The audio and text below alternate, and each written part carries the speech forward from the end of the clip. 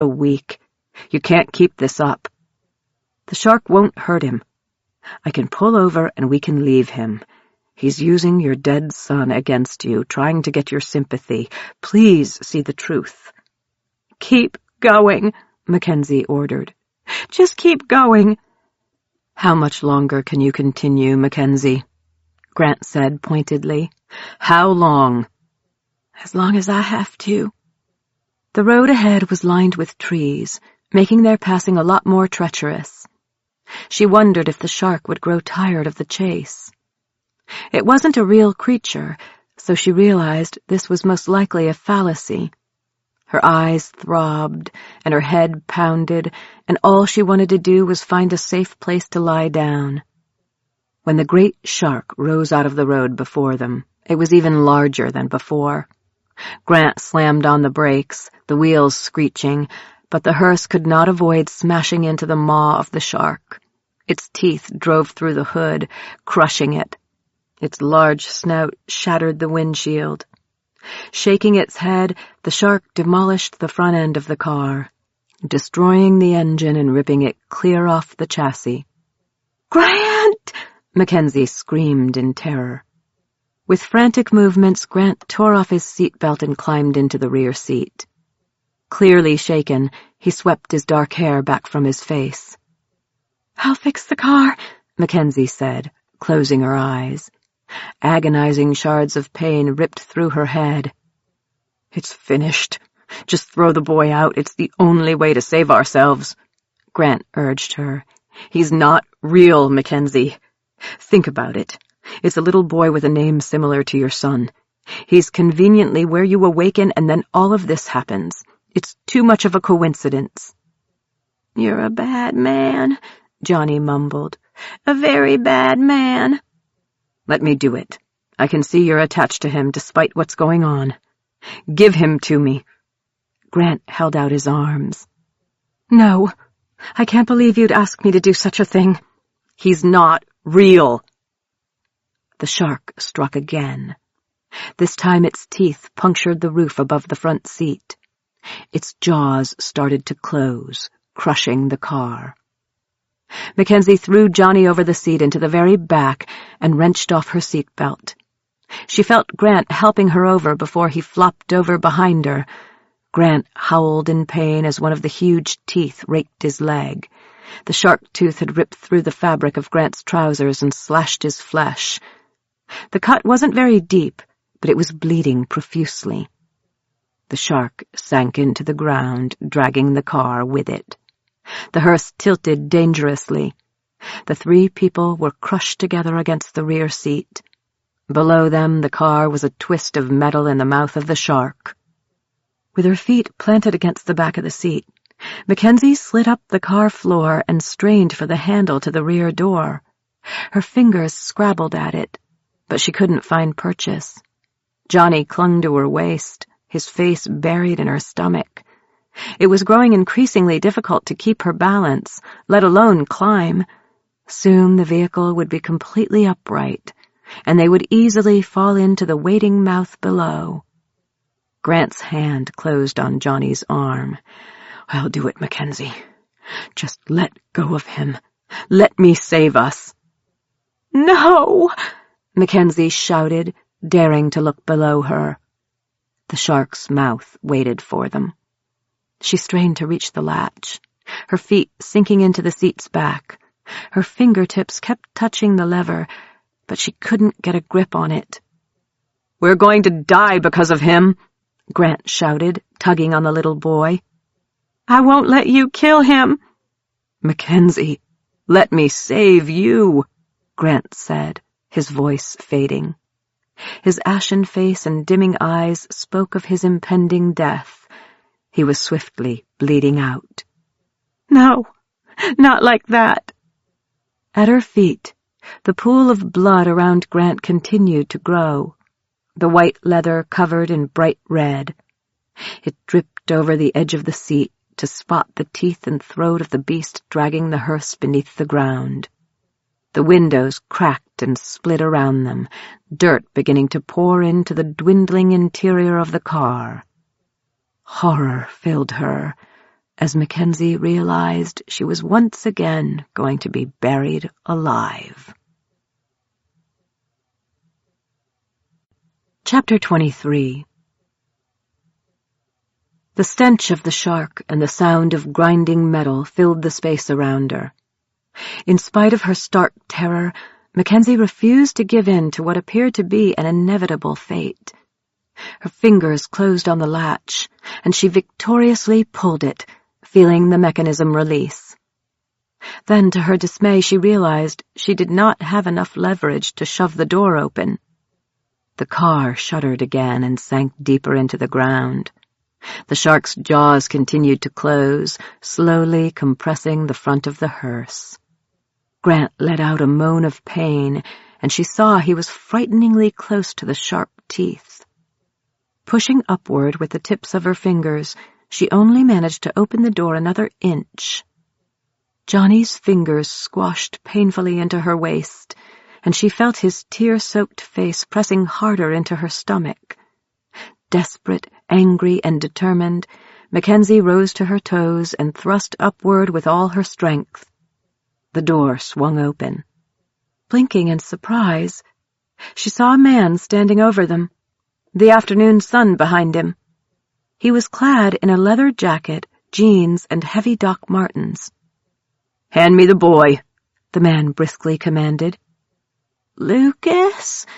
Johnny whimpered, lifting his face. The car sank another foot into the ground. "I'm here, little buddy. Lady, hurry up and hand me the boy." Lucas knelt, holding out his hands for Johnny. Mackenzie didn't hesitate. She kicked Grant's hand to free Johnny from his grip and shoved the little boy into the hands of their savior. Lucas hoisted Johnny out of the vehicle and set the boy beside him. Reaching into the sinking car, Lucas grabbed Mackenzie's hand and started to drag her free. "Wait! Grant first!" Mackenzie protested. Grant's hand wrapped around her ankle with a vice-like grip. "Don't go with him!" "Let her go, asshole!" Lucas shouted. "Grant, we're getting out! Give me your hand!" She bent toward him, hoping he would accept her help and get to his feet before it was too late. "Don't go with him. He'll destroy you." Grant yanked harder. "Let me go, Grant. We'll get you out, too." "I'll protect you, Mackenzie." Grant's fingers dug into her flesh. His face was a mask of fury, his eyes blazing with fear, hate, and desire. "He'll hurt you. I can't let that happen." "Let us get you out, Grant. Give me your hand." "He's a wraith. He stays behind," Lucas said shortly, drawing a pistol from his belt. "No, he's like us," Mackenzie protested. "No, he's not. He's a wraith." Lucas fired 2 shots past Mackenzie's head into Grant's chest. Instantly, the grip on her ankle released. With a grunt, Lucas jerked her out of the car mere seconds before it slid beneath the black top and dragged her from the massive pothole left by the disappearing hearse. Enraged, Mackenzie kicked and punched Lucas, breaking free from him. "You murdered him!" "He's a wraith. They don't count." Lucas flipped the safety on his weapon and tucked it into the holster at his waist. His appearance was intense, with keen blue eyes, a narrow nose, and sharp cheekbones. It was a strong face that was also a little scary. Mackenzie was furious. "No, he's not. He was my friend, and he was helping us." "He wanted to feed me to the shark," Johnny whispered to Lucas. "Yeah, sounds like a stellar guy." Lucas rolled his eyes. Mackenzie hated how easily Grant had been wiped from her existence. One second he had been with her, and the next he was gone. She felt abandoned, afraid, and confused. Her only solace was the knowledge that Grant would return to life. But where? Tears coursing along the curve of her cheek, Mackenzie stared at where the car had vanished into the road. He thought Johnny was a wraith. He was just scared. Lucas shook his head. "No, he wasn't, lady. He's a wraith. You may not be able to see it, but I can. I'm a seer. I see the truth about this world. I can see what things really are." A chill swept down Mackenzie's spine as she became aware of the black car idling nearby. It was a Mustang from the 60s by the look of it, with a shiny black paint job and red interior. "You see the world like the wraiths do?" Had Lucas been the person driving the car that had stopped as she hid in the ditch with Grant? "Yeah, when I want to." Grant had said the man in the car wanted to kill them. "You killed him." Mackenzie edged toward Johnny. She was unarmed, but maybe they could lose Lucas if they ran into the trees. "The shark was going to eat me," Johnny said with a frown. "Lucas saved us. That man was bad." Pressing her hand to her head, Mackenzie fought through the tumult of emotions, straining to reach the truth. "No, Grant has been saving me since he found me." Lucas regarded Mackenzie with frustration. "Your friend made that shark. Your friend wanted to feed Johnny to it. Your friend sounds like a real dickhead." Giving her a dismissive look, he knelt beside Johnny and touched the boy's cheek. "You're okay, little buddy. The shark is gone." "Mackie didn't let him kill me," Johnny said, sniffling but clearly defending her. "Mackie?" Lucas tilted his head to look at her. "Mackie?" "Mackenzie," she curtly corrected. "Mac, huh?" "Mackenzie," she amended. "Mac is a solid name." Lucas gave her an approving nod, ignoring her correction. "I like people with good solid names. Like Johnny here. He has a great name. Reminds me of Johnny Cash, the man in black." Struggling to make sense of the events of the day, Mackenzie studied the man who had saved them. Whereas Grant looked cultured and sophisticated, Lucas looked a bit dangerous. His hair was shorn short, his face was a little scruffy, and there was an edge to him that she found disquieting. Yet Johnny appeared to adore him, and Lucas was quite gentle with the child. "I told her that Grant was bad, but she's new," Johnny said to Lucas in a somber voice. "Yeah, she's still learning." "You don't know Grant. He was afraid Johnny was a wraith." "No. He wanted you to himself. If this Grant guy has been in here for any length of time, he could clearly see that Johnny isn't a wraith, just like Johnny could see Grant is a wraith. Wraiths have dark auras, just like the living have brighter ones. You die enough in here, you'll see what I'm talking about." Lucas openly swept his gaze over her physique. "You're pretty, young, and sparkling with life. You were his perfect victim. Your friend is what I call an incubus wraith. He wanted to keep you to himself. Those types don't only feed off your fears, but off your love and desire. They're all about sex." The dream from the night before drifted through her thoughts. Mackenzie felt a twinge of fear and guilt when she briefly considered he might be right. "I peed myself," Johnny confessed with a sigh. "That man and his shark scared me, and I peed." Lucas gave the boy a tweak on the cheek. "That's no big thing. A shark is pretty damn scary. Here, give me your hands." Johnny obeyed. "Now, repeat after me. No more wet pants." Johnny giggled. "That's stupid." "Just do it." Flushing red with embarrassment, Johnny whispered, "No more wet pants." Lucas mimicked Johnny's odd face a second later, widening his eyes and forming his mouth into an O. "See? Just like that. No more wet pants." Johnny patted his behind. "Yep, all dry." "Now we can get out of here and far away from that jerk-off," Lucas said, hugging Johnny. The scene was surprisingly sweet. She didn't expect someone who looked like Lucas to be so at ease with Johnny. She was fairly certain that Lucas was the man who had pulled over on the side of the road the day before, and who had also rescued her from Tildy. Her instincts told her that Johnny was not a wraith. Therefore, she wasn't about to run off and leave the child with Lucas. She had to protect Johnny. "The shark could never catch us in that car." Johnny was obviously rebounding from the terrifying episode. "How did you find us, Lucas?" Mackenzie's tone was brisk, her anger still boiling. "Like I said, I'm a seer. I saw a major disruption in this area. I've been looking for Johnny, so I drove over and saw the shark taking out the hearse. I didn't know Johnny was in there, though. Or you.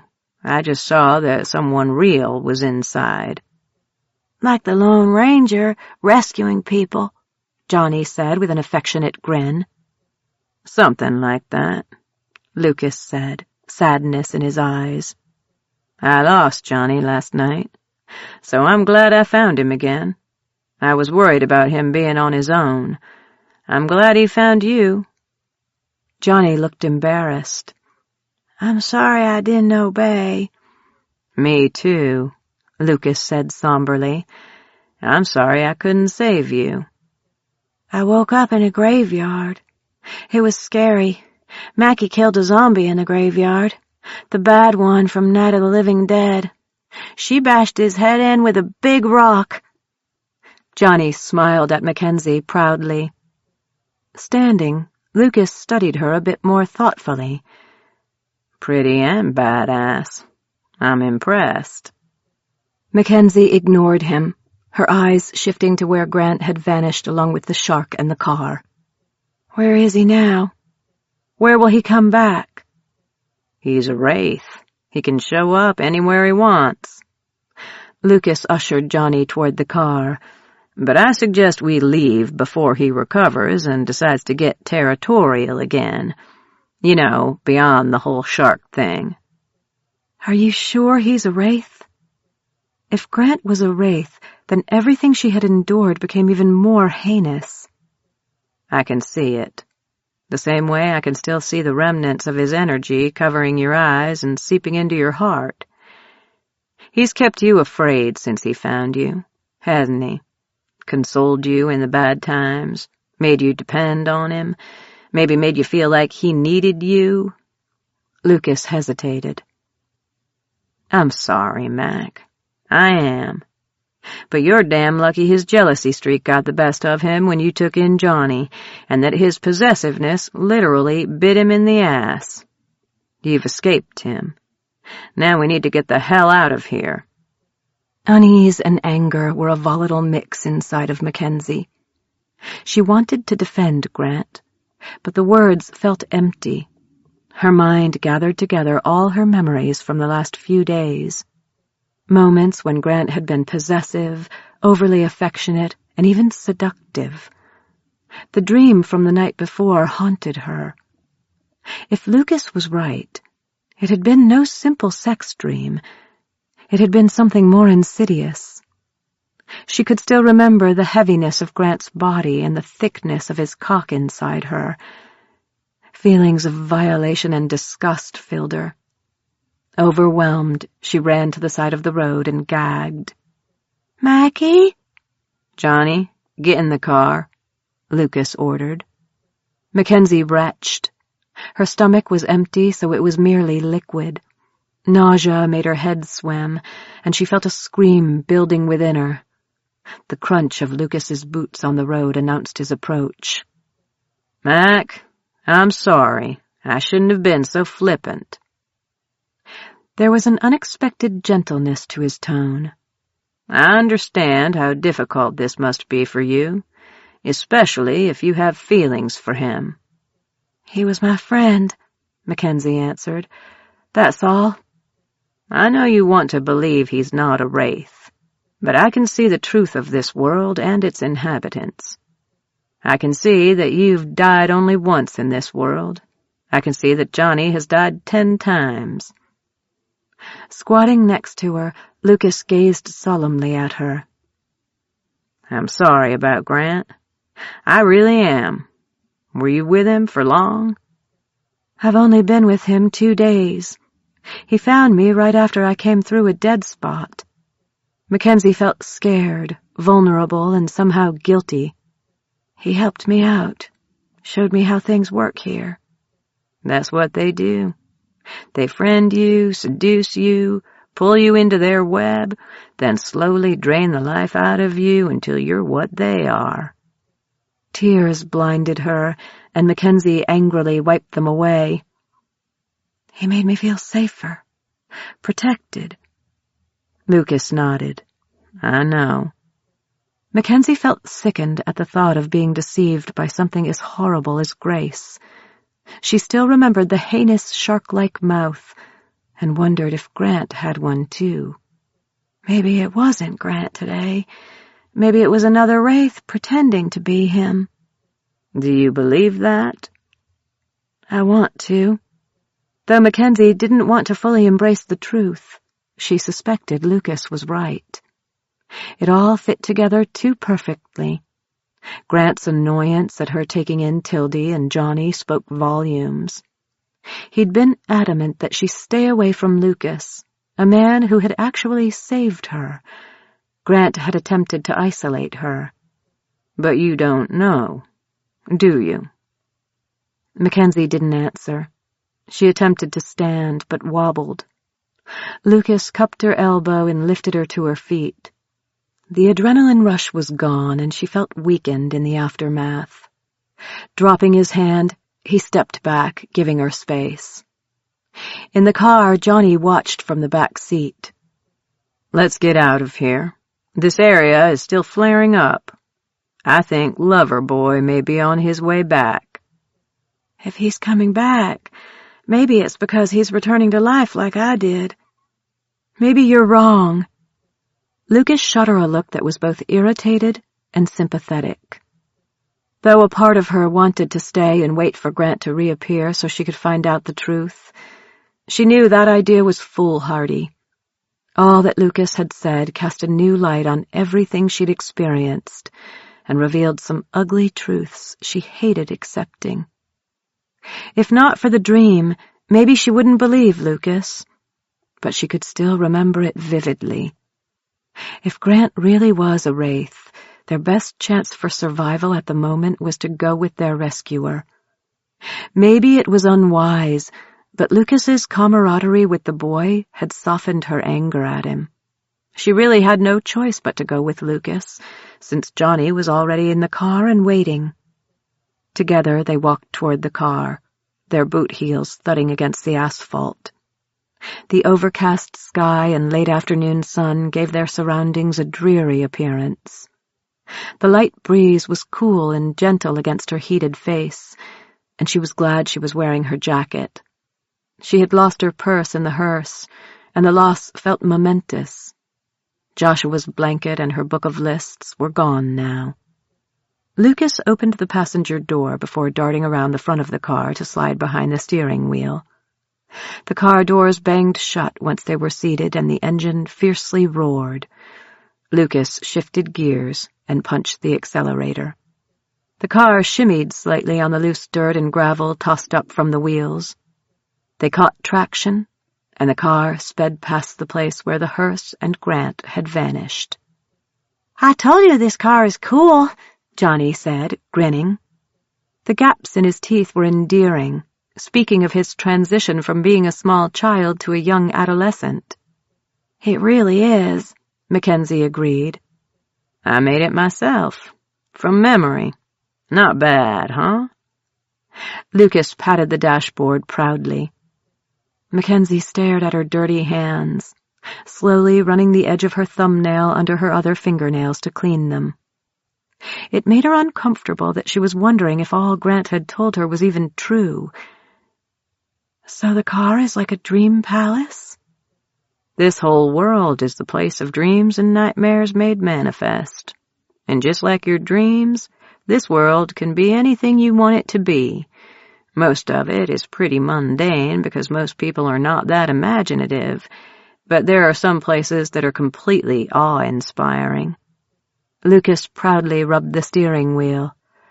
"This is my dream, a 1964.5 Mustang, the first ever made. When I was a kid, I studied manuals about this baby and clipped pictures out of magazines.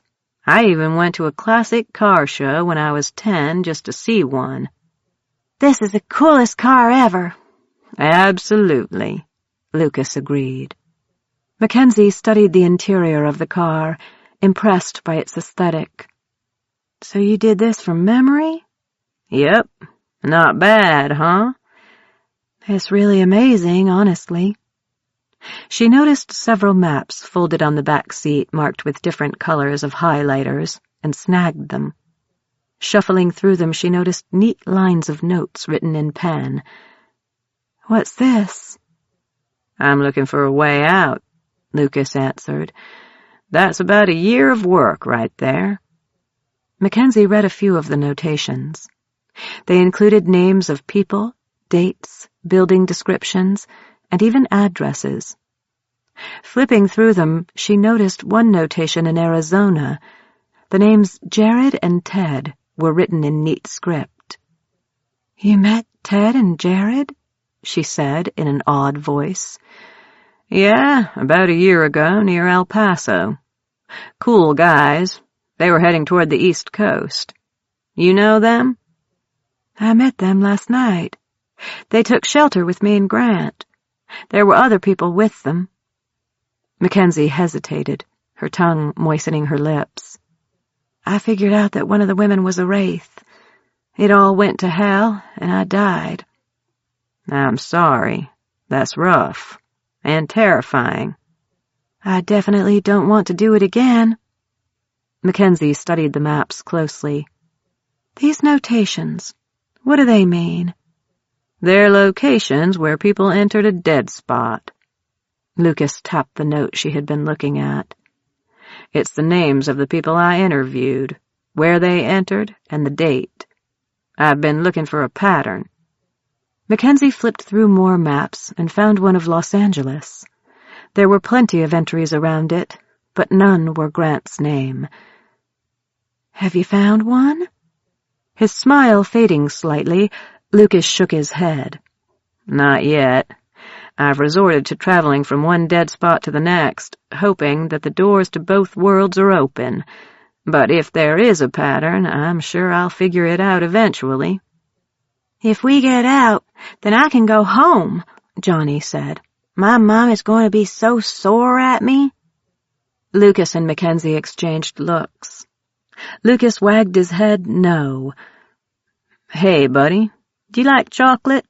"Uh-huh." Lucas fished a candy bar out of the pocket of his leather jacket and handed it to the kid. Without asking, he handed one to Mackenzie, too. Ravenous, she didn't think twice about tearing open the wrapper and consuming it.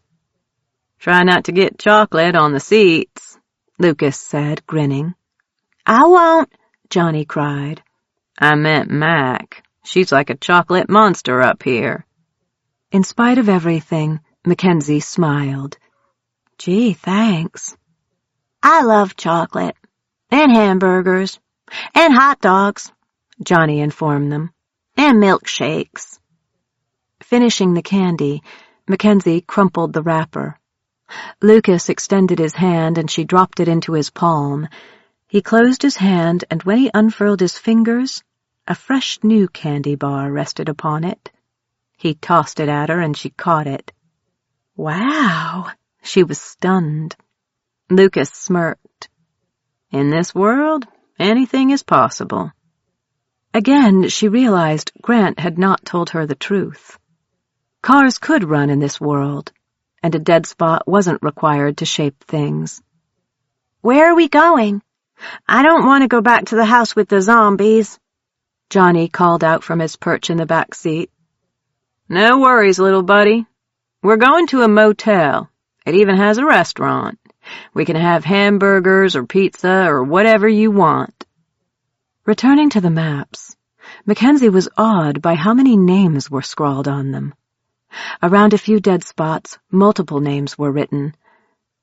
"Some spots are more active, huh?" "High population areas." Searching for the area where she had entered, she was disappointed to see it was empty. "I came in here." She tapped the map. "When we get to the motel, we'll add your info." "I already told him about the scary house that made me come here." Johnny's voice was somber. "I missed my brother." "I know, Johnny." Lucas's face shadowed with sorrow. "I miss people too." "Me too," Mackenzie agreed. Glancing at the side mirror, Mackenzie saw the road unspooling behind them, empty of sharks, cars, or anything other than asphalt. Chapter 24. The motel ended up being the old-fashioned type with individual bungalows for visitors. Mackenzie was relieved when Lucas fixed one of the small buildings with the snap of his fingers, much to Johnny's delight, and escorted them inside. Mackenzie's head was still throbbing from restoring the hearse, and the thought of rebuilding anything made her wince. 2 full-size beds covered in comforters sporting a distinctly Western look stood side by side beneath paintings of Native Americans, hunting on the open plains, and cowboys riding along caravans. A shallow nook held a small table and 2 chairs. "Not the fanciest place, but it'll do." Lucas smiled with satisfaction. "I like it. It has cowboys and Indians," Johnny said with satisfaction. A black and white television sat on the dresser, but Lucas touched it and turned it into a flat screen. "Now it's fancy," Mackenzie said, winking at Johnny. "I like to show off," Lucas admitted. "It looks like it's from a spaceship." Johnny touched the screen in awe. "I like it." Lucas studied the room. "If I remember correctly, there is a roll-away bed in one of the other units. I can drag that in here for you, little buddy." "Why not make one?" Mackenzie asked. "It's not worth spending the energy on something that already exists," Lucas answered with a shrug. "Less drain on restoring than making." Flopping onto a bed, Mackenzie stared at the ceiling. Her mind felt like a wasteland, empty and devoid of life. It was as if all the emotions surrounding the revelations of the day had sapped her energy. Though Mackenzie was increasingly at ease with Lucas, she was also still shaken. Upon reflection, Mackenzie had to admit that Grant had been very controlling. Lucas, meanwhile, seemed much more interested in entertaining the little boy and making sure they were comfortable and safe than bossing Mackenzie around. "Johnny, I think you and I should go get some food from the cafe and let Mac freshen up." A door opened nearby, and she could hear Lucas shuffling about. "Okay, the bathroom is set up, Mac." Turning her head, she saw Lucas setting fresh towels and Hello Kitty pajamas on the end of the bed.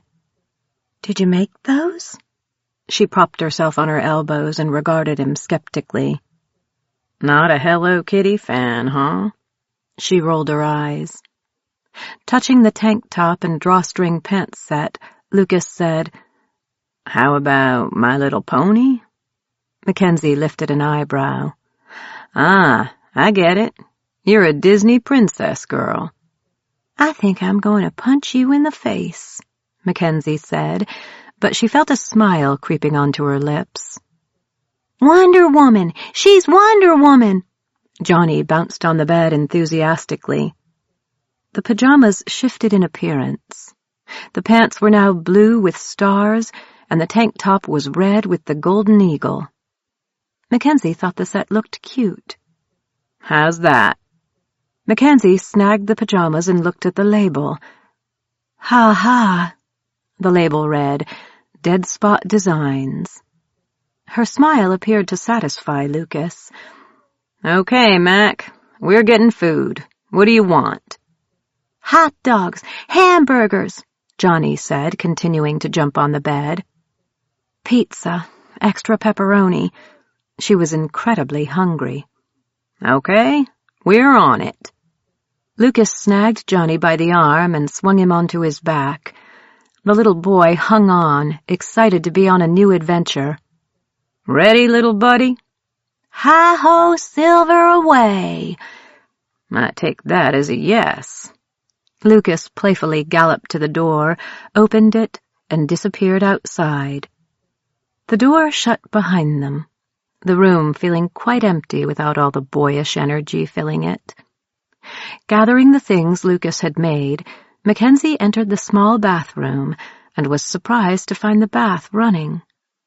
Bubbles foamed on the surface, and the sweet smell of lavender filled the room.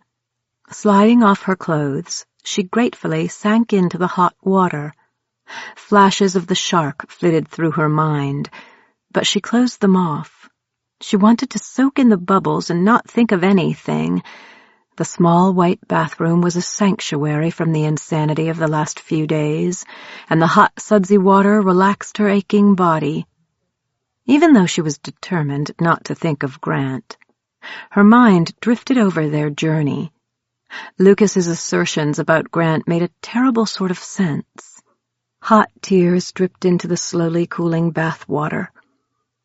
If Lucas was right, this world had taken much more from her than she had originally realized. Yet it had given her something unexpected. She was beginning to understand she was much stronger than she'd given herself credit for. Grant hadn't been able to completely take control of her, though he'd tried. Upon reflection, it was clear how hard he'd tried to make her dependent on him and isolate her. If Grant was an incubus wraith and wanted her to himself, he must have been furious over Tildy. He'd known Grace was a wraith and allowed her into their haven with a purpose. Most likely, he wanted her to be terrified of ever taking in other people again. No wonder he'd been so irate when he'd found her with Johnny.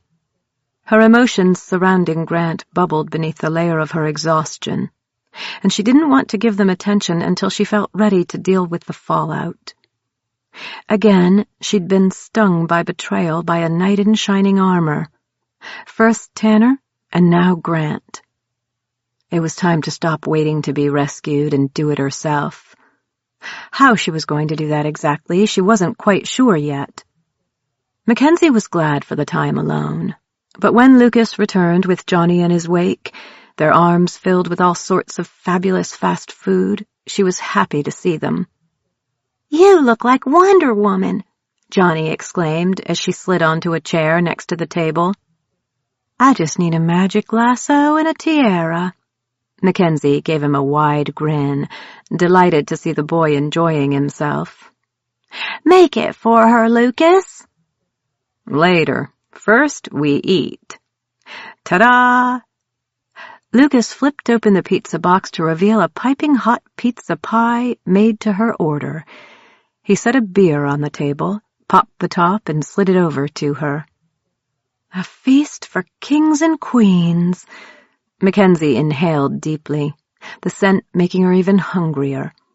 It was the first time in months she had actually craved food. For cowboys, too. I got a hot dog with extra onions, Johnny informed her, showing off the foot-long monstrosity covered in onions, chili, and mustard. Wow, a kid who likes onions. I didn't think those existed. Mackenzie snagged a piece of pizza and bit off the end.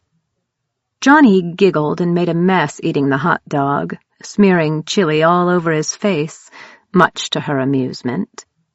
Though she'd just met the little boy, he had a firm hold of her heartstrings. A bit of guilt niggled at her, but she didn't allow it to take root. Johnny needed her, and taking care of him fulfilled a yearning inside her. The conversation while they ate was light-hearted and steered away from the earlier traumatic events. Lucas and Johnny discussed the Lone Ranger and comic book heroes. Mackenzie ate heartily, enjoying the banter and feeling more relaxed than she had in ages. The illusion of a happy family meal was both painful and consoling. She would never experience it with Joshua and Tanner, but she recognized that the future had yet to be written. Once she escaped the dead spots, There was still hope for a better life. She wouldn't even allow herself to consider not escaping, or despair would drown her again. Later, after Johnny took a bath, he sat on one of the beds wearing pajamas and a robe that Lucas created watching the old black and white episodes of The Lone Ranger. While Johnny was occupied with his favorite television show, Mackenzie and Lucas sat side by side to review the maps Lucas had collected and discuss his observations. So each time I run into a real person, I try to talk to them about the dead spot they entered and get the details. Not everyone wants to talk to me, but they often do, especially if I help them out in some way. With your magic powers, Mackenzie said with a slight smile. Lucas chuckled. Something like that. You stopped on a country road yesterday looking for someone, didn't you? It had been a question that was on the tip of her tongue for the last hour. She needed to know the truth. Regarding her solemnly, he nodded. It was you, wasn't it?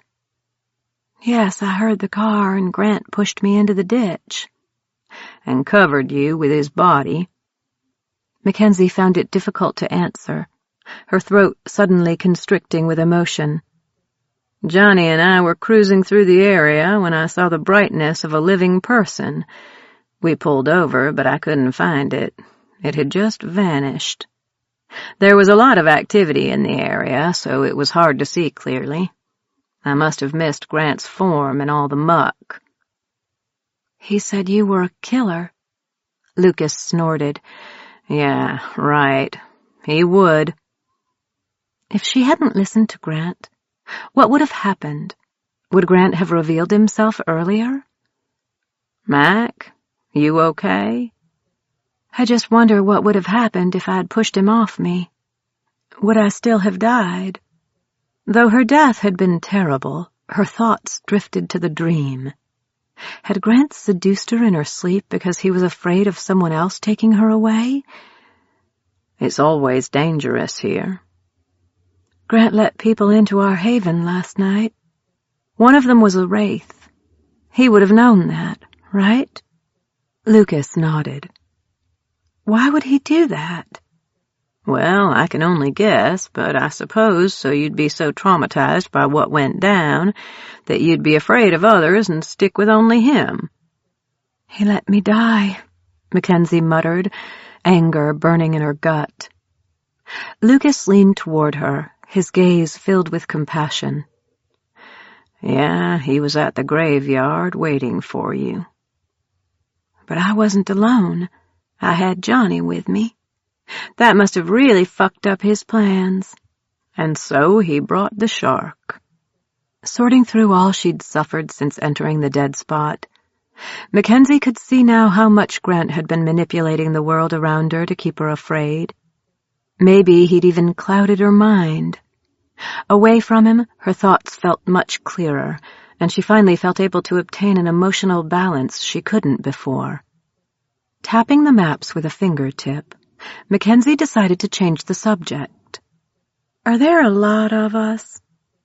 Well, yes and no. We don't age in here, so there are people from centuries ago wandering about. But a lot of us also end up wraiths. Also, the conditions have to be just right for someone to enter the dead spots, so we're not as numerous as you'd think. Grant said the door has to be open in both worlds. There's more to it, or otherwise people would be stumbling in here more often. Maybe it's an emotional thing, or being a certain frame of mind that allows you to slip through. Lucas lifted a shoulder. Or none of the above. I don't know. Most likely no one knows. So once the people you meet give you their information, you just keep going? Mackenzie couldn't resist asking. She'd been wondering what Lucas intended to do with her and Johnny. He was a man on a mission, and she wasn't sure he'd want to be bogged down. I've traveled with a few people, but they often get tired of the quest and bail. It can get really disheartening when you keep coming up empty.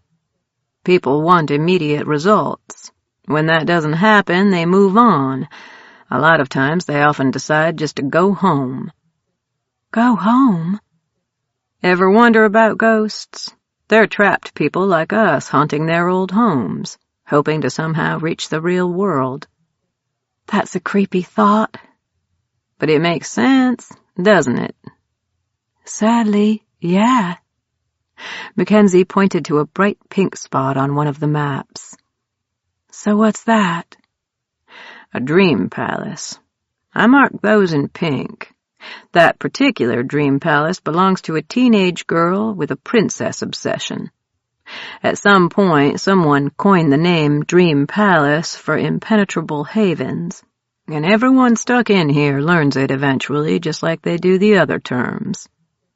Wraiths, shadows, dead spots, shapers, seers, havens. Exactly. Kinda like learning a new language, huh? Did Grant tell you about the dream palaces? Lucas cocked his head, staring at her curiously. No, not deliberately.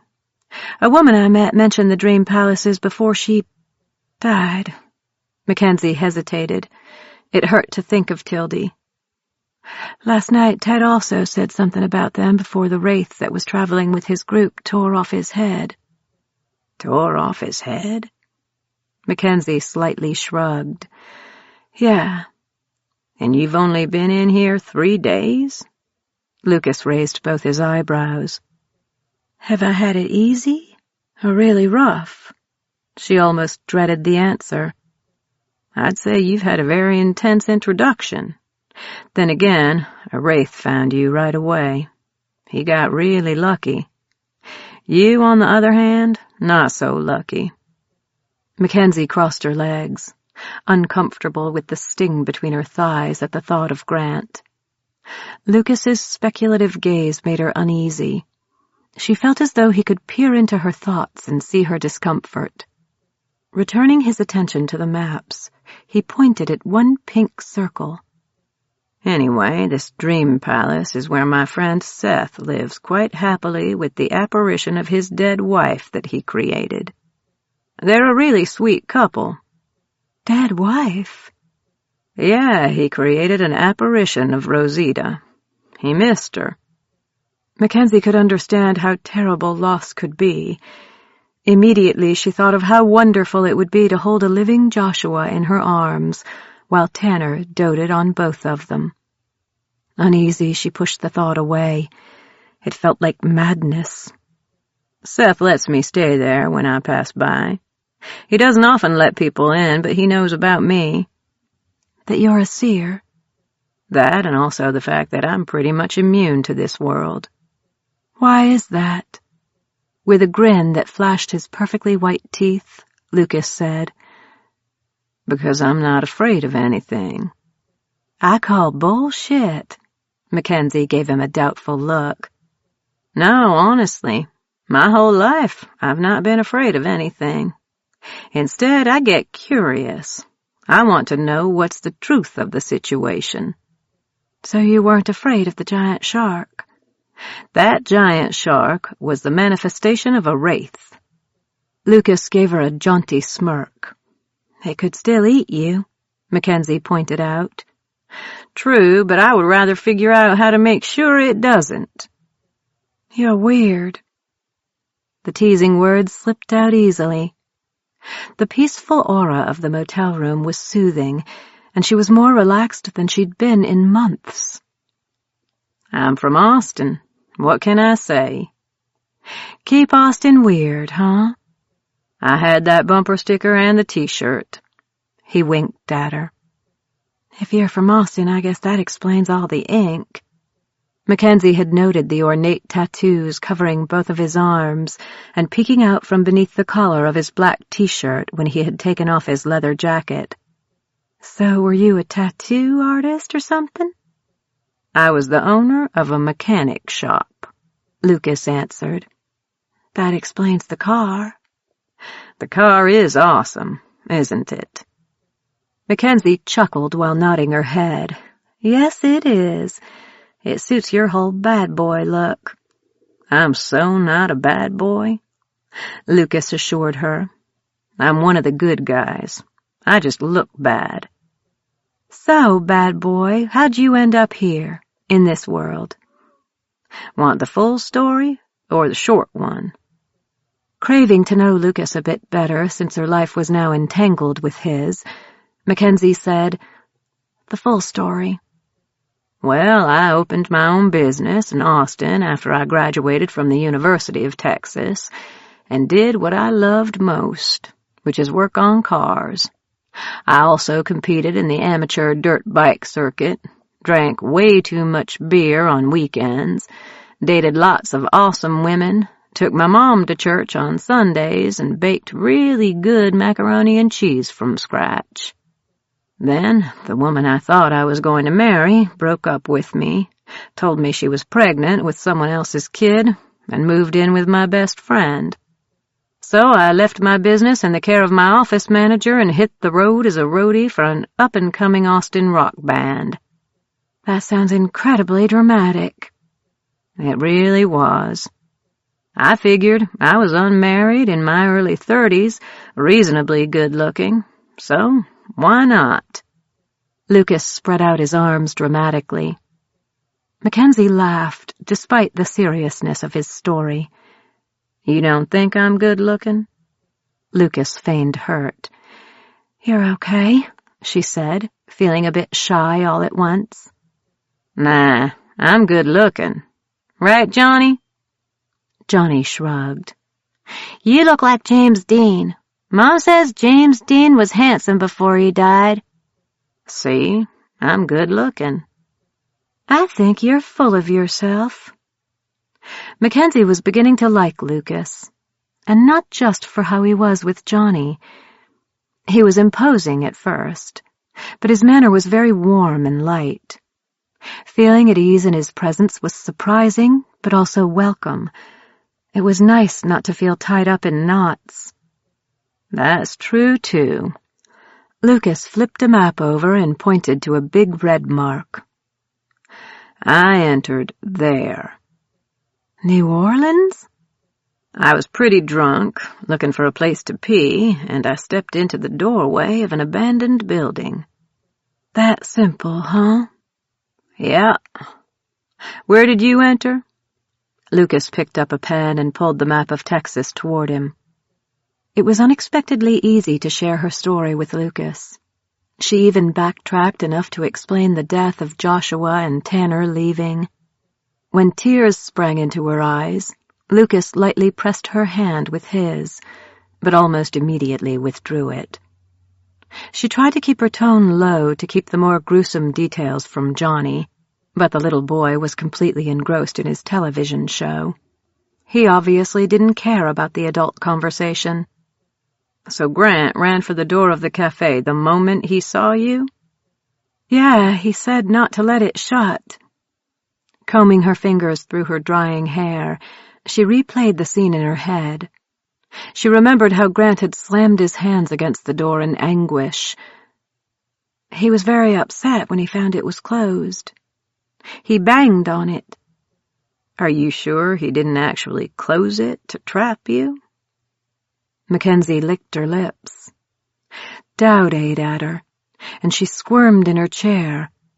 He seemed genuinely upset. Then what happened?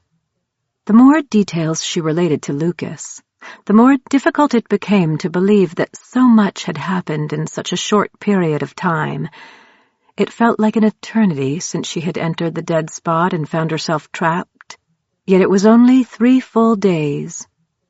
So when you were heading back to the cafe, you thought you got some cell phone reception?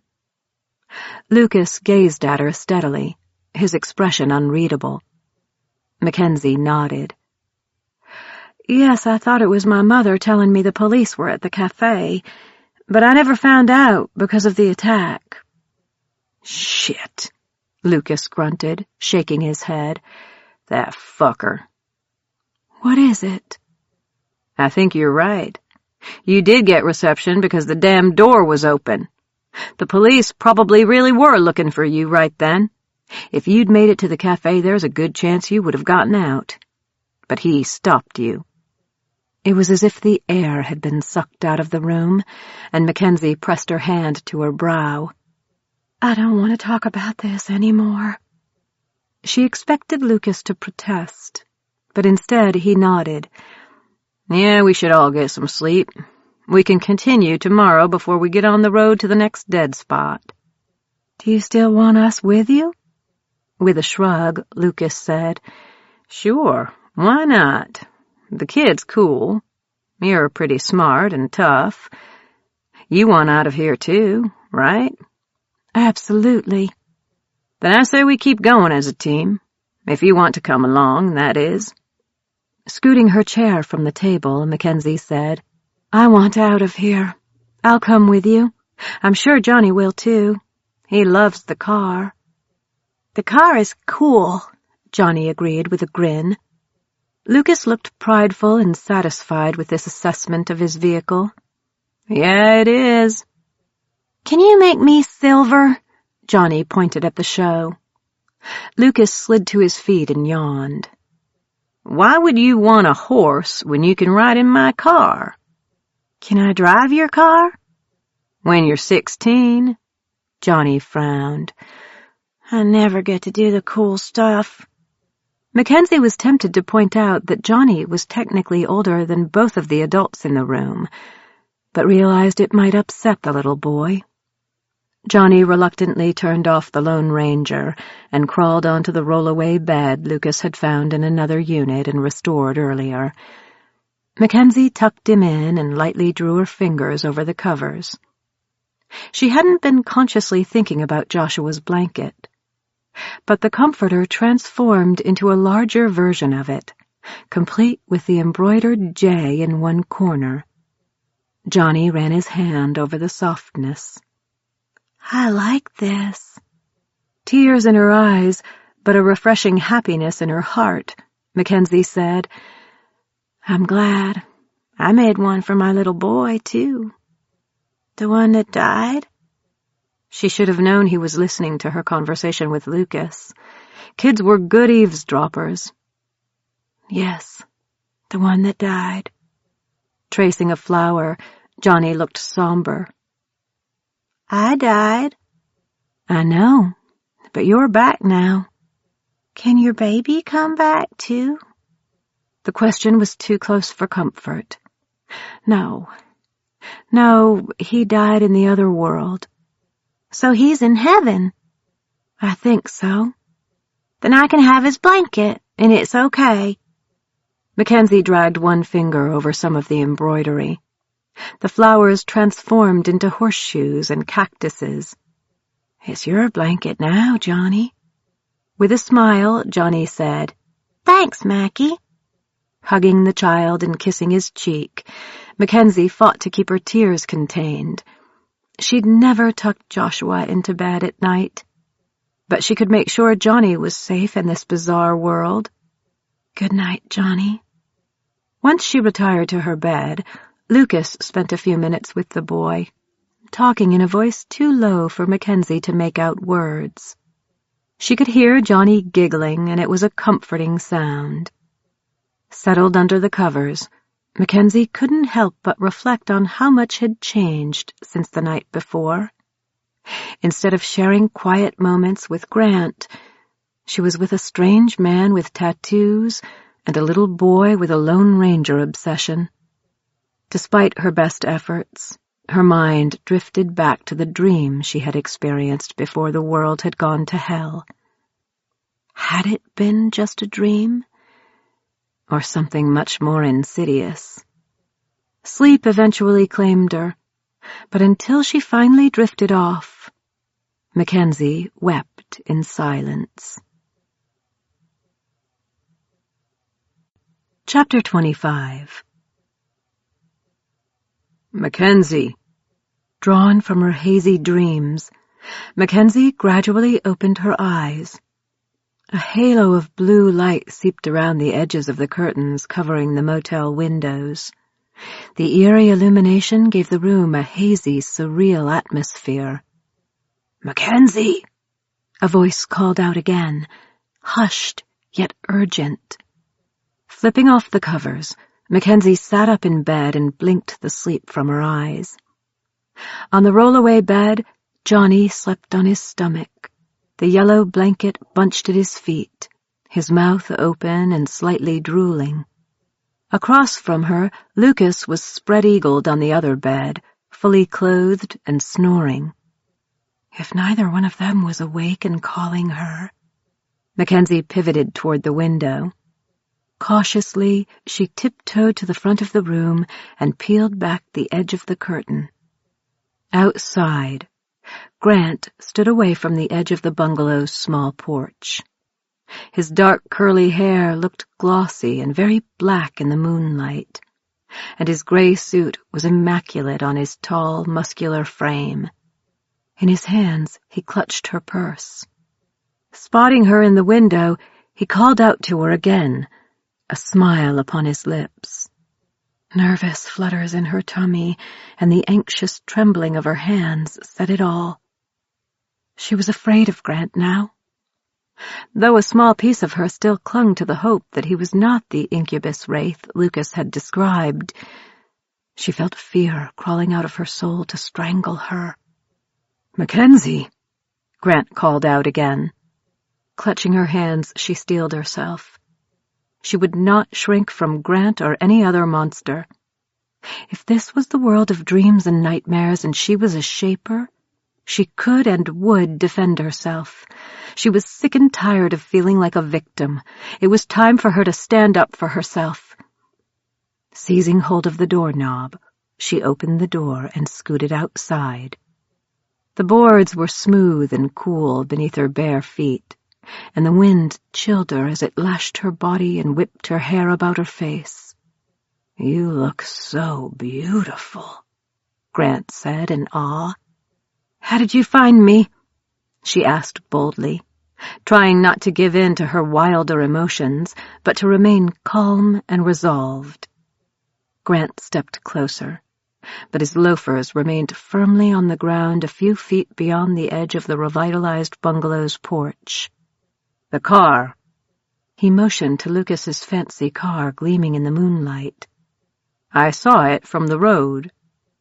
"We're miles away from where the shark killed you, Grant." Mackenzie's voice was more accusatory than she had planned it to be, but she was hurt and angry. Maybe she had cared more for him than she had realized. Seeing him now, it was difficult to believe he was a wraith. Maybe she had put all the pieces together wrong. Hadn't she seen his sorrow and pain throughout their short journey? His loneliness and compassion? "How did you find me?" "Maybe my final thoughts of you before I died drew me here. I resurrected just a short distance away." He held out her purse. "When I awoke, I had this in my hands.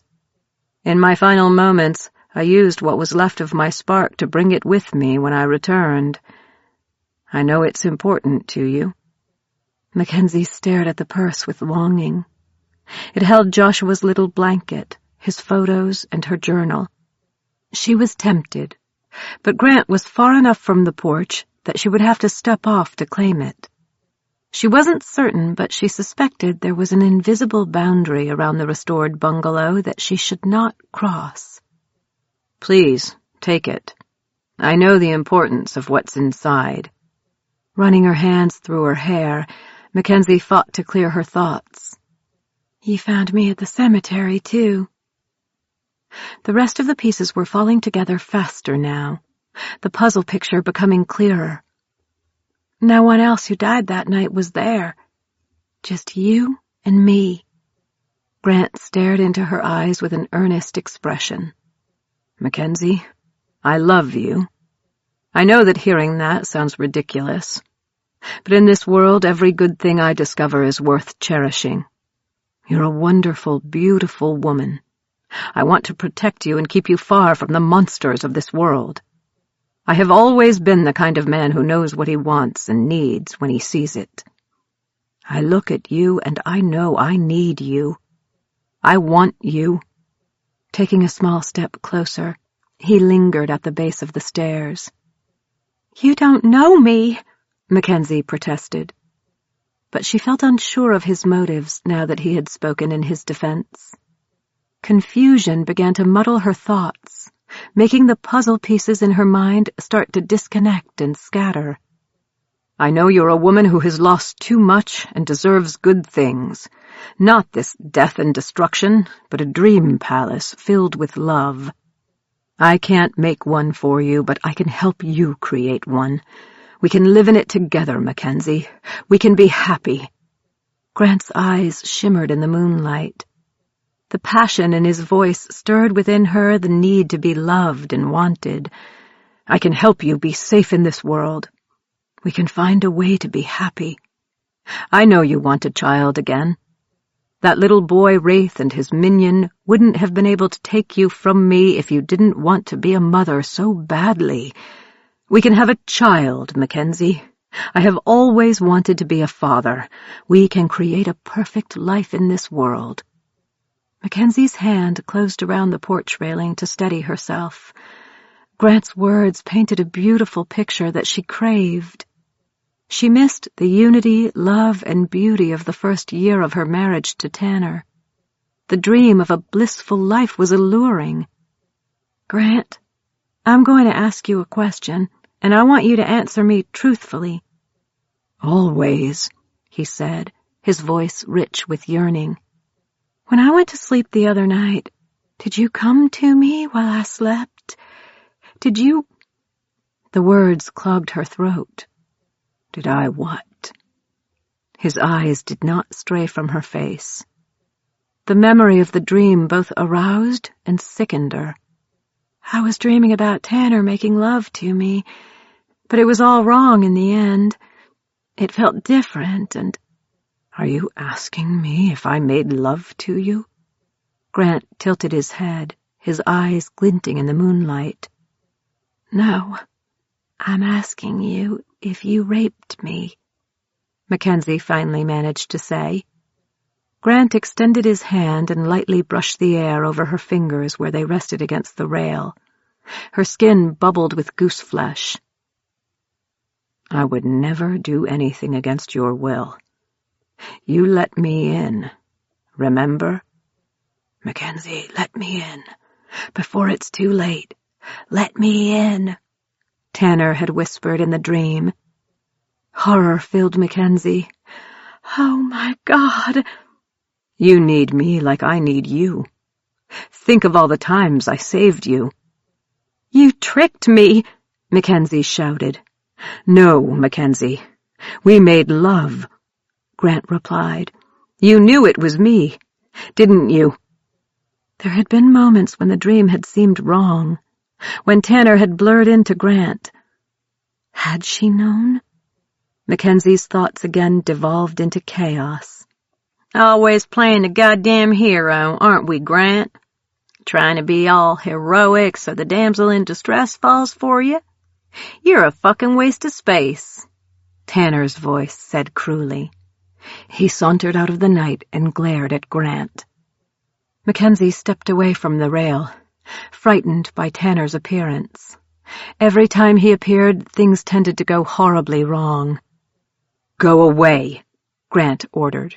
You're not wanted here. You're an illusion. Oh, I'm a little bit more than that, aren't I, Mac? Tanner was clad in jeans and a tight t-shirt. His muscled arms crossed over his chest as he stood with his feet set apart. I'm what she believes me to be. And right now, she believes that I can see through your fucking bullshit lies. You just want to get into her pants. You're a sad, lonely, pathetic pansy. Go away, Mackenzie said sharply to Tanner. The real Tanner was an idiot, but not cruel. You're not real. And he is? Tanner pointed accusingly at Grant.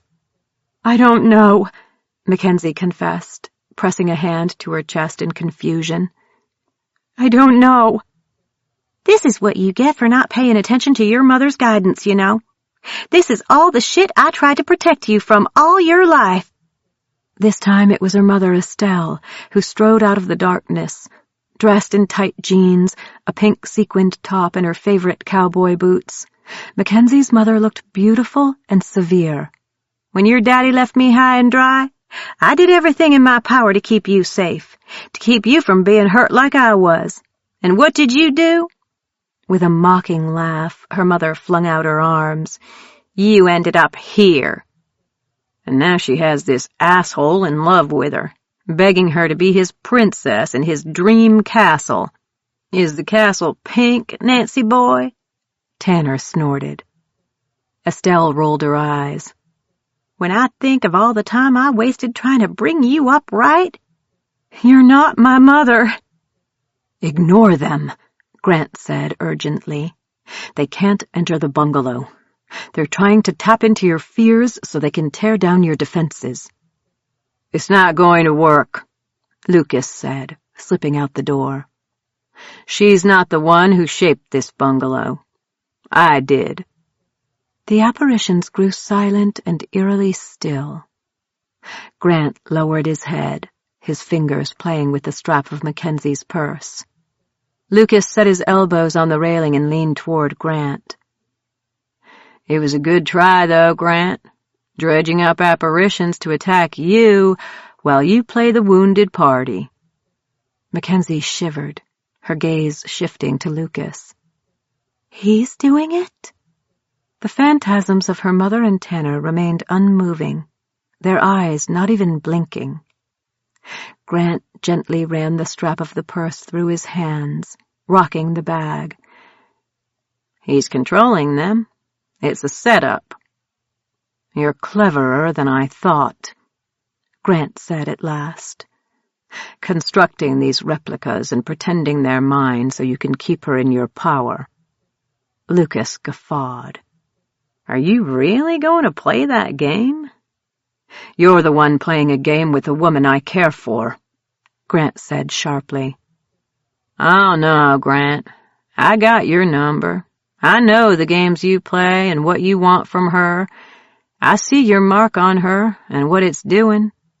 Lucas glanced over his shoulder at Mackenzie. Don't listen to him. He's trying to manipulate you, muddle your mind.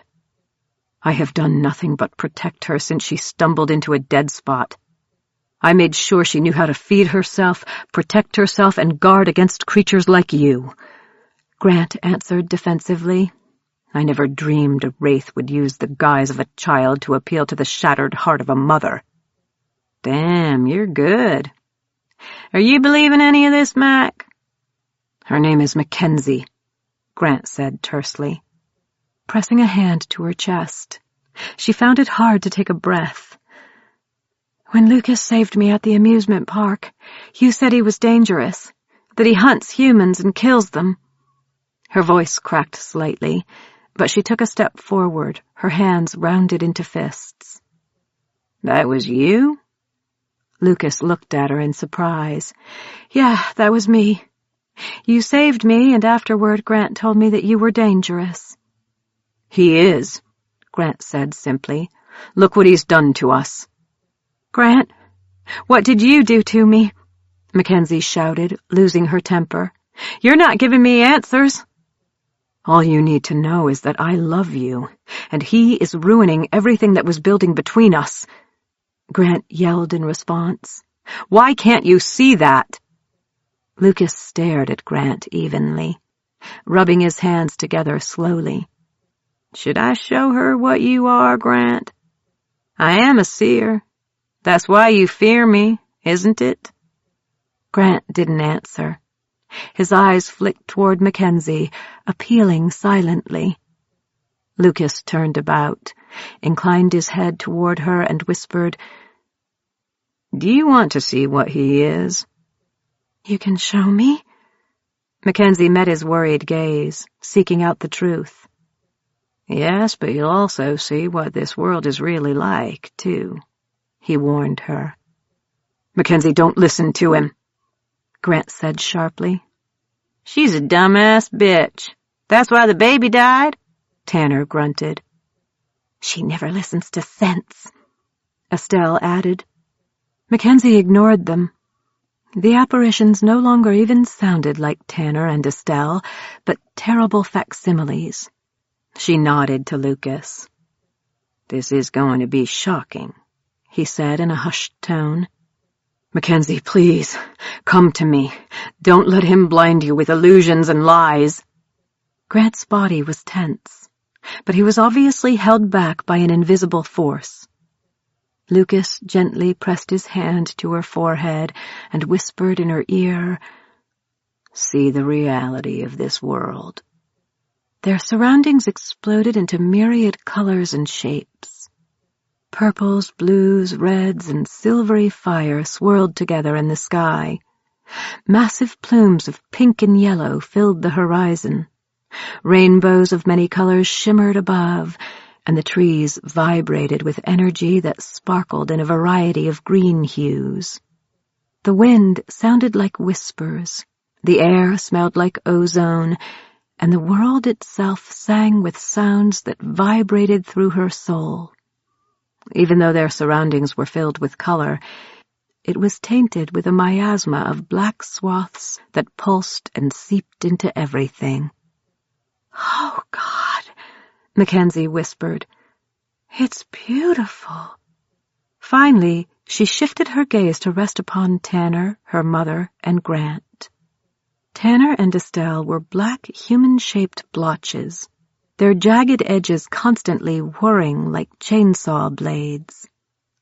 Grant stood in sharp contrast, appearing like he always did, except his eyes and mouth were black blots. It was as if someone had taken a photograph and smudged out his eyes and mouth.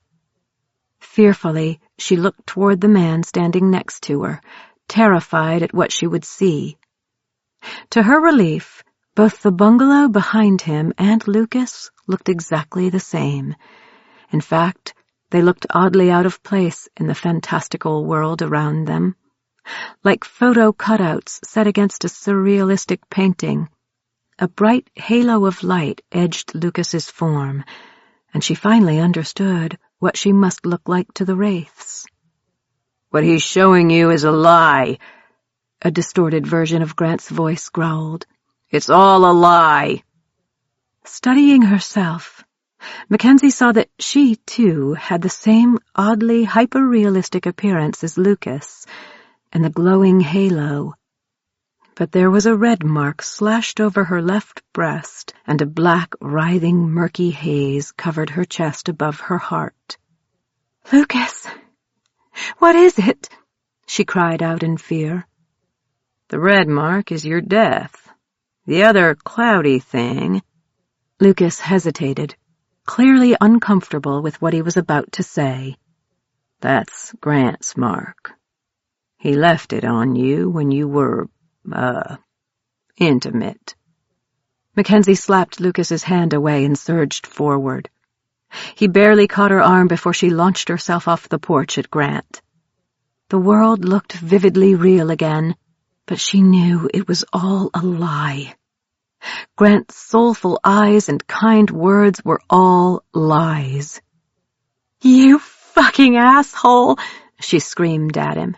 "You fucking invaded my dream and my body!" Lucas hauled her from the end of the porch. Grant stood silently watching, impassive and unmoving.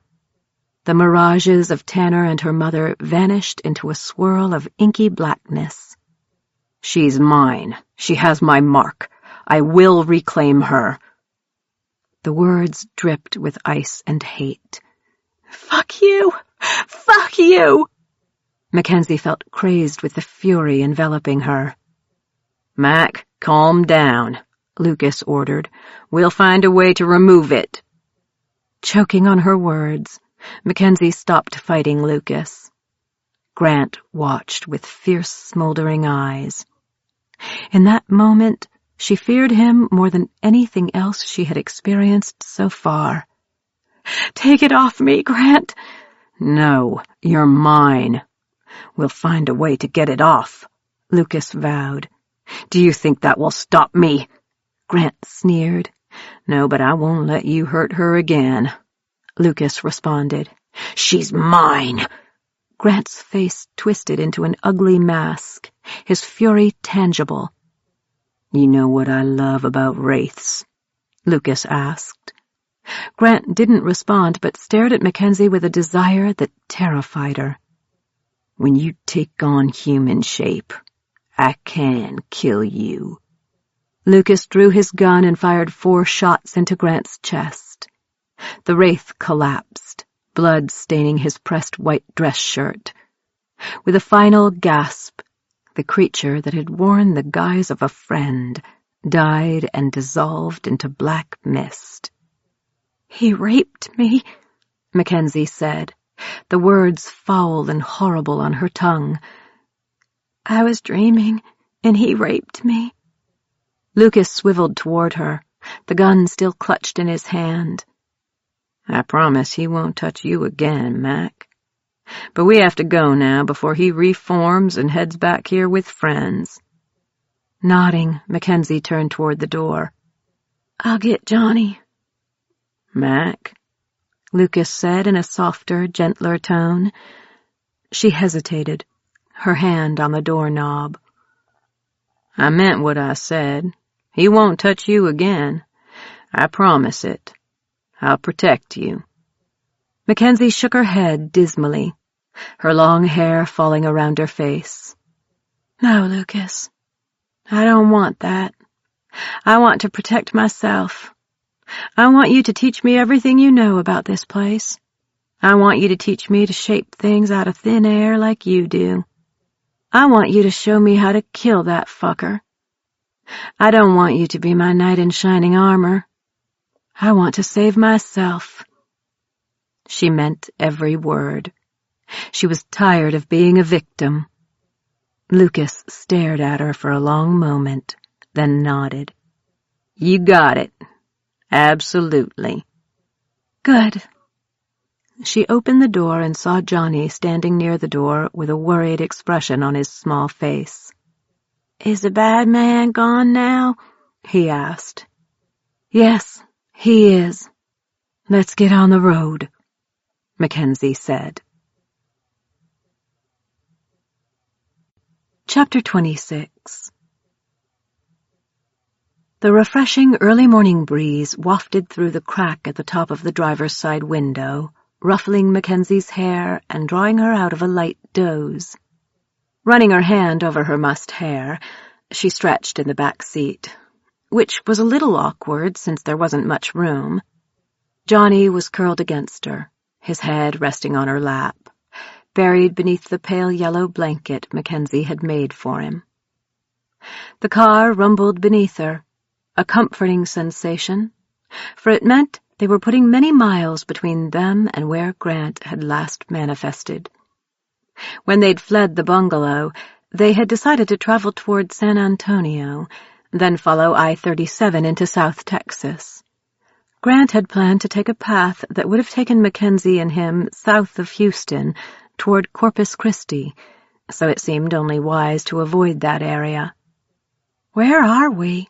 Mackenzie asked, cocking her head to look out the windows. We're on 1604 heading southwest, circling San Antonio right now, Lucas answered. He sipped hot coffee, and the silver rings on his hand glittered as he lifted the cup to his lips. How you doing? Mackenzie could see Lucas's eyes checking the rearview mirror to catch a glimpse of her. "I'm okay, considering." Her fingers lightly combed through Johnny's dark blonde hair.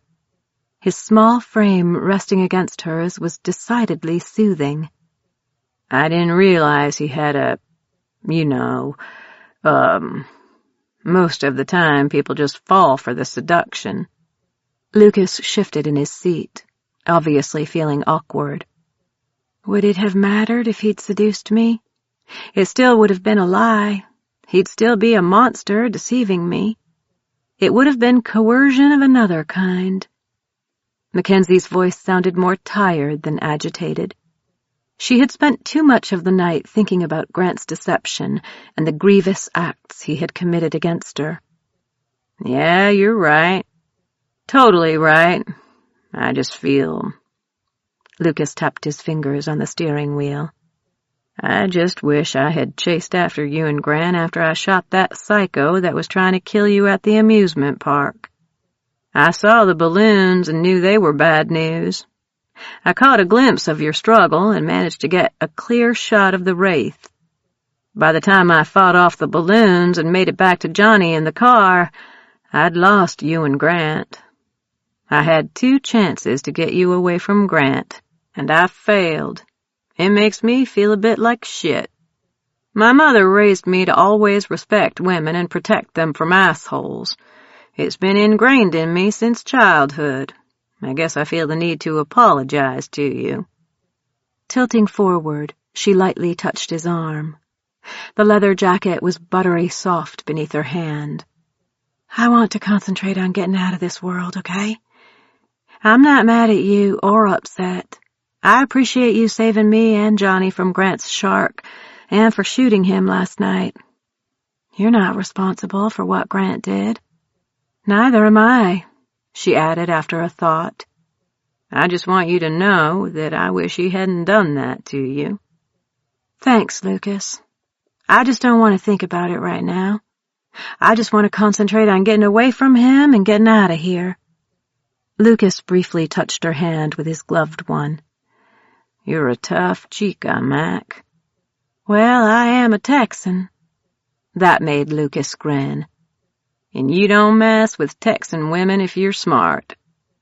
The Mustang was the only car on the long stretch, but occasionally murky creatures scampered along the edges of the road or lurked in copses of mesquite trees.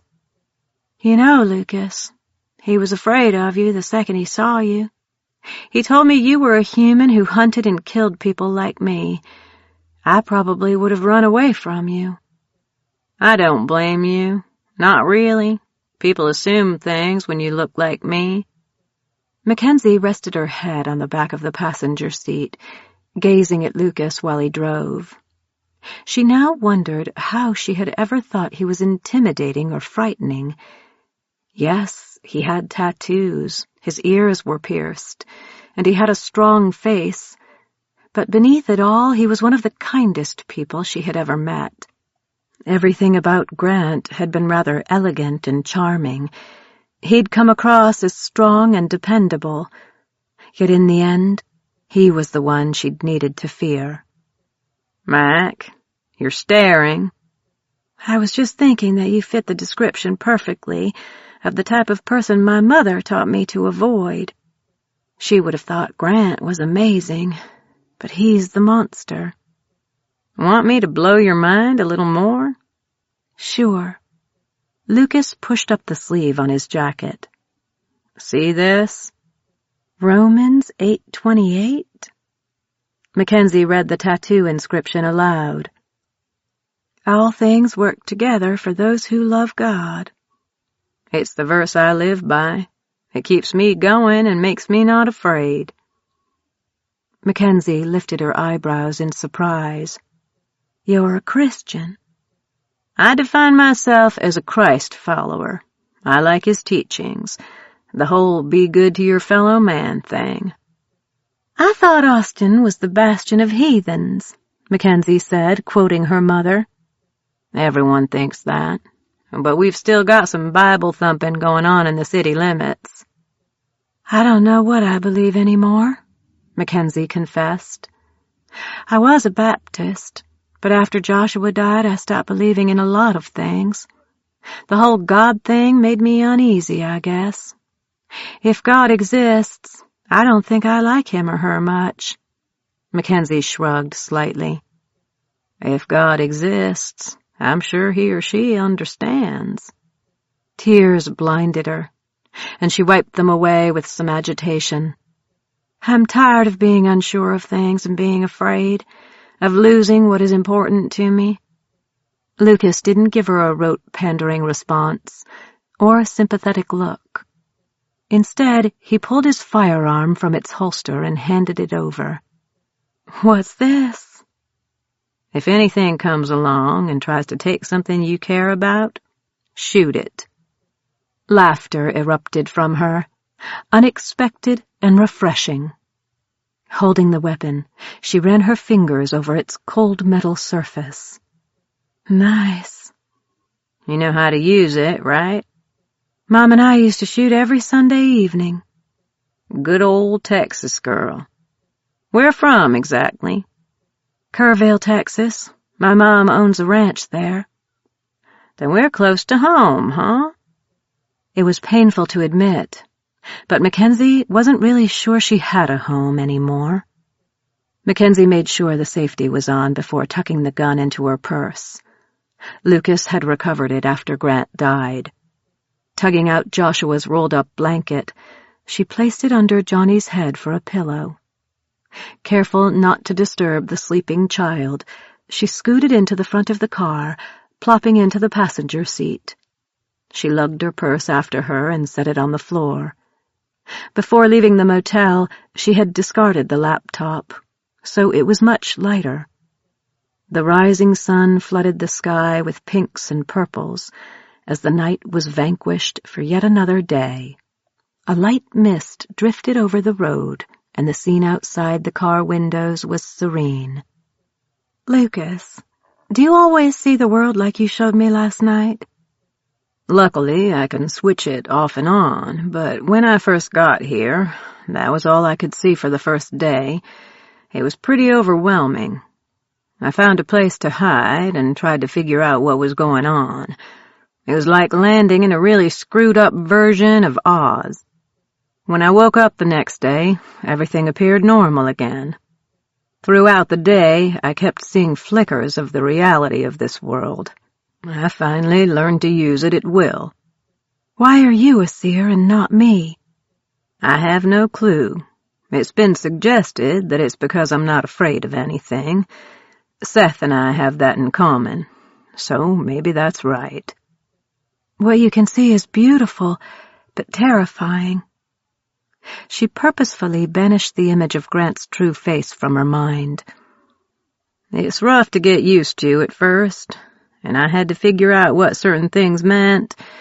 Differentiating between wraiths and apparitions was a little tough at first. Apparitions? That's a new one. You used it last night. Apparitions are made by wraiths in the nightmare realm based on your fears. Those aren't wraiths. Wraiths are people who have totally lost themselves to this world. Like Grant. Their life spark is gone. And shadows are people who are crazy.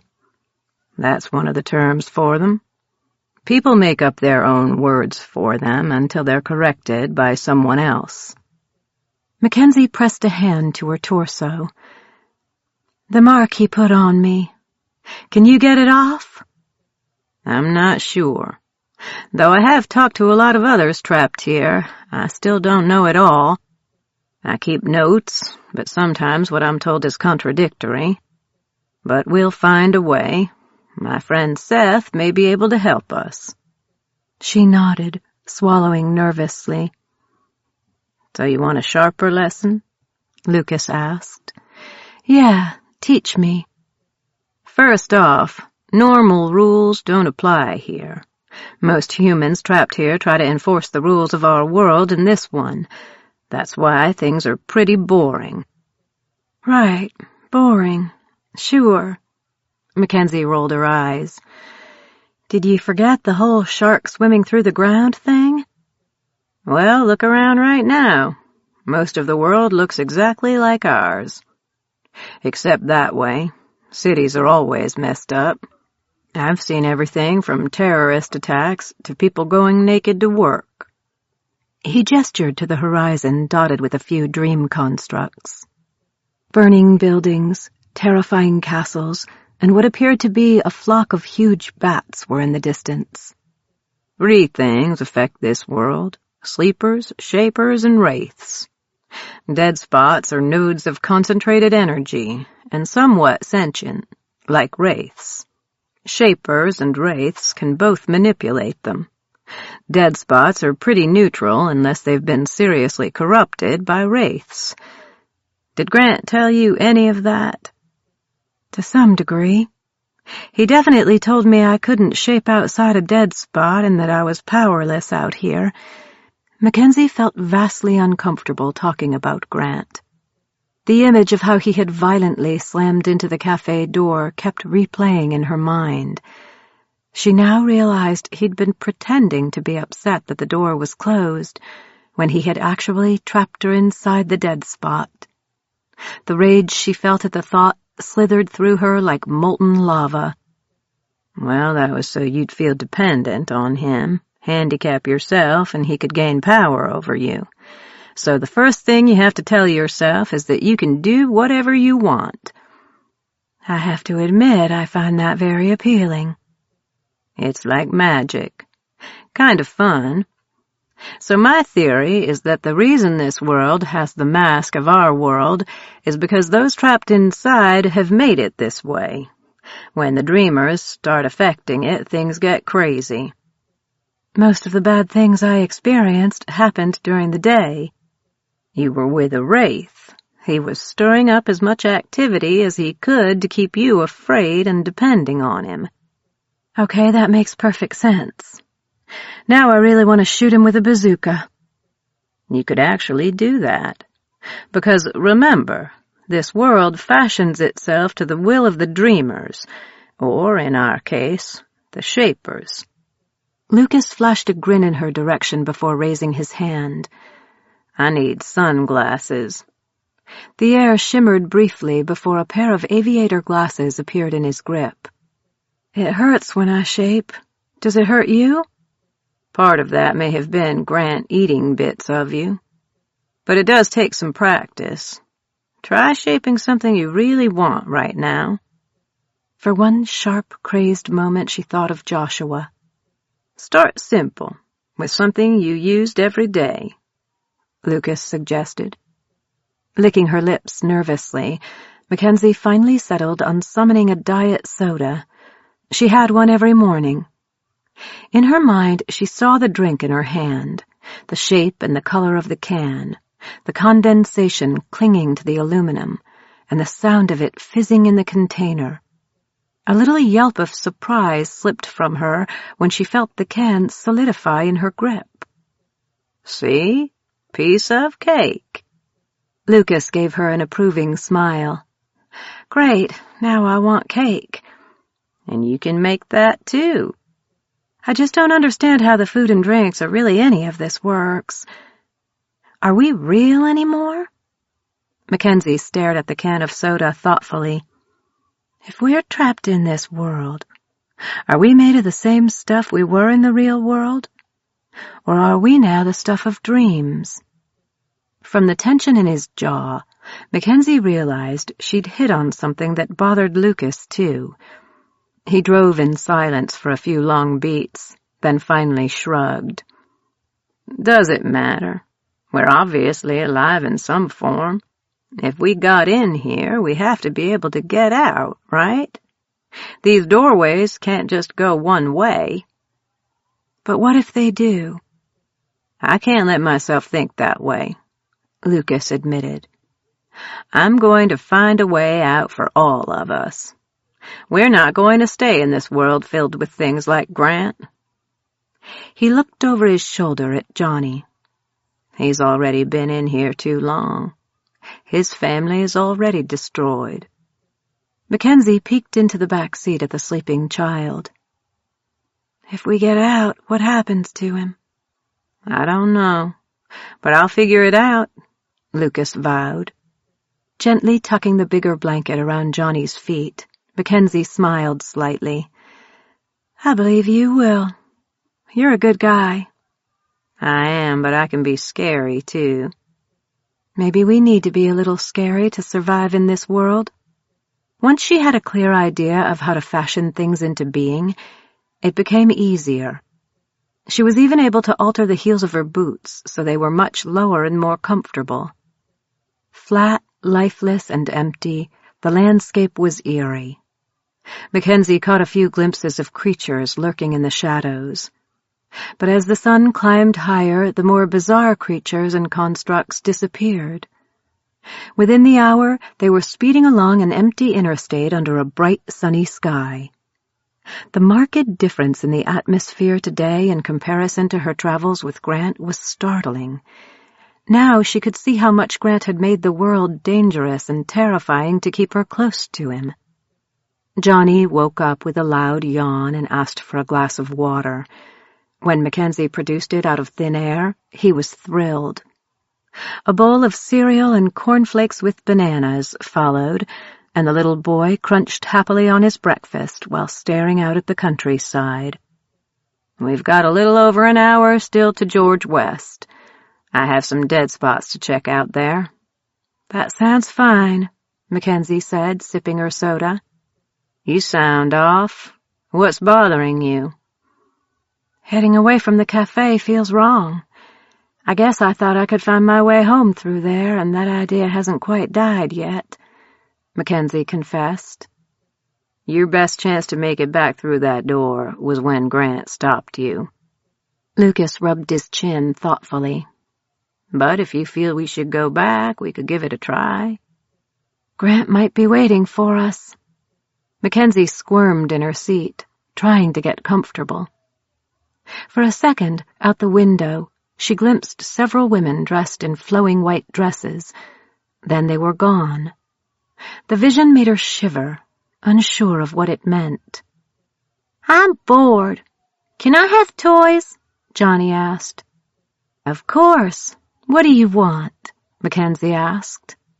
For the next hour, she amused Johnny by making toy cowboys. She tried to explain that the Indians were really Native Americans and the true history of the Old West, much to Lucas's amusement. "He's just reenacting the episodes from the show, Mac. Next thing you know, he'll have them fighting dinosaurs." "Nope. Zombies. I don't like them. The cowboys need to kill them." Johnny ran Silver along the back seat, a grim air about him. Mackenzie let out a startled gasp when the terrain around the car abruptly altered. Instead of flat ranch lands full of mesquite trees, it transformed into an endless black and white graveyard filled with the shambling undead. The highway melted into a narrow path that sliced through the cemetery. Lucas reluctantly brought the car to a full stop. "Hey, Johnny, you don't need to stop playing or anything," Lucas said in an even, calm voice. "But could you not think about zombies right now? Think about cowboys and the Lone Ranger, okay?" The little boy didn't even look out the windows as he played. His bottom lip was slightly trembling. "I was just remembering how that one always tried to bash my head." The first zombie from Night of the Living Dead ambled out from among the gravestones, clutching a piece of tombstone in its hand. Mackenzie spotted it and quickly fished the gun out of her purse. "Johnny," Mackenzie said in a very gentle voice, "why don't you think about good things? I don't want to remember the bad things from yesterday."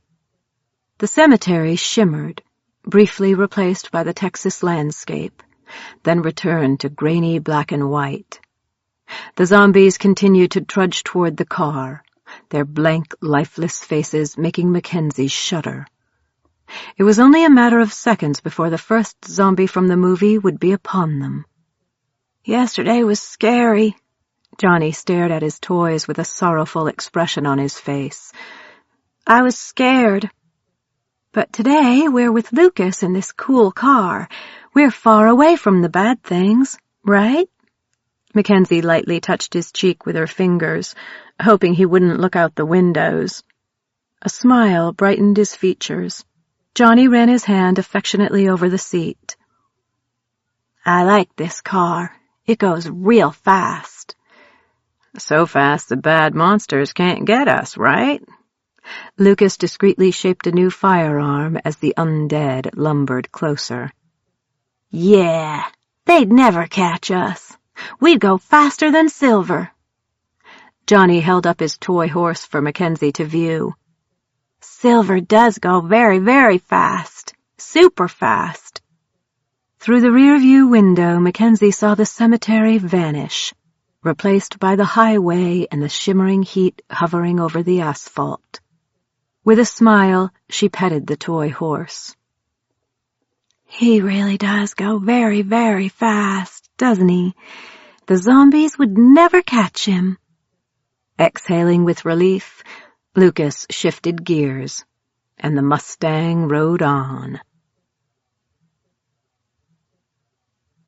Chapter 27.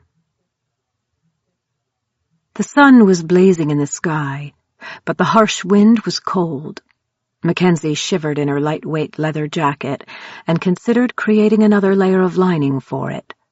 She leaned against the car, waiting for Lucas to return while she watched for any sign of wraith activity. In the back seat of the Mustang, Johnny continued to play with his toys, content to stay inside the warm vehicle while Lucas explored the dead spot that had once been an elementary school. Mackenzie had wanted to join the search, but Johnny had refused to get out of the car. She couldn't blame him. They had already visited 5 dead spots since passing through George West. After their last trek through an abandoned restaurant, Johnny had declared he was done for the day.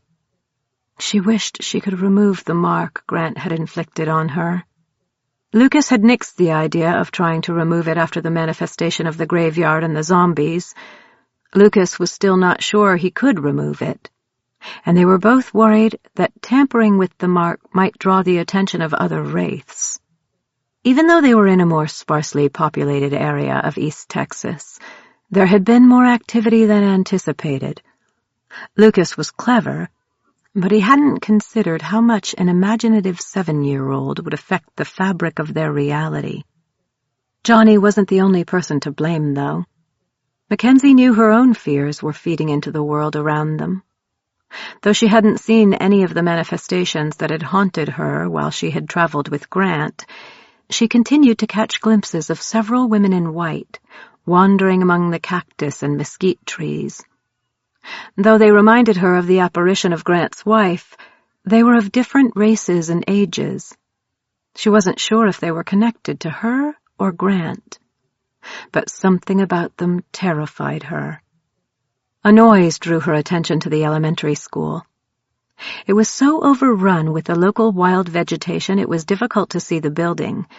The cinder blocks were crumbling, and brush and scrub trees poked out through cracked walls and windows. The roof was long gone, and she could see sunlight filling the rooms through the broken openings in the facade. "Doors are shut," Lucas said, stepping gingerly over some cactus. "Another dead end."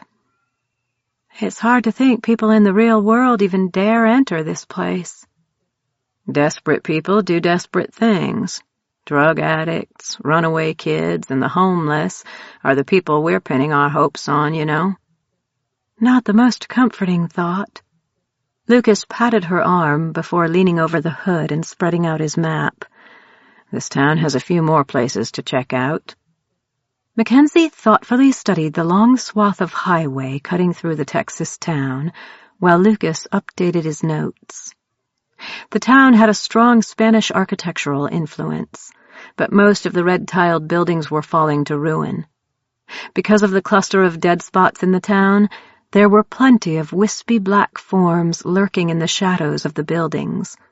The sight of them made Mackenzie uneasy, though none had focused on them so far. It's almost a ghost town, isn't it, Lucas? The harsh, grainy wind whipped her hair around her face, and she started braiding it to keep it out of her face. "It gets worse every time I come through here," Lucas agreed. "Small towns dry up when the primary job provider dies. Down south, the dead spots are disappearing, though. New oil wells are providing jobs and drawing in other businesses." "So we're not going all the way down to the border?" "I think we'll keep to the west side of King Ranch, then head toward El Paso." Lucas tapped on the map where the biggest ranch in Texas sat, then drew his finger along a path dotted with dead spots. "What about the hill country?" "It has spots of massive activity that are incredibly treacherous. When I showed you the reality of this world, did you see what looked like big clouds of smoke on the horizon?" "Yeah, I did. They were kind of pretty." Those are the high-activity areas.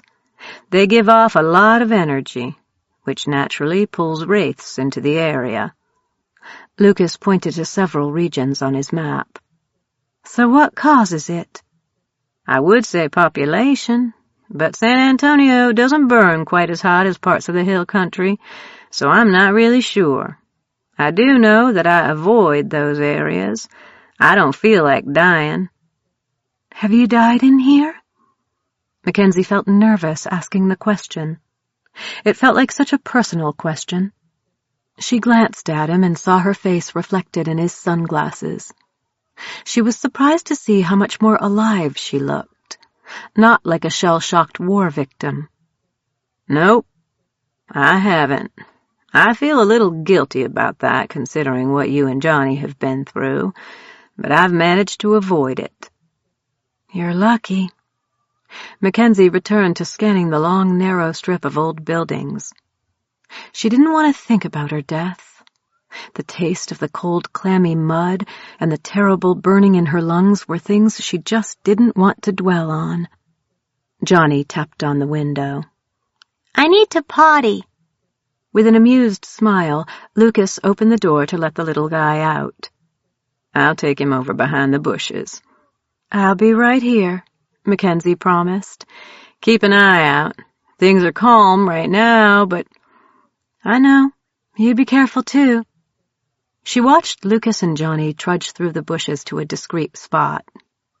A little white cowboy hat was perched on Johnny's head by the time they rounded the corner. It was pretty clear that Lucas enjoyed indulging the kid's every whim.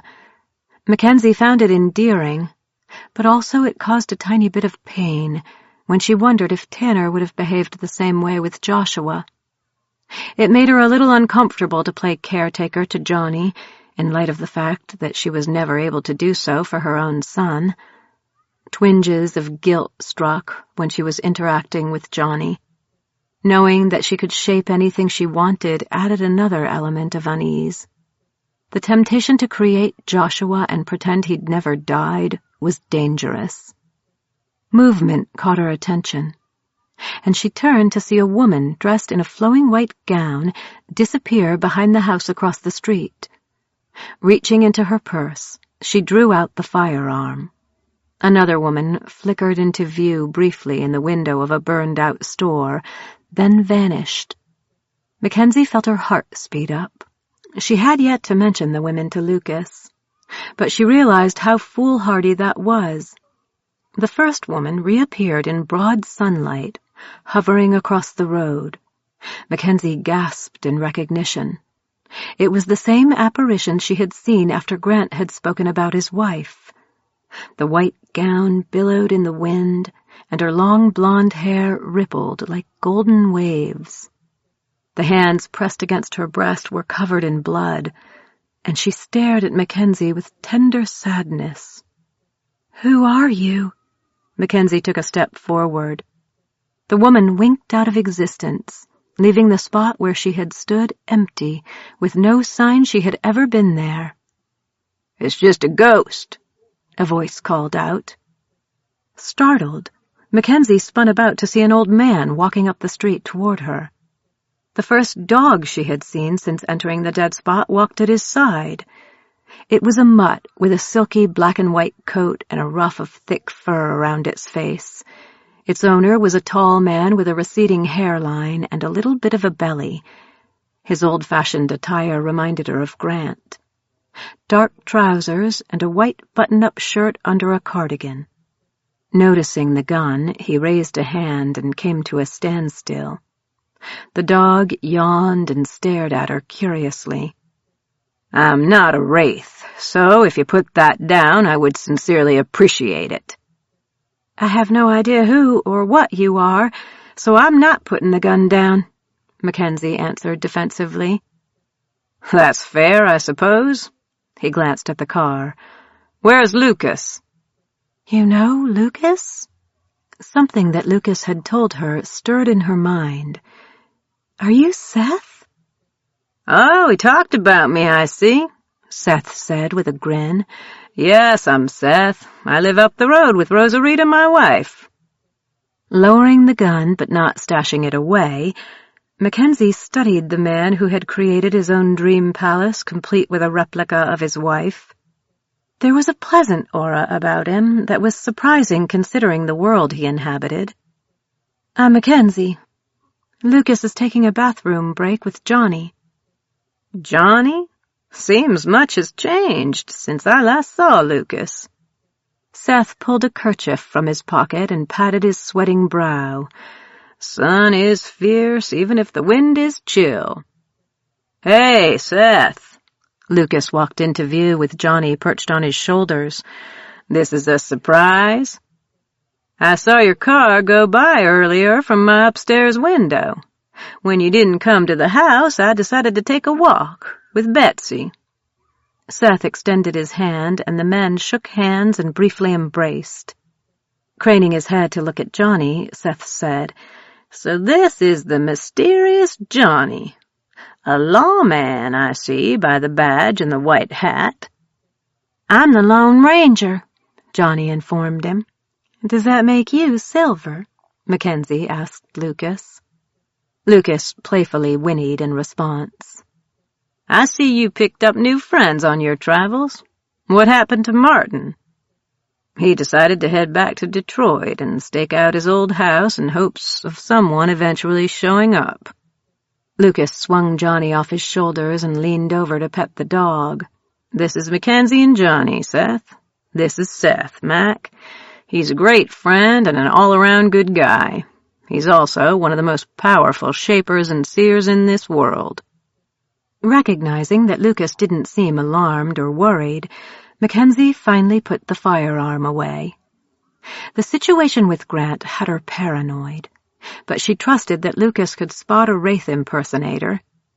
She shook hands with Seth briefly, before taking a few steps back. It was difficult not to feel uneasy after all she had endured. "You're a good dog, aren't you, Betsy?" Lucas said, playing with the dog. She returned his affection by licking his face with great enthusiasm. "Is it real?" Mackenzie asked. "She came in with me," Seth answered. "We were on a walk, and we took a scenic route right into a dead spot. She's been here with me since 1957. Mackenzie widened her eyes slightly. "I didn't think about animals stumbling into a dead spot." "They do more often than we do. We are just much better at adapting and hiding.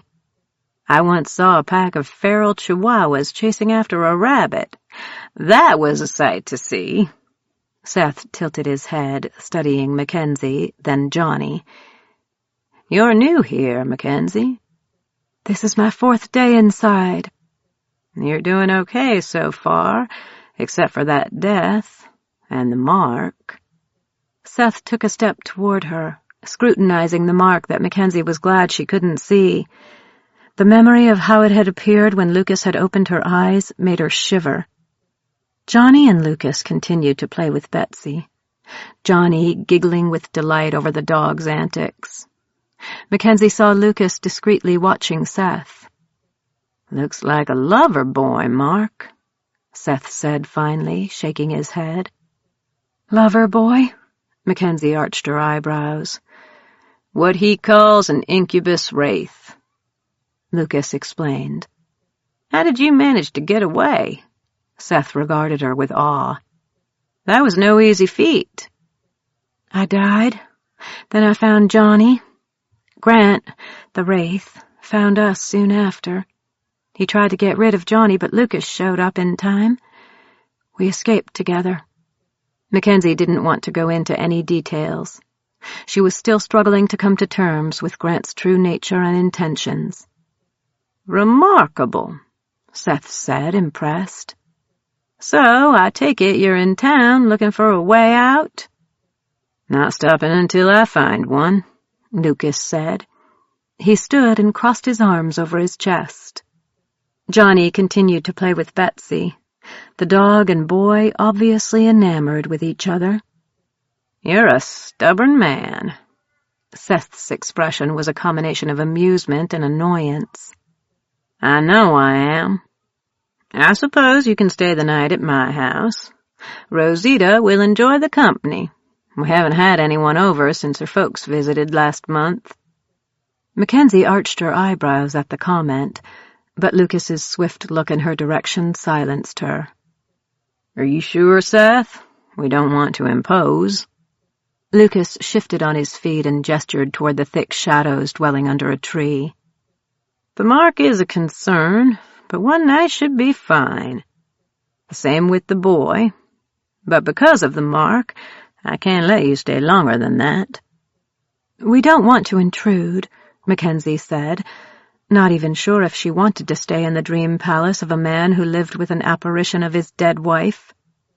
"I can handle one night," Seth assured her with a smile. "I'm old and powerful, but I don't like taking risks with Rosita, so you'll have to go tomorrow." "That's very generous of you."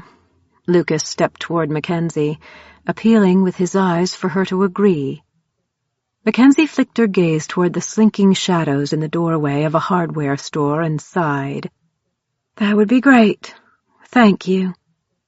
"Johnny, how would you like to walk with me and Betsy back to my house?" "Can I hold the leash?" Johnny asked excitedly. Seth handed it over, smiling warmly. "Of course." Lucas rested his hand on Mackenzie's arm, preventing her from protesting. "Seth, that's kind of you. He couldn't be in better hands. Johnny, I'm going to drive Mac over to the house and meet you there, okay?" Completely enthralled by the dog, Johnny said, "Okay," and promptly turned all his attention to Betsy. Seth gave the other two adults a knowing smile. "Kids and dogs. The attraction is instant." Panic rose inside of Mackenzie as she watched the older man and the little boy walk up the sidewalk with the dog trotting along before them. She took a step to follow, but Lucas caught her arm. "You and I need to talk away from Johnny. This is our moment, okay?" "But—" "Johnny is safer with Seth than he is with us, Mac. I promise." Relenting, she turned to face Lucas. "You better be right." "I know I am. Trust me." Lucas gave her arm a light squeeze, then opened the passenger door for her. "For some stupid reason, I do," Mackenzie grumbled, sliding into the car. Once Lucas was inside the car, he didn't start the engine, but twisted in his seat to look at her. "I wasn't planning for us to stay with Seth. In fact, I kind of thought he wouldn't take us in at all because you and Johnny are with me. I'm really surprised by his generosity, but glad at the same time. You need the rest, and so do I. But there are a few things I feel I need to talk to you about when it comes to Seth." "Other than he lives with the apparition of his dead wife?" "See, that condescending tone is what I'm worried about. Seth is a great guy. He really is." "Don't you think it's a little creepy?" Mackenzie lifted an eyebrow. Lucas rubbed his neck with frustration. "Mac." "What?" "Grant taught you to mistrust people by terrorizing you and pulling hell down on you to keep you under his control. But not everything in this world is bad. Seth has made his own version of heaven. He really loved his wife, and when he realized he could have her again—" "That's the thing, Lucas." Mackenzie felt tears suddenly spark in her eyes. "Ever since I found out that I can make my own dream palace, don't you think I've thought about making an apparition of my dead son? I never saw his eyes, Lucas. Never. I would love to hold him in my arms and see him breathing, smiling and looking up at me. But every time my mind goes in that direction, I know insanity lies that way." The words poured out of her mouth, giving voice to her darkest, most terrifying thoughts. "I could just lock myself away in a dream palace with Tanner and Joshua and make it all okay, invest in the dream and live in my fucking insanity. I won't do it. I won't." Lucas regarded her solemnly, and then gave her the briefest nod of his head. You have a legitimate point. I even agree with you. But Seth is not you or me. He found his happiness here." A bitter laugh erupted from Mackenzie's lips. "I just poured out my deepest, darkest, craziest thought, and you just shrugged it off." You're afraid that you're going to go crazy with grief, Mackenzie. That you're going to do something insane. That's fear talking. I'm not going to give power to it because the woman I see in front of me is far more than the sum total of her fears. Do you want my pity? Is that what you're asking for?" Shocked by his words, Mackenzie lifted her face to stare at him. "No." "Good, because I will give you my sympathy and my friendship. I will watch your back because I know you'll watch mine. I've watched you with Johnny, Mac. You have a tender, giving heart. I've also seen you fight against terrors that would reduce others to weeping heaps of crazy." Lucas gave her a fierce look.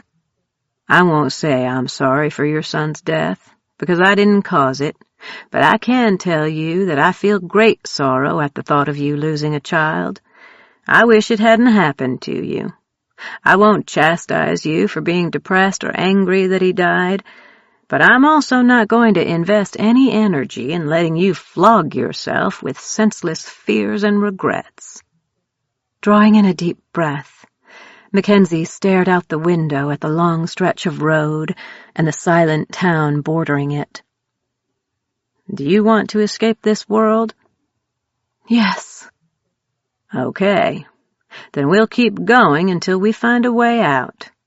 But tonight we're going to stay with a really nice guy who chose to stay here because this is the only way he can hold on to the only person he ever loved. I won't judge him for that."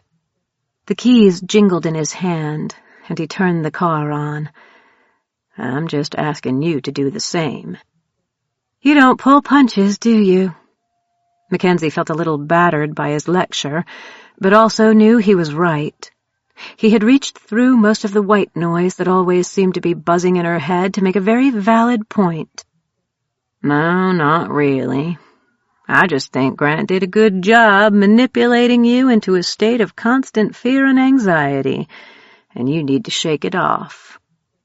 Reflecting on all that had occurred since she had entered the dead spot, Mackenzie could now clearly see everything Grant had done to make her leery of everyone but him. It must have been a huge shock for him to find her with Johnny, after he had carefully orchestrated her death to make her even more dependent on him. What do incubus wraiths do? The full story. Seth seemed surprised I escaped Grant. Mackenzie wiped away the last of her tears and tried to focus on gaining clarity on what had happened. Lucas shifted gears and the car rolled away from the curb. "Seth told me that the wraiths find someone to latch on to. They manipulate the person into falling in love with them and make their victim completely dependent on them. The wraith then has the person create a dream palace for just the two of them. Then the wraith basically keeps the person trapped by having constant attacks on the haven from the outside. They feast off their victim through fear and love. Eventually, their victim just fades away." "They become a wraith?"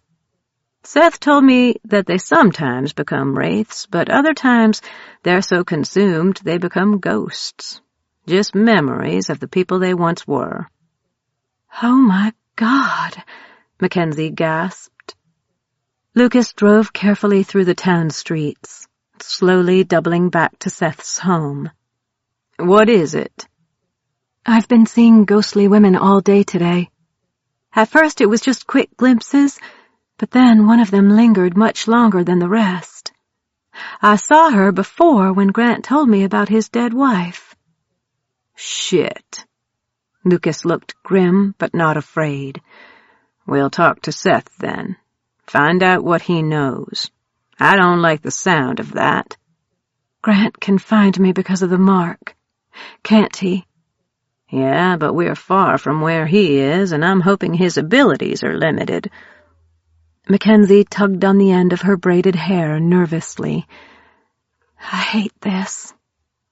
We'll figure something out, Lucas assured her. I hope so. I have a bad feeling Grant is coming for me. Chapter 28. There were a few pleasant surprises for Mackenzie that evening when they arrived at the house to find Seth and Johnny just reaching the front gate. First, the house was a beautiful old Queen Anne Victorian with a wraparound porch, stained-glass windows, and high-peaked roofs painted in pale gray with red trim. Second, Seth appeared as a young man in his dream palace. The years peeled off him once he stepped onto the property, much to Mackenzie's surprise. It was an impressive display of his ability to manipulate the dead spot he controlled. And finally, when they entered the house and Seth introduced them to his wife, Rosita was not the strange apparition Mackenzie had feared she would be. Much like Loretta, Rosita seemed to be an actual person. Unlike Loretta, Rosita was not the memory of a dead spot, but an apparition created by a man who had worshipped his wife. She was a lovely, petite woman with dark hair and eyes, though she was almost too unrealistically pretty since she had been constructed from the loving memories. Though she was charming and kind, there was something eerily too perfect about Rosita. She supposed Seth had created a new idealized wife for himself, and wondered what the real Rosita had been like. That's our wedding day, Seth pointed out when they entered the parlor during the tour through the house. The wedding portrait hung above the fireplace. The young couple was dressed in the attire of the roaring 20s, and the black and white photo had been hand-painted, giving it a strangely surreal look. You look very happy, Mackenzie said truthfully. She marveled at the heavy lace veil and stylish bob that Rosita wore. She wanted to ask when his bride had died, but refrained. Obviously, the real Rosita had died relatively young if they had married in the 20s, and Seth had entered the dead spot a widower in the 50s. We are, Seth said with a blissful look on his face. We are. Exchanging looks with Lucas, Mackenzie was glad they'd spoken earlier about the situation. Though the house was beautiful, Rosita pleasant, and the atmosphere quite homey and peaceful, it gave Mackenzie the impression of being a set for a film or a play. There was a falseness to it that was a little unnerving. Later, after Seth was finished showing them through his impressive dream palace, Johnny played happily in the backyard, while Seth, Lucas, and Mackenzie sat on the porch examining Lucas's maps and discussing his notes.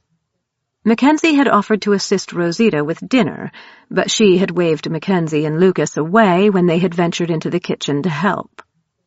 The sun's trek across the sky was coming to an end, and the pecan trees that bordered the backyard of the big house were silhouetted against a vibrant sky of purple, orange, and red. It was beautiful to behold, and a comforting end to a long day. Exhausted, the little boy and dog lay side by side on the green lawn, sharing the sort of moment only children and their furry companions seem able to enjoy. It had been very pleasant to see Johnny happy. The wicker chair Mackenzie was curled up in was quite comfortable, and she soon found herself dozing off. Forcing herself awake, she returned her attention to the conversation at hand, and reclaimed her beer from the table beside her.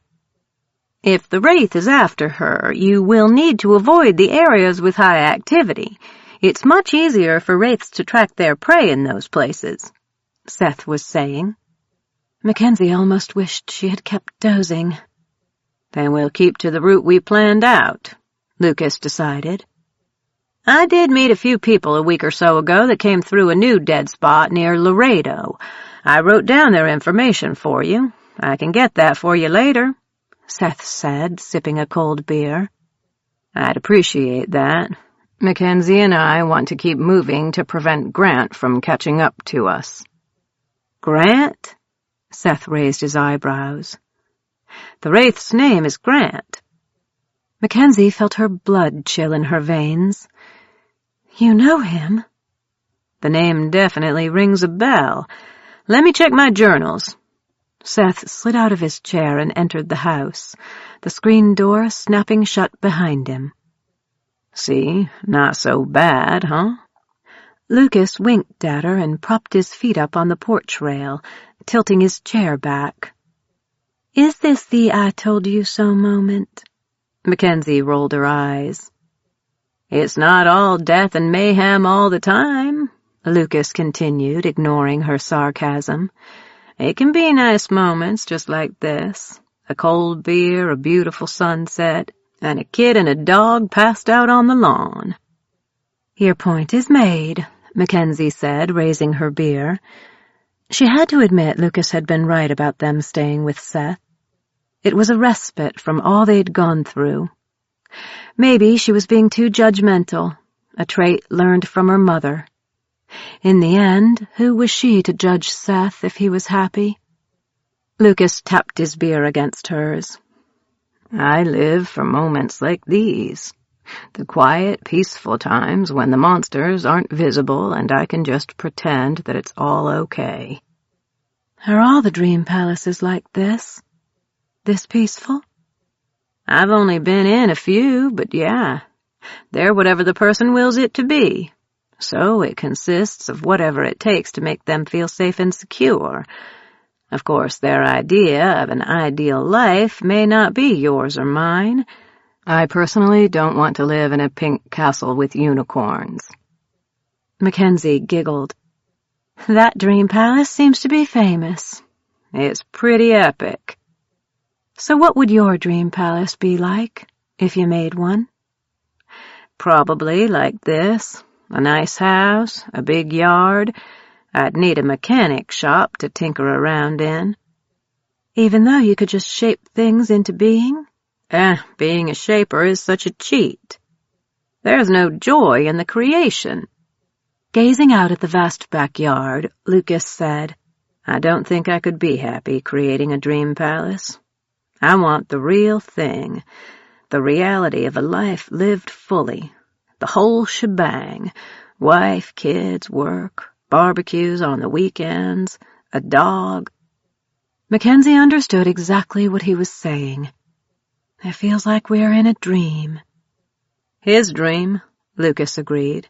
One that doesn't fit us just right. The screen door creaked open, and the youthful version of Seth appeared with a black journal in his hands.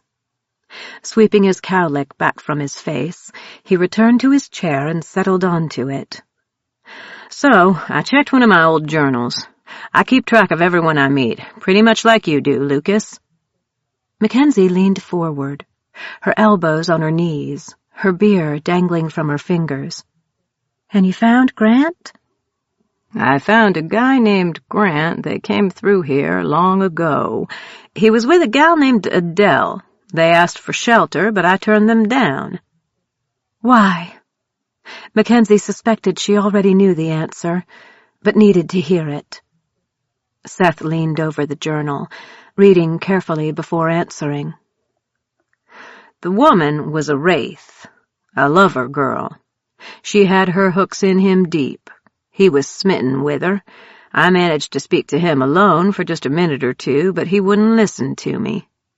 He was looking for a way out and heard rumors of an exit in this area. Rumors? How could there be rumors? If you find an exit and go through it, wouldn't that mean no one on this end ever hears from you again? Mackenzie gave them both a doubtful look. Right? There are always rumors, Seth answered. Despite his wearing the face of a much younger man, his voice was still filled with the heaviness of a long life. Sometimes rumors start because someone headed toward one area of the country and was never seen again. People assume they got out. They don't consider that person may have ended up a ghost or wraith. Are there a lot of us? Mackenzie was sure there had to be quite a few, considering she had met 7 other survivors since her arrival, but they had seen none that day. There are a lot up north where the economy was hit really hard.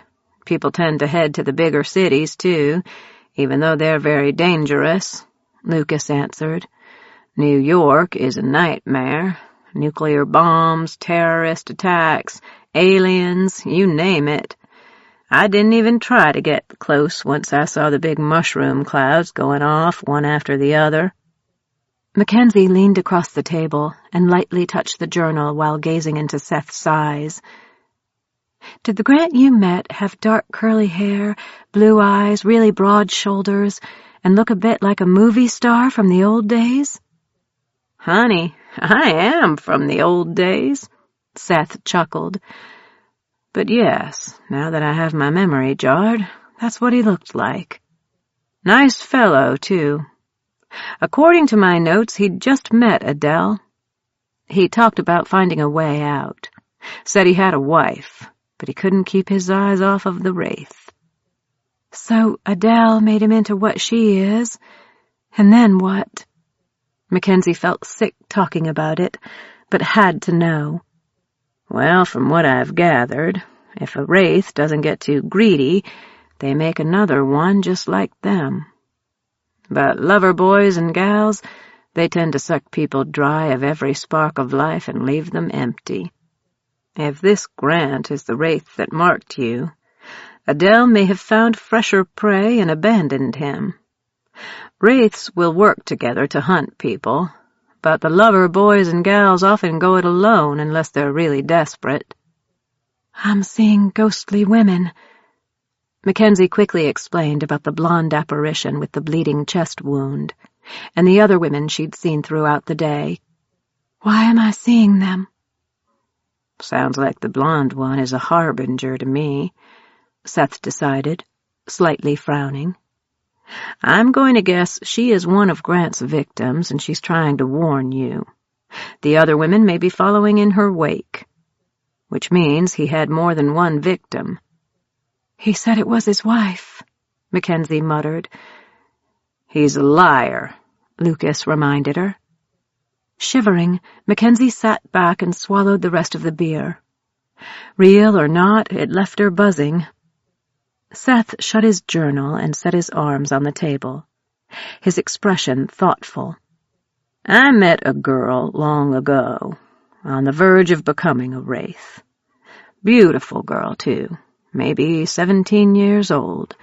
She wanted shelter, but I couldn't give it to her. It was too dangerous for me. It hurt to send her away. Before she left, she told me that the lover boy who had drained her nearly out of existence had left her for another girl. She was looking for him, desperate to find him. She loved him completely. Even after he had stolen almost all her life essence, she still craved him, loved him. She said he had told her he loved her, needed her, and swore to protect her. Yet he had moved on the second he found a fresh young woman who had fallen astray of a dead spot. Shaping another beer, Mackenzie cracked it open and took a deep swallow. What happened to her? Don't know. She moved on. I suspect she became a wraith. Or maybe she found him and he took the last of her life. She might be a ghost now. Of course, what I'd really like to believe is that she found a way out. Seth stared somberly at the journal. I like to believe in happy endings. The mark that Grant put on me, Seth. Can you take it off? It was a question she'd been dreading asking, for she feared she already knew the answer. With a sorrowful sigh, Seth shook his head.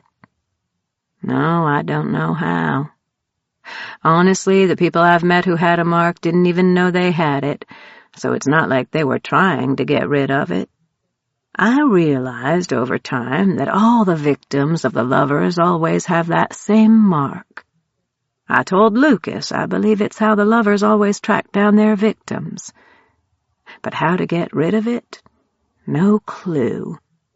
Maybe if you can make a dream palace, secure it real tight, you can keep him out. Or maybe you just have to keep on the run and keep killing him." Mackenzie bit her bottom lip, nodding. "That's what I was afraid of." "So we'll get out of here, and we won't have to worry about it," Lucas said in a firm tone. "Dinner is almost ready. Can you get the boy cleaned up, Mackenzie?" Rosita called out from behind the screen door. "Sure, I'll get Johnny." Abandoning her half-empty beer for Lucas to finish off, she hurried across the porch and out into the yard. Johnny was fast asleep. His lips parted slightly as he snored. The dog slept beside him, curled with her tail over her nose. It took a little bit of work to wake him enough to get him on his feet. The little boy stumbled like a drunken sailor, much to Mackenzie's amusement. When they slipped inside the house, Lucas and Seth were still chatting. Once the child was more alert, Johnny banished her from his bathroom so he could wash up and get ready to eat. His toothless smile and giggling made her grin when he pushed her out the door. "I need privacy," he said firmly. Fine, I'll be downstairs." Mackenzie smirked when Johnny slammed the door shut.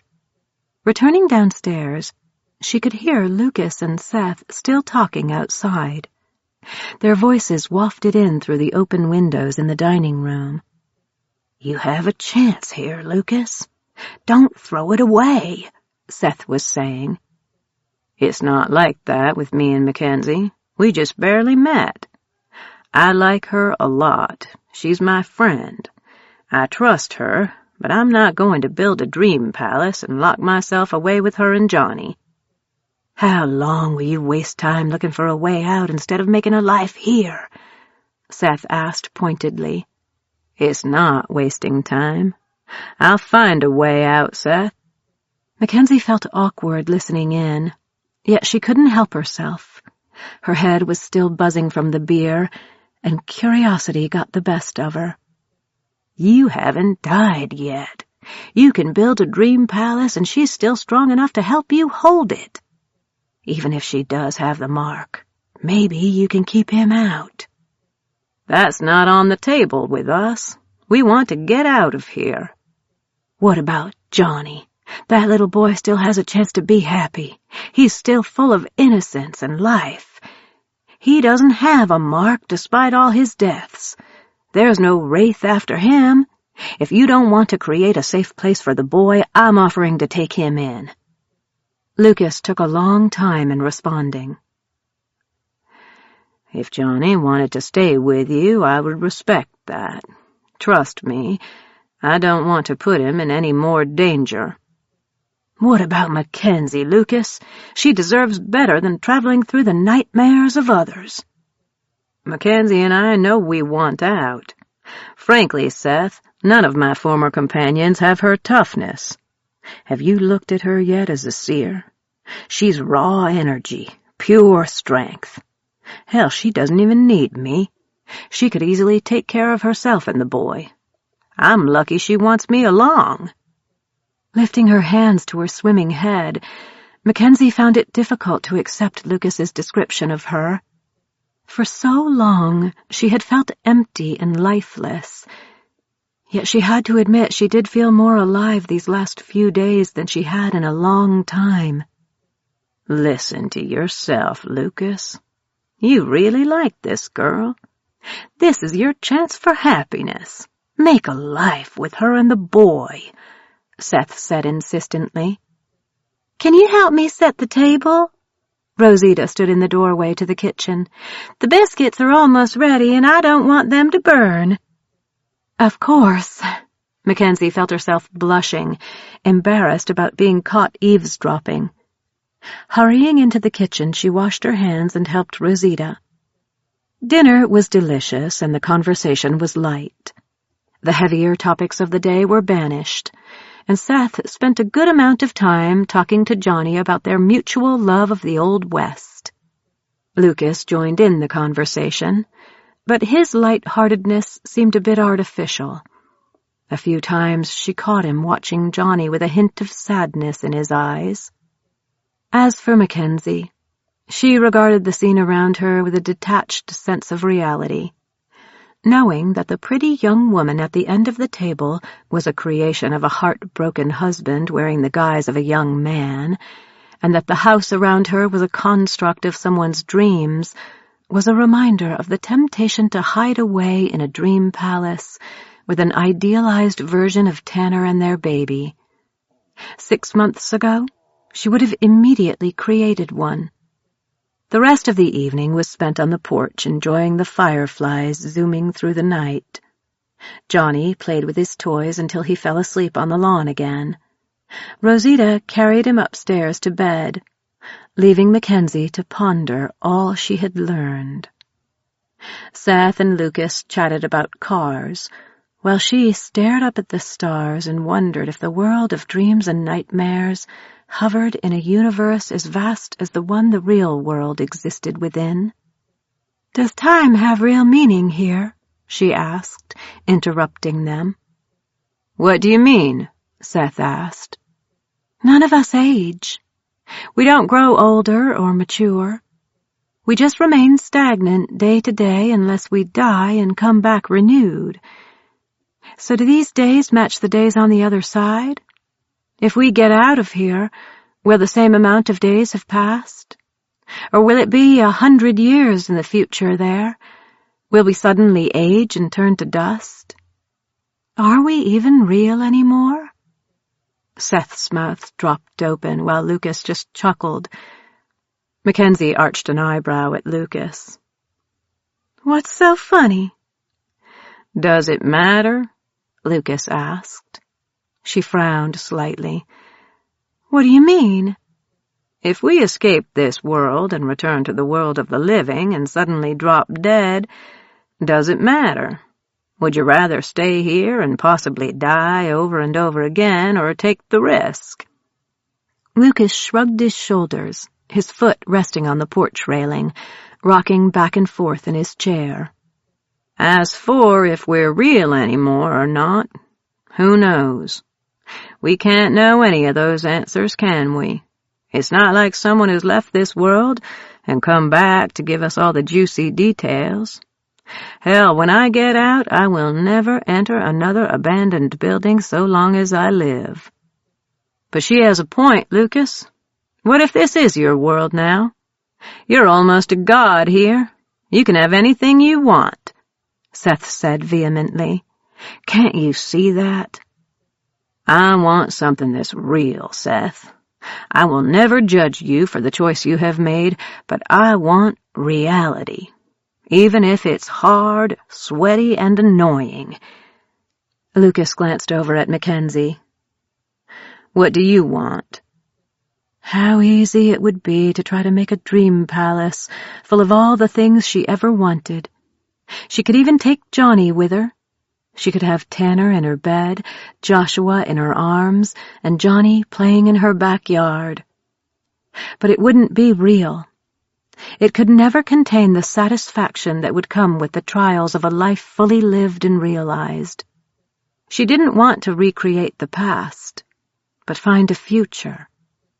Seth gazed at her hopefully, and she realized he wanted her to convince Lucas to stay. He obviously liked Lucas and seemed to be growing fond of her and Johnny. It was clear from what she had overheard that Seth wanted Lucas to create a life with her and the little boy.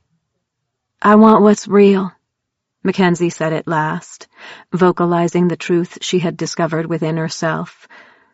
"No lies, no fake faces. I want what's real." Seth lowered his head sorrowfully, letting out a soft sigh. Lucas grinned at her, obviously pleased. Clinking her beer against Lucas's, she finally let go of her past. Chapter 29. The sun wasn't even up when Mackenzie awoke. She had slept soundly and without dreams for most of the night, so she was surprised to find herself opening her eyes at such an early hour. Sliding out of the comfortable four-poster bed, she checked on Johnny sleeping on a cot on the far side of the guest bedroom. He was still deeply asleep, his arm hanging off the side of the cot so his hand could rest in the soft coat of the dog sleeping on the floor. Earlier, Mackenzie had let Betsy into the room after the dog kept whining at the door. With a slight yawn, she pulled on a robe and walked to the windows to peer out at the quiet town. Massive shapes slithered through the darkness, but somehow they didn't seem so threatening from within the dream palace. She trusted Seth's ability to maintain his safe haven after witnessing his ability to keep his visage of youth, his home, and the apparition of his wife. None of the nasty nightmare creatures even dared get close to the house. It was impressive to see. A flicker of white caught her eye just on the other side of the hedge.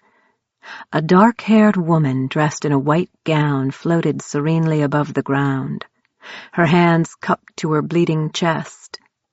The sight sent a fresh sliver of fear through Mackenzie's heart. Closing her eyes, she concentrated on dismissing her fear. She now understood what the bleeding chest meant. It was the place where Grant had placed his mark on the other women. Pressing her fingers to the location of her own mark, a flash of fresh anger burned through her. Even if Grant was searching for her, she would not be afraid. She'd face him and defeat him. There was no way she would ever allow him to possess her and destroy her. Opening her eyes, she saw that the woman was gone. A gentle knock summoned her to the door. Opening it a crack, she was surprised to see Lucas, fully dressed, his hand resting against the door jamb, gazing at her with a distressed look on his face. "What is it?" she asked worriedly. "Can we talk?" Mackenzie nodded, slipped into the hallway, and gently shut the door behind her. Lucas leaned toward her and said softly, "I'm thinking maybe it's best if we leave Johnny here." "What?"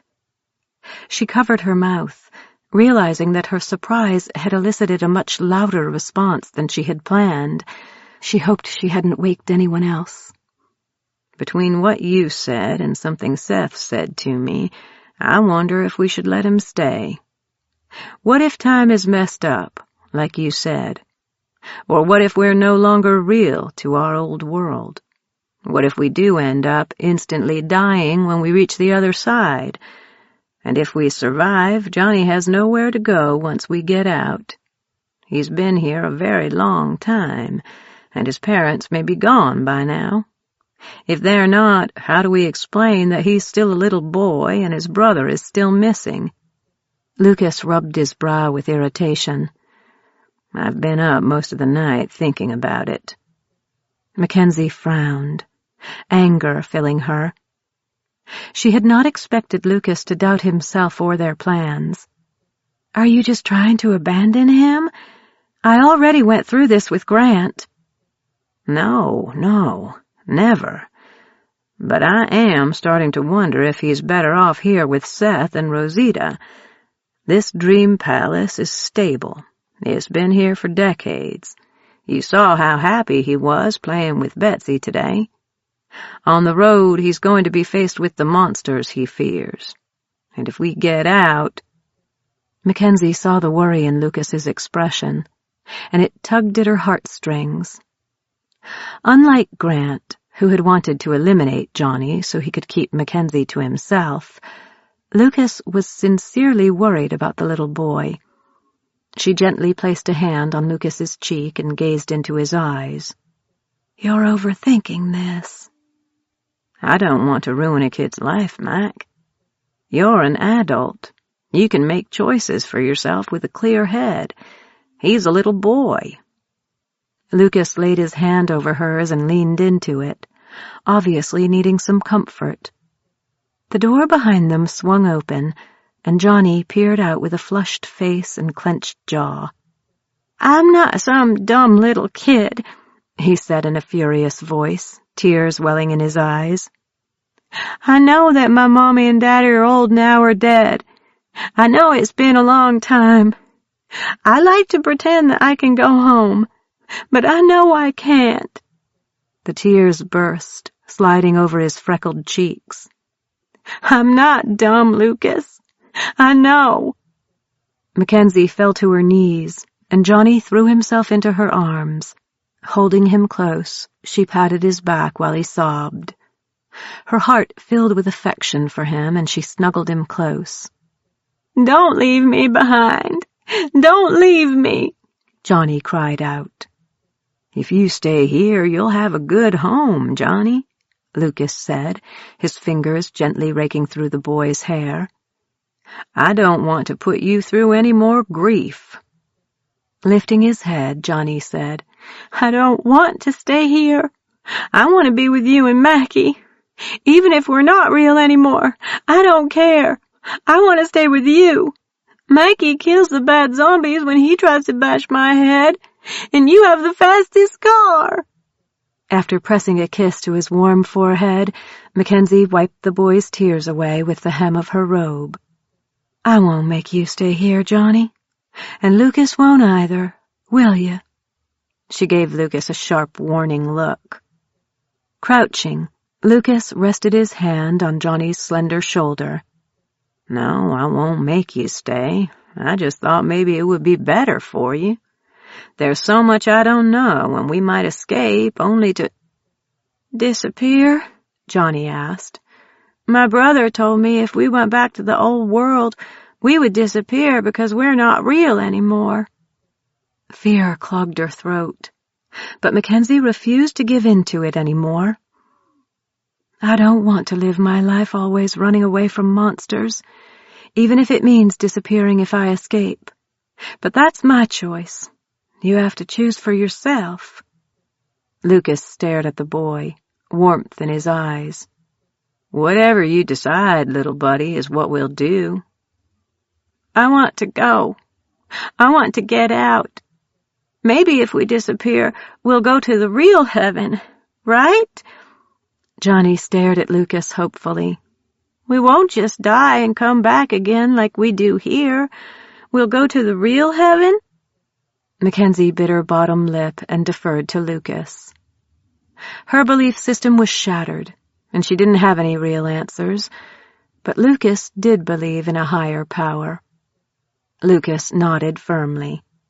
"I believe that if we were to die trying to go back, that, yes, we would go to a better place than this." "I don't want to stay here anymore. I don't want to die anymore. I don't want to see the bad thing that hurt Mackie, or my brother 'cause he tries to hurt me, or the zombie because he bashes my head. Please, Lucas, don't leave me." Unexpectedly, tears filled Lucas's eyes as he nodded. "Then I won't. We'll leave together." Johnny flung himself into Lucas's arms, and they clung to each other. Standing, Mackenzie walked to the window and looked into the street below, allowing them to have their moment. She fought her own tears, trying not to think of Joshua and Tanner. It was easy to see that Lucas and Johnny had formed a strong bond that reminded her vividly of the father and son relationship she had dreamed of for Tanner and Joshua. Her own motherly role to the boy was complicated emotionally. At times, she wondered how Joshua would have behaved at Johnny's age, and those moments hurt. Yet she was forming a bond with the boy and growing to love him. At first, she'd just wanted to protect him because he was an innocent. But now, she cared for him because he was an amazing little person. Outside the window, the early rays of dawn brushed the horizon in pale blue. In the drive below, the Mustangs sat ready for their trip. Soon they would be far away from the safety of the dream palace and traveling through the world of dreams and nightmares. To her amazement, she realized she was not afraid. Unable to sleep, they readied for the day. Lucas lingered in the guest bedroom, spending time with Johnny, while Mackenzie bathed and dressed. It was an oddly familial scene, with the tattooed man and little boy playing with the dog. It again gave Mackenzie pause, and a sliver of doubt wormed its way into her thoughts. Estelle had affected her with paranoia, and Grant had played off her fears. She refused to allow herself to even wonder if Grant's warning about Johnny and Lucas was true. She was safe and far away from the creature that would have stolen her life away. Later, after a rich, very filling breakfast of waffles, bacon, eggs, and lots of coffee, it was time to return to the road and continue their quest. On the front porch, Mackenzie gave Rosita a slight hug before shaking hands with Seth. "You sure you won't reconsider, Mackenzie?" Seth's young, gentle face held a sorrowful cast to it. It was a far cry from the completely blissful look he had worn the day before. "Don't worry about us, Seth. You have your life here. We just need to find our own way. Johnny is welcome to stay here while you try to find a new place," Rosita said, smiling. "Thank you for your offer, but we'll keep him with us," Lucas answered, his arms looped around Johnny. The little boy looked much happier and content, in spite of his earlier emotional farewell with Betsy before breakfast. "Lucas, it's always good to see you. I wish you would reconsider. There are several places here in town that you could shape into your own dream palace," Seth said as he clasped hands with Lucas. "Oh, yes," Rosita said, smiling. "It would be nice to have you as neighbors." "We're not ready to settle down yet, Rosita." Lucas gently squeezed the hand she proffered. "Well, whenever you're in town again, please come by and visit. Seth and I love to have company." Seth slid his arm around his wife and smiled at her proudly. "It's always good to see friends, isn't it?" "Oh, yes. Please come back." "Thank you again," Lucas said, stepping onto the lawn and snagging Mackenzie's arm. Making a show of waving goodbye, the three of them hurried to the car, ready to be on their way. "See you next time," Seth called out. "Hopefully there won't be a next time," Lucas shouted back. Seth nodded, while his wife kept smiling and waving. Once they were all settled into the Mustang, Lucas gunned the engine and tore out of town. Mackenzie held on to the dashboard for dear life, but the boys were in high spirits. As the car accelerated to top speeds, Lucas and Johnny whooped it up. "Faster!" Johnny shouted. "You do realize you're far exceeding the speed limit." Mackenzie braced herself as they took a turn far faster than she would have ever dared. "You do realize we're the only car on the road?" Lucas shot back, grinning. "I have a tank of gas that is perpetually full and miles to cover. I say we can ride like bats out of hell for a little while." "And what if something jumps into the road?" "I'll go around it. I have mad driving skills." "God, you're annoying." Mackenzie rolled her eyes. "He's not God," Johnny said, laughing. "He's Lucas."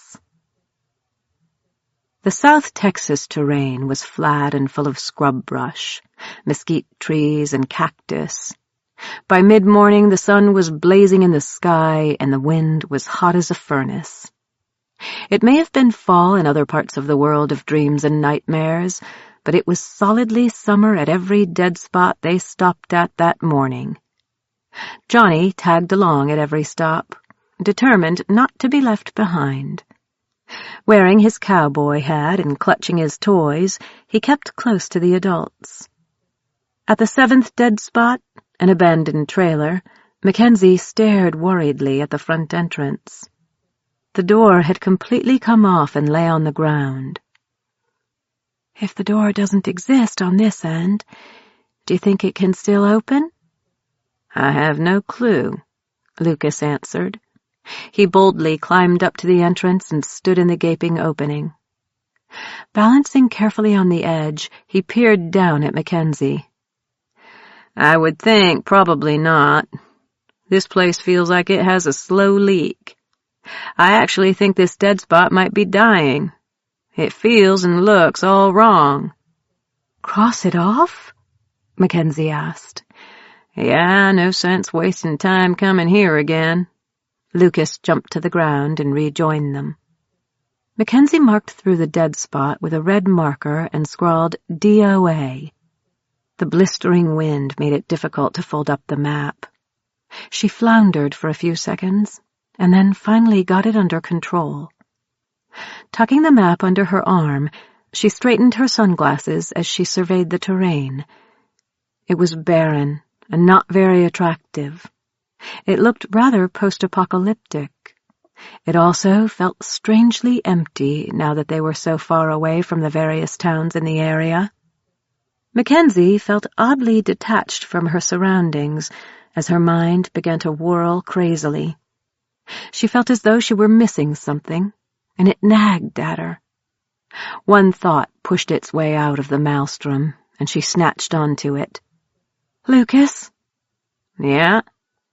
"Show me what it looks like, please." "Sure." Mackenzie steeled herself for the moment the facade fell away to reveal the true world. Lucas pressed his hand to her forehead, and again she was overwhelmed by the vibrant and terrifying true face of the world of dreams and nightmares. The desert landscape was transformed into a cacophony of colors, the wide horizon filled with plumes of sparkling energy and flashes of vivid white light. Resting against Lucas for support, she pressed her hand over his, forcing herself to adapt to the blinding beauty of the world around her.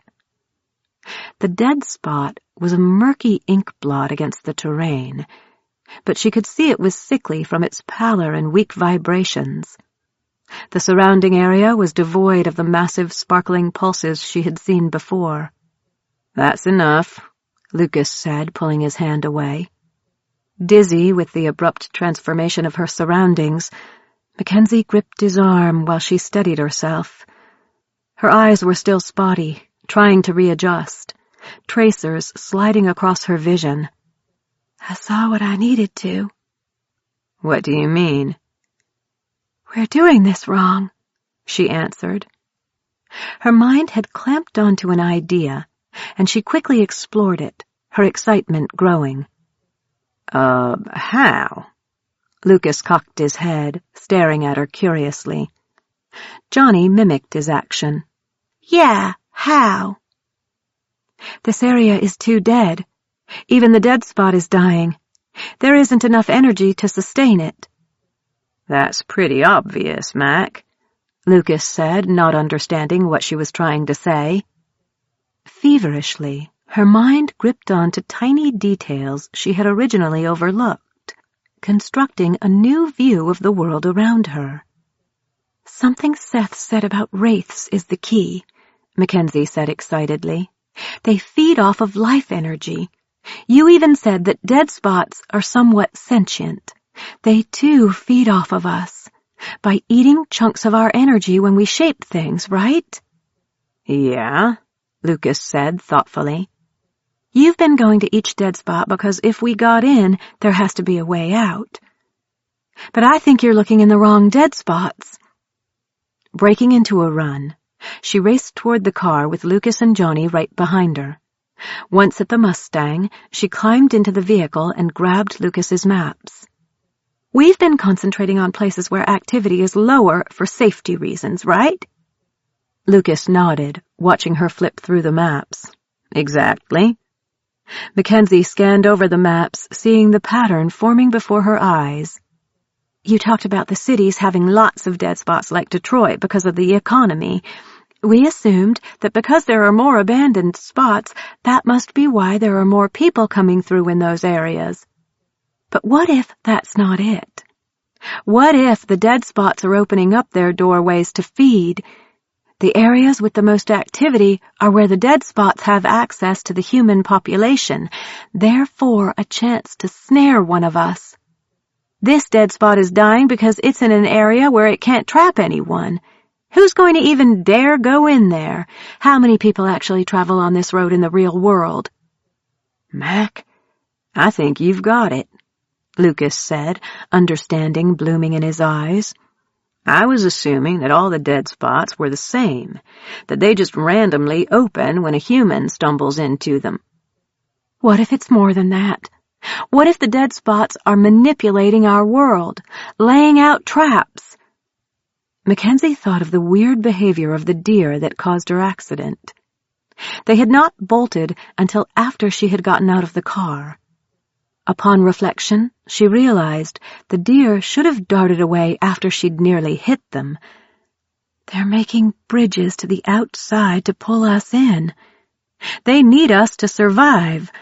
Once humanity abandons an area and the dead spot forms, they're starving. All that life energy has been taken from them, and they need us. The dead spots hunt us. Lucas stared at her in awe. Shit. I think you're right. Did we find a way out? Johnny asked eagerly. Maybe. Lucas squatted just inside the open door and studied the maps with Mackenzie. I think Mackenzie figured it out. Do you see it? She asked. Her fingers trembled against the paper. Most of us enter along major highways, trucking routes, and in cities. Lucas grinned, which matches the high activity of wraiths in those areas. I mean, I saw it, but I thought the reason for the high activity was because of the population. More people, more dreamers. I think the activity is because wraiths are swarming to the dead spots that are luring people in. Grant was in a dead spot, waiting for it to snare a victim. It definitely looks like those dead spots are bringing in more people, and the wraiths must be latching onto them when they enter. Lucas ran his hands over his face. I was doing this all wrong. I was thinking of all the dead spots as being equal, that each one was a possible way out. I don't think they all are.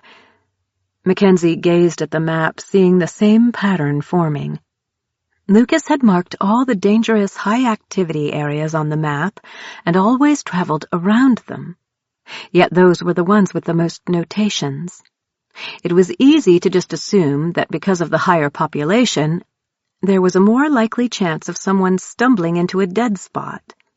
But Mackenzie was now convinced those dead spots were just able to trap humans more efficiently and were therefore stronger.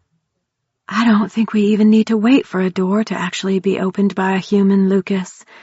I think the truth is that the dead spots open themselves when they sense possible prey. I'm thinking you're right. The common lore among the people trapped in here is that the door has to be opened by someone on the other side. But what if the dead spots do it themselves? How can we know what's the truth? No one has left and come back in. I do know both doors definitely need to be open at the same time to allow entry. I've seen that myself.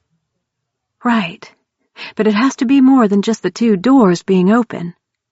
It's about the dead spots rolling out the welcome mat, creating a link. Maybe they're drawn to a particular type of person, and that's when they open. Maybe that's why not everyone disappears when they enter an abandoned building. I don't know. But if we can manipulate the dead spots, shouldn't we be able to link the two doors ourselves? Yeah, definitely. We need to find a location where we know the door will open on the other side and then force our way out. Where is the area of the hill country where you said it's bad? Mackenzie handed him the map. She was shaking so hard from the adrenaline rush she could barely hold it anymore. Right here. Trosclair. It's actually a good-sized town. Lucas pointed to a spot on the map that was surrounded by notations. It's not the town, Mackenzie said, her voice dropping in awe. It's the theater. Huh? Trosclair was an oil boom town. They built a ton of fancy buildings to entertain all the old oil barons and employees flocking to the area. There was this massive hotel that they knocked down in the early 80s. See, most of your interviewees date back to before the hotel was knocked down. But there's another building there that is very famous for being haunted. It's a massive theater where they had all sorts of famous people perform in the vaudeville days. Mackenzie could picture the building in her mind. It was a gorgeous Gothic building that was heavily influenced by the Bavarian pioneers that settled in the area. And you know this how? Tanner was into having day trips and adventures.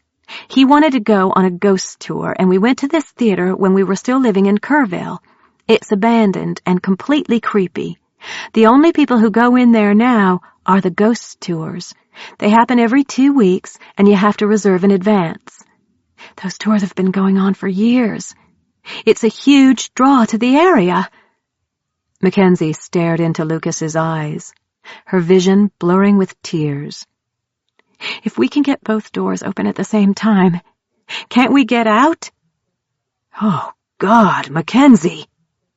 Lucas dragged her out of the car and into his arms in a crushing embrace. She clung to him, weeping into his shoulder. Not to be left out, Johnny wrapped his arms around both of them. You found the way out, Lucas whispered in her ear. You found it. Trembling with happiness, Mackenzie clung to him and Johnny. Without a doubt, she knew she had found their way out. But it was not going to be as simple as they wished. To get out, they would have to risk entering a very dangerous territory where wraiths were actively hunting for prey. Lucas pressed a firm kiss to her forehead and released her. We know where we need to go. Any chance you have any idea when the next tour will happen? Sliding onto the seat, Mackenzie snatched her purse from behind the driver's seat and looked for her phone. She had remembered to charge it the night before, and she hoped it would still work. I keep everything in my Google Calendar. We went a year ago, so I'll have the date we went on the tour, and we can figure it out from there. A little math should give us a date, as long as this world runs alongside the other, like we assume it does. I don't like math, Johnny said, making a face. Me neither, Lucas agreed. Wusses. Snagging one of Lucas's pens, Mackenzie fished her journal out of her purse. Flipping it open, she realized the list she had started when she entered had never been updated. She took it as a very good sign. With a wry smile, she flipped to a new blank page and scribbled numbers. Johnny leaned against her while Lucas remained crouched beside them. It took her a few minutes to find the date of the ghost tour, then extrapolate the next possible date. Okay, if I figured this out correctly, it's tomorrow. We can be there well in advance, but that's a very dangerous area. There are a ton of wraiths, and it's crazy, incredibly dangerous. If any of us die, we won't know where we might resurrect. We're risking getting separated. Lucas rubbed his chin.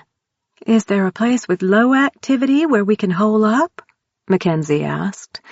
Somewhere near Trosclair, but not too close. Lucas frowned, rubbing his furrowed brow. Let me think. Mackie! Johnny gasped, his fingers digging into her side. He's here! The black and white zombie staggered across the dusty street toward them. Lucas jerked to his feet, his hand swiftly moving toward his holster. I got it, Mackenzie said confidently, sliding past Lucas and stalking toward the zombie. Besides, I need the practice. Lifting her hand, Mackenzie imagined her mother's old sawed-off shotgun. It materialized in her hand, primed and ready to fire. The zombie didn't pay any heed to the weapon or her. Its dead gaze rested squarely on Johnny, cowering next to Lucas. It was a few feet away from her when Mackenzie fired into its face. The zombie jerked and fell to the ground. Imagining a baseball bat, Mackenzie felt the shotgun transforming. She raised the bat over her head. So sick of this bullshit, she growled, punctuating each word with a swing of the bat, pulverizing the zombie's head. When she was done and the zombie was dead, she tossed away the bat. It dissipated before it hit the ground. Turning, she saw Lucas holding Johnny in his arms, both of them staring at her in awe. "I think I'm getting the hang of this," she said, blushing slightly, but feeling rather proud of herself. "Now, let's get the hell out of here." "I told you," Johnny said to Lucas. "She's Wonder Woman." Chapter 30. "I never dreamed it was this bad," Mackenzie said in sad awe. Lucas and Mackenzie stood next to the Mustang, staring over the wide pasture between the road and the ranch-style home of Mackenzie's mother. The ranch looked strangely empty, with the horses, trainers, and students absent from the corrals. The area around the house was another story. It was swarming with nightmarish monsters that kept playing out hellish scenarios. Though Johnny had already seen his fair share of horrors, she had ordered him back into the car. He didn't have to see her mother's fears played out in vivid detail. Her mother's nightmares featured hellish acts upon different incarnations of Mackenzie at every age. Apparitions killed Mackenzie in every vile way imaginable. In one scenario, her car crashed into a truck over and over again. In another repeating image, Mackenzie was dragged off by men with axes. "I'm speechless," Lucas said, disgust in his voice. "She must be sleeping for it to be like this. Maybe they sedated her. I'm sure she's freaking out about my disappearance," Mackenzie said, trying to make sense of what she was seeing. "Look away," Lucas said. "Just look away. She's mentally ill. It's obvious." Mackenzie forced herself to face Lucas. He looked sickened by the display below. "I know Mother's worry, but this seems so extreme," she whispered, her stomach nodding. "Disturbing. Rather sick." Shivering, she looked toward the descending sun. They had decided to drive into the hill country and take refuge in an old bed-and-breakfast dead spot. They'd be on the outer edges of the activity and able to make it to the theater in good time to hopefully meet up with the ghost tour. Even though there was the possibility of seeing her mother again very soon, she'd had the inexplicable urge to stop by the horse ranch. Mackenzie now regretted doing so. Having a clear view into her mother's paranoid mind was not comforting at all.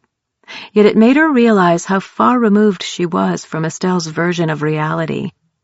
None of the manifestations were grounded in truth. Staring at the ranch, Mackenzie knew that her future didn't lie there even if she got out of the dead spot. "We should go," she said. Lucas agreed, somberly nodding his head. "I'm sorry you had to go through all of this growing up. It couldn't have been easy." Mackenzie hesitated, glancing back at the house one more time. "No, it wasn't. But those are her fears, not mine." Giving her a small smile, Lucas said, "Exactly. You're stronger than her." "Yes, I am." Mackenzie caught Johnny trying to sneak a peek and placed her hand over the window. "None of that." "That's not as scary as the shark," Johnny said, rolling his eyes. "Well, then, don't look." Mackenzie climbed into the car and pulled the seatbelt on. It took all her willpower not to look again at the terrible ways her mother imagined her being killed, raped, and beaten. The shark had been terrifying, but seeing her mother's fears manifested was chilling in a different way. She'd always considered her mother's paranoia to be born out of love, but now she saw it was grounded in Estelle's illness. In silence, Lucas slid behind the wheel, turned on the car, shifted gears, and the Mustang roared along the winding road. "Where are we?" Johnny asked. "Close to Fredericksburg now," Lucas answered. Is that where we're going? Johnny was slouched in the rear, his shoeless feet propped up on the back of Mackenzie's seat. Yep, there's basically no dead spots in the city limits, so it's perfect, Mackenzie said, reaching back to tickle his feet. Giggling, Johnny flexed his toes under his socks. I want to be there already. Me too, Johnny, me too. Mackenzie was tired of the road and ready for a nice evening. The sun would soon drop behind the high hills, and she wanted to be at their destination before darkness claimed the world. The revitalization of Fredericksburg, Texas, had been so successful there were hardly any derelict buildings in the area. The only one was a bed and breakfast that had burned on the outskirts of town that had yet to be renovated. Lucas had stayed there twice in the last few months. It seemed like the best place for them to seek shelter without them being too close to the hub of massive activity to the north. Each small town they'd passed through on their way to Kerrville had looked like a postcard someone had sent while on vacation, flat, lifeless, and empty. The towns were eerie. Now they were speeding along the winding highway that connected Kerrville and Fredericksburg, and the farms and houses set off from the road looked like overgrown dollhouses. Mackenzie caught a few glimpses of creatures lurking in the shadows of the trees. But as the sun continued its downward descent, more bizarre creatures and dream constructs began to appear. That's creepy, Lucas muttered. A massive destroyer floated over a house on a hill. It was burning, explosions ripping through the hull while fiery figures leaped from the decks to the churning dark mist below. A lot of veterans are in the area, Mackenzie said, the sight chilling her. Are we there yet? Johnny asked in a weary, overly dramatic voice. Lucas chuckled, winking at Mackenzie. Our parents are now avenged. Classic kid line, Mackenzie agreed. But are we there yet? Johnny persisted. Just about to hit the city limits, Lucas answered. He finally removed his sunglasses and tossed them onto the dashboard. The sun glimmered on the horizon, but the world was now muted in shades of gray and purple. German settlers had founded Fredericksburg in the 1800s. It was a major tourist attraction, due to its restored downtown area loaded with amazing shops, cultural museums, the rich German pioneer history, and the National Museum of the Pacific War. It was always so vibrant with life that Mackenzie dreaded seeing it dead and silent in this world. When the Mustang finally cruised down the Hauptstrasse, the official title for Fredericksburg's main street, Mackenzie shivered at the stillness. Though banners and signs announced Oktoberfest, the sidewalks were devoid of life. Cars were parked along the street, but the roads were quiet and empty. This looks like my hometown, Johnny decided. He pressed his nose to the window to stare out at the muted tranquility. It's like the perfect snapshot of small-town America, Lucas said. The roar of a plane engine startled them seconds before a Japanese Zero swooped out of the twilight sky, closely followed by another plane. Fuck me! A P-38 Lightning! Lucas slammed on the brakes, shifted into park, and they all clambered out of the car. Wow! Mackenzie breathed. The sky on the south end of town was filled with an aerial battle. Allied planes and Japanese Zeros clashed in a massive display of firepower. Explosions rocked the skies, and debris rained on the still town. Sirens and screams drifted through the smoke. Johnny clung to Mackenzie's side, staring in awe at the dogfight. Who's winning? Lucas leaned against his car, his face lifted to watch an American bomber's fiery descent. No one. It's an endless loop. This is someone's memory, playing over and over again as they sleep. Mackenzie realized he was right. She began to spot the areas of the battle that were repeating at regular intervals. It's horrible. This was someone's reality once. Lucas folded his arms over his chest and watched, enraptured. But the sun isn't even all the way down. Why are they dreaming? Johnny protested. Because old people like to go to bed super early. Remember Luby's? That place we ate where they had blue jello?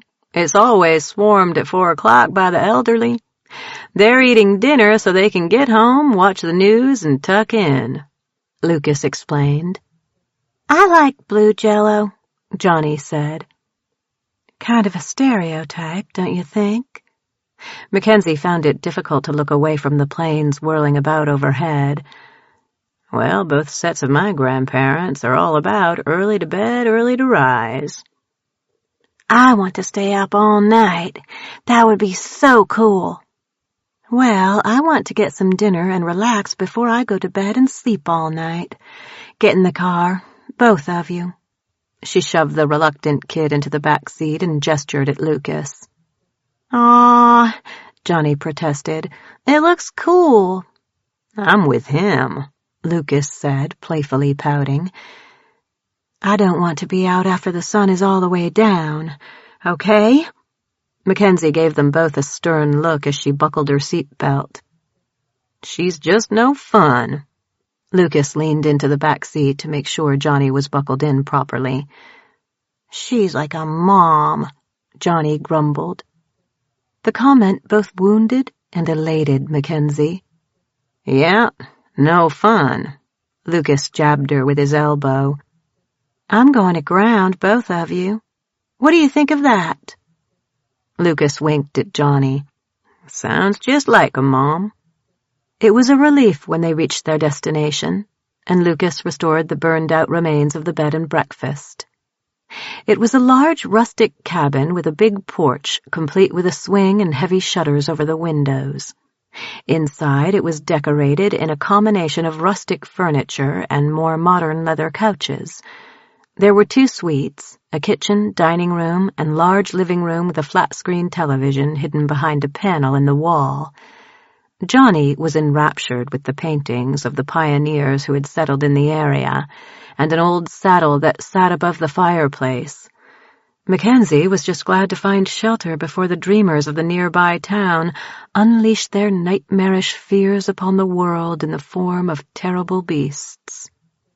After some discussion, it was decided that Johnny would sleep in one suite with Lucas, while Mackenzie took the other one. The small sofas in both suites opened into beds. The tension and excitement of the day had worn Mackenzie down, and she felt utterly exhausted. It was difficult for her to keep her eyes open, and she found herself snoozing on the sofa while Lucas and Johnny noisily made macaroni and cheese and a zesty meatloaf. During dinner, she tried to concentrate on the conversation, but her thoughts kept drifting. Maybe it was seeing her mother's fears realized, or her glimpses of the women in white throughout the day, but she kept thinking about Grant. To make matters worse, the memory of her dream made her feel angry, violated, and yet aroused all over again. Lucas's hand settling on her wrist startled her. Mac, you look exhausted. You should go to bed. I'm sorry, she mumbled, not sure if she had actually dozed off. I'm going to introduce Johnny to the joys of modern gaming so he's ready when we get back to the real world. I've got it covered, so you go to sleep. Shoveling a massive spoonful of macaroni and cheese into his mouth, Johnny nodded. He's got it covered. Hey, no talking with food in your mouth, Mackenzie chided him. Johnny rolled his eyes. Seriously, go get some rest. Lucas gave her arm an encouraging squeeze, then poured more sweet tea into his glass and Johnny's. Now, where were we, Johnny? Mario and turtles. Right. Now, the trick about that game is... Their voices melded into white noise as Mackenzie sleepily dragged herself to her room. She had left the light on next to the bed and the covers turned down. Too tired to even shower, she flopped onto the bed, embraced the thick pillows, and fell asleep. Much to her dismay, her dreams were filled with Grant calling her name as she fled with Johnny through crumbling houses, haunted graveyards, and burning buildings.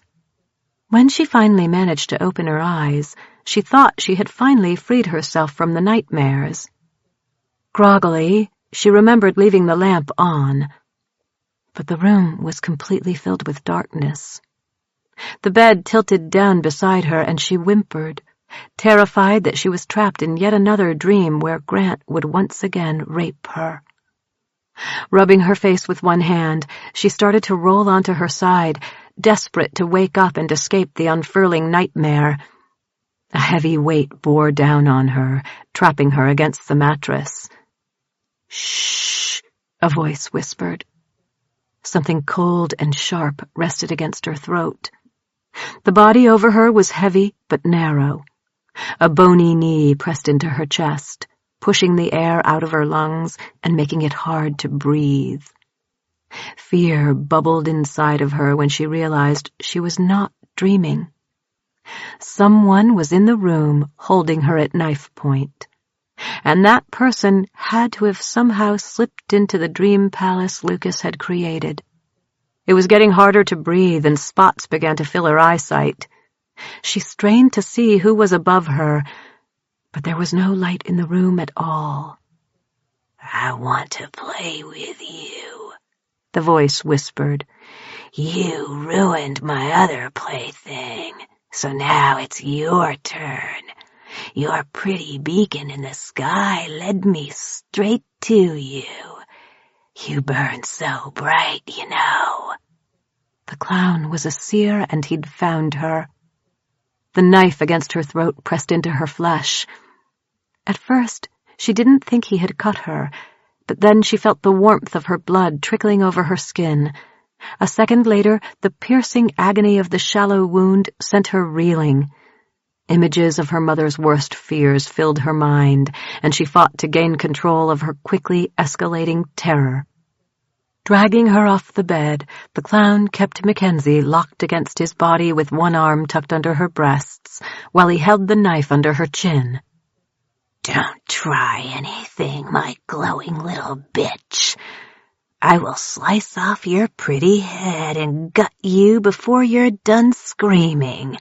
Then I'll go slice up that little runt in your new boy toy." Mackenzie struggled to keep her feet under her to prevent the knife from sliding deeper into her neck. Her fingers gripped the clown's wrist, trying in vain to pull it away. He kicked apart the long, thick curtains revealing the open window.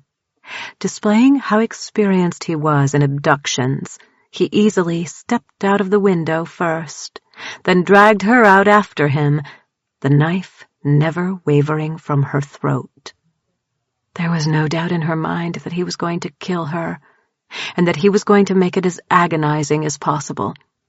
She had seen his cold, dead eyes at the amusement park, and understood that he was far worse than any wraith. He was a human that chose to be a monster. Unable to draw in a full breath, her lungs begged for air and her head swam.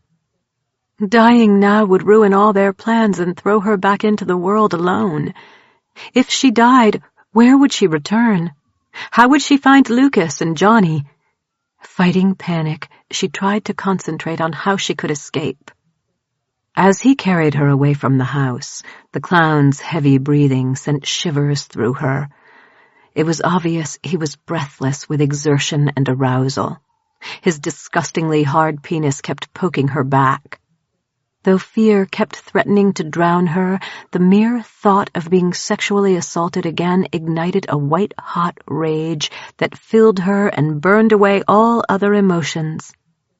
Finally able to catch her breath, Mackenzie whispered, "Fuck you." The clown twirled her about and shoved her against a tree trunk. The pale moonlight shimmered on the white satin of his suit. His eyes were orbs of dark mass, empty and without light in his painted white face. Tufts of blue hair sprung up around his narrow face.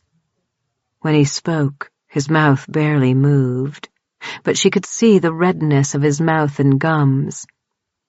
"I'm going to fuck you in your own blood, my pretty glowing firefly." "You forget," Mackenzie said, her lips turning up in a cruel smile. "I'm not afraid of clowns." In her mind, she visualized the weapon she needed against the clown, then unleashed it into the nightmare world, ignoring the pain ripping through her skull. The zombie grabbed the clown from behind and wrestled him from Mackenzie. Startled, the clown flailed, straining to break free of the zombie, waving his knife ineffectually through the empty air. The black and white creature flung the clown to the ground and fell on top of him. Growling, the zombie strangled the serial killer with one hand, while its other strained to reach a heavy rock a few feet away. Stabbing at the dead man, the clown gurgled, struggling to breathe. Mackenzie pressed her hand to her throat, the warm, wet blood slipping over her fingers. She stumbled toward the bed and breakfast, leaving the clown to his fate. The thick, wet gurgling of the clown, strangling, was morbidly reassuring. The zombie growled, and Mackenzie heard the sound of a heavy object impacting against something meaty and soft. She turned, expecting to see the zombie bludgeoning the clown to death. Instead, Tildy stood over the zombie clutching the makeshift club Mackenzie had made at the amusement park. The zombie raised its hand to ward off the next blow, but Tildy smashed in its head. The clown rolled over onto his hands and knees, retching loudly. "Tildy," Mackenzie breathed. "Mackenzie, how are you?" "Was this yours?" Tildy pointed to the zombie. "So sorry I had to break him, but I can't have you ruining my fun, can I?" "Leave me alone," Mackenzie said, her tone threatening. She willed a shotgun into being and raised it, aiming it at Tildy's chest. "Oh, my!" Tildy raised her hands to her face, which wore a mocking, fearful look. "A big gun!" "Stay back!" Tildy rolled her eyes. "Oh, God. Really?" Tildy looked different from before. Her body was fuller and her feathered hair wasn't straw-like from malnourishment. Dressed in a white sundress and knee-high white boots, she looked stronger than she had a few days ago. "I know how to defend myself now. I won't let you kill me again. I don't have any interest in you anymore. I killed you once. It was fun, but it just doesn't get me off like killing him does." With disturbingly swift movements, Tildy hoisted the clown off the ground, holding him by one hand. The clown kicked and punched her, his face twisted in dread and loathing. "Now killing him is a lot more enjoyable.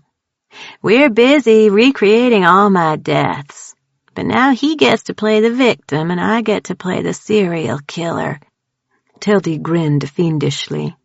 "We're up to the death where I get to chainsaw his arms and legs off. It's going to be really, really fun. I can't wait to gobble up all that delicious pain and fear. I might even fuck him as he dies. That's always entertaining, isn't it, Mr. Clown?" The clown's strangled screams disturbed Mackenzie, but she didn't dare look away. She didn't want to give Tildy any opportunity to attack. Keeping her eyes on the wraith, she slid through the open window. "Go away, Tildy. Play your sick games far away from here." Tildy just smirked. Mackenzie placed her hands on the window, ready to shut it when Tildy said, "Grant's coming, you know. He couldn't find you until this little seer led us to you." Fear twisted in Mackenzie's gut, but she refused to look away from the female wraith. "Grant misses you. He said you were so delicious, so full of pain, despair, loneliness, and fear. Every little sip he took from you was ambrosia, he said. And when he asks you to let him in, you just spread your skinny white thighs for him and let his big old cock in without any resistance so he could mark you." Tildy smirked. "You're such a whore. Are you fucking the tattoo guy yet?" Mackenzie slammed the window shut and jerked the curtains closed. She knew she wasn't alone in the room when the lamp turned on and the darkness vanished. Outside, the clown screamed in pain. "Mac," Lucas said in a gentle tone. "Mac, are you okay? I heard noises and saw you come in the window."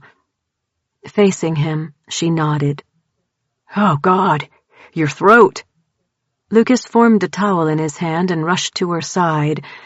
Pressing it against her wound, he guided her to the sofa tucked against the wall. Unshed tears stung her eyes, but Mackenzie didn't want to let them fall. Tildy's words had wounded her more than the knife wound. "It hurts," she whispered. "Everything in the world hurts so much." "You can heal yourself. Just concentrate." Lucas attempted to staunch the bleeding. Again, she was tempted to push him away. His touch made her skin crawl, but she forcibly reminded herself that he was not Grant or the clown. "Mac, you're bleeding really badly. He didn't hit your arteries, but you can bleed out. If you die, I don't know how long it will take us to find you. You'll be alone out there. Please concentrate on healing yourself. I can't do it for you. It's your body. Your will." Lucas pressed his lips to her temple, and she felt his tears on her skin. Nodding, she closed her eyes. She wasn't sure what to do at first. But then the image of her sliced throat filled her mind's eye, and she imagined the wound being erased by the giant pink eraser she used in grade school. Gradually, the pain eased until it was gone. Lucas sighed with relief. Tossing the bloodied towel away, he drew her into his arms. Again, she almost resisted, but she forced herself to relax against his chest. Lucas had never shown any inclination to hurt her, and the tenderness in his eyes spoke volumes. He truly cared for her. "We've come this far. We can't lose each other, Mac." "But we might. Tomorrow things will be much worse." "We're going to fight back, Mac. We're going to make it to the doorway and get out of here. No one else is going to hurt you and Johnny." Grant, Tildy, the clown, and all the terrible creatures she had witnessed flashed through her weary and frightened mind. How could they fight against so much evil? "Grant's coming." "And we're leaving." "I won't let him touch me again," Mackenzie vowed. "I won't let anything hurt you or Johnny. I'll fight anything that tries to stop us." Fear dissipated into resolve. She hadn't been able to save Joshua, but she had the power and the ability to save herself and her companions. "And we'll fight for you too." "If we escape." "When we escape." "When we escape. What happens then?" The thought of losing Johnny and Lucas pierced her with unexpected sorrow. Would they all just go their separate ways? What about Johnny? "I'll get a hold of my brother. He'll come get us. It'll be hell explaining all of this to him, but he's a good guy. He'll help us even if he thinks we're batshit crazy. We'll head back to Austin. You can call your mom from there." Lucas's fingers gently combed through her hair, the motion unexpectedly relaxing. "If you want, to come with me." Mackenzie raised her head to look at Lucas. Hope and fear intermingled in his gaze. "I can't go to the ranch after what I saw." A relieved smile flitted across his lips. "Cool." "And Johnny? His family may be long gone. How do we even start to help him?" Shrugging, Lucas rested his hand on her cheek, his thumb rubbing it lightly. "Well, We'll keep him away from Child Protective Services. We'll handle it on our own. We may have to get a little shady to keep him with us, but there is no way in hell that little guy is going anywhere close to a foster home. I'll move to Mexico to avoid CPS if I have to." For some weird reason, that made Mackenzie giggle. "What? You sound like a dad." Lucas considered her comment, then chuckled. "Yeah, well, God brought him into my life for a reason. I'm not going to let Johnny down." "Has it only been 3 days since I found him in the graveyard?" Mackenzie's mind reeled at the thought. She had spent 2 days with Grant, and the last few with Johnny and Lucas. 5 days in total since she stepped into the cafe. Yet it seemed like so much longer. It was now unimaginable that she could live her life without the presence of the precious little boy and tattooed man. "It feels longer, huh? It makes me wonder how time really works here." Lucas shrugged. "I guess we'll find out tomorrow." "I want to remain a part of Johnny's life," Mackenzie said firmly. "Of course you will be. He loves you." Tears in her eyes, Mackenzie said, "I love him too. He's not a replacement for Joshua, you know. He's just a piece of my heart now." "Just like you're a piece of his.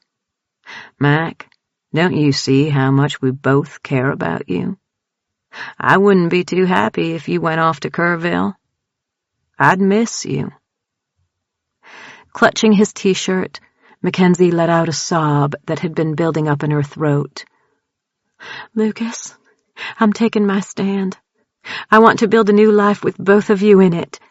I don't know exactly what that entails, but I do. I'll get a bookkeeper job and an apartment."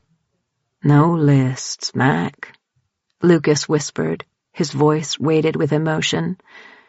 "Just flow with it. We'll figure it out." "You saw the lists?" "Yeah, I saw the journal briefly." "It was my ladder out of the pit of depression. It was the only way to keep moving forward, to keep living."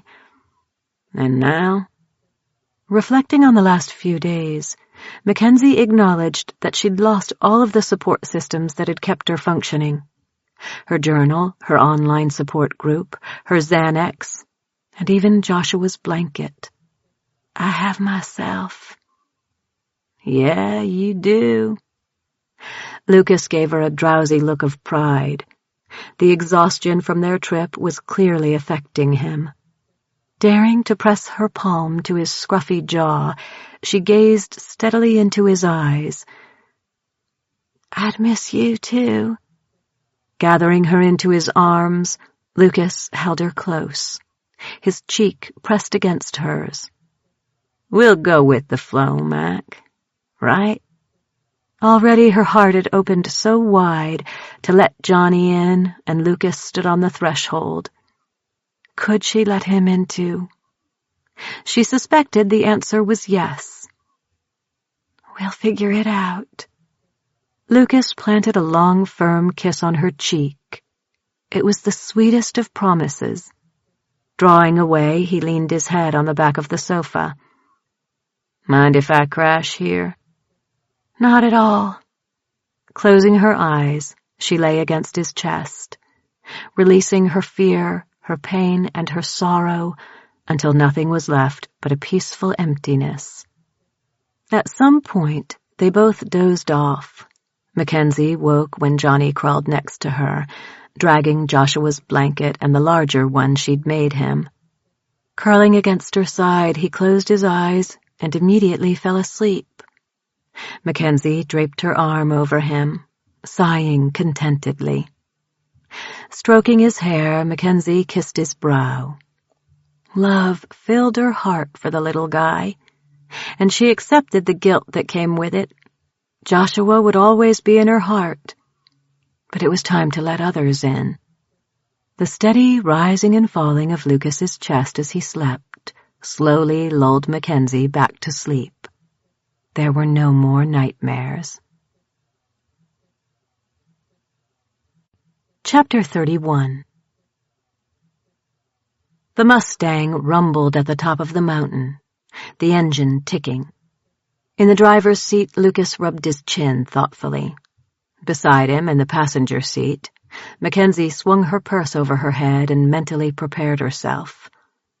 Between them, Johnny leaned forward from the back seat, his big dark eyes wide with awe.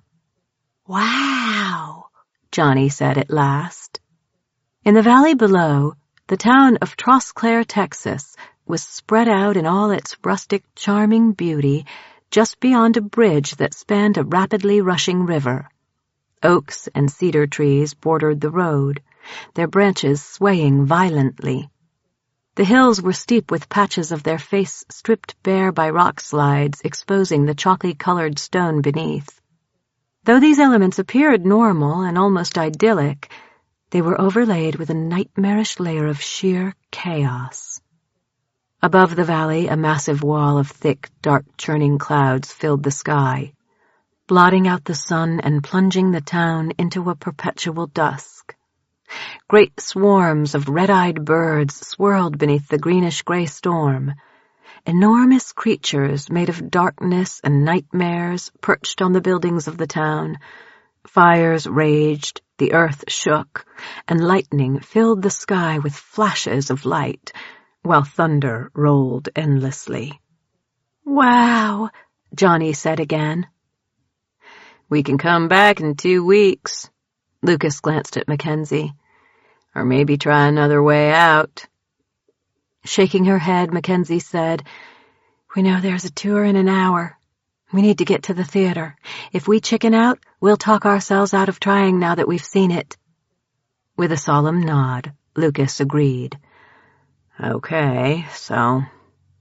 Johnny patted his shoulder. "It's okay to be afraid." Lucas laughed, the sound slightly bitter. "I think this is the first time I've been afraid, truly afraid, since I arrived in this world." "It's a good time to be afraid," Mackenzie said with a slight laugh. It sounded slightly hysterical. "The ironic thing is that I'm on the cusp of getting the hell out of here because of you. And you're the reason I'm afraid, Mackenzie." Lucas angled himself in his seat to look at both of them. "You two are my family now. I love you both, and I want all of us to get out of here today. It's going to be rough once we hit that town and those wraiths come after us. We're going to need to stick together and fight our way through. None of us can afford to die. We'll lose each other if we do." Lucas ruffled Johnny's hair. "Keep close, little buddy." "I will," Johnny said solemnly. "I promise." Mackenzie tilted her head to rub her cheek against Lucas's hand as he touched her. She felt the sweet pang of sorrow and hope in her heart.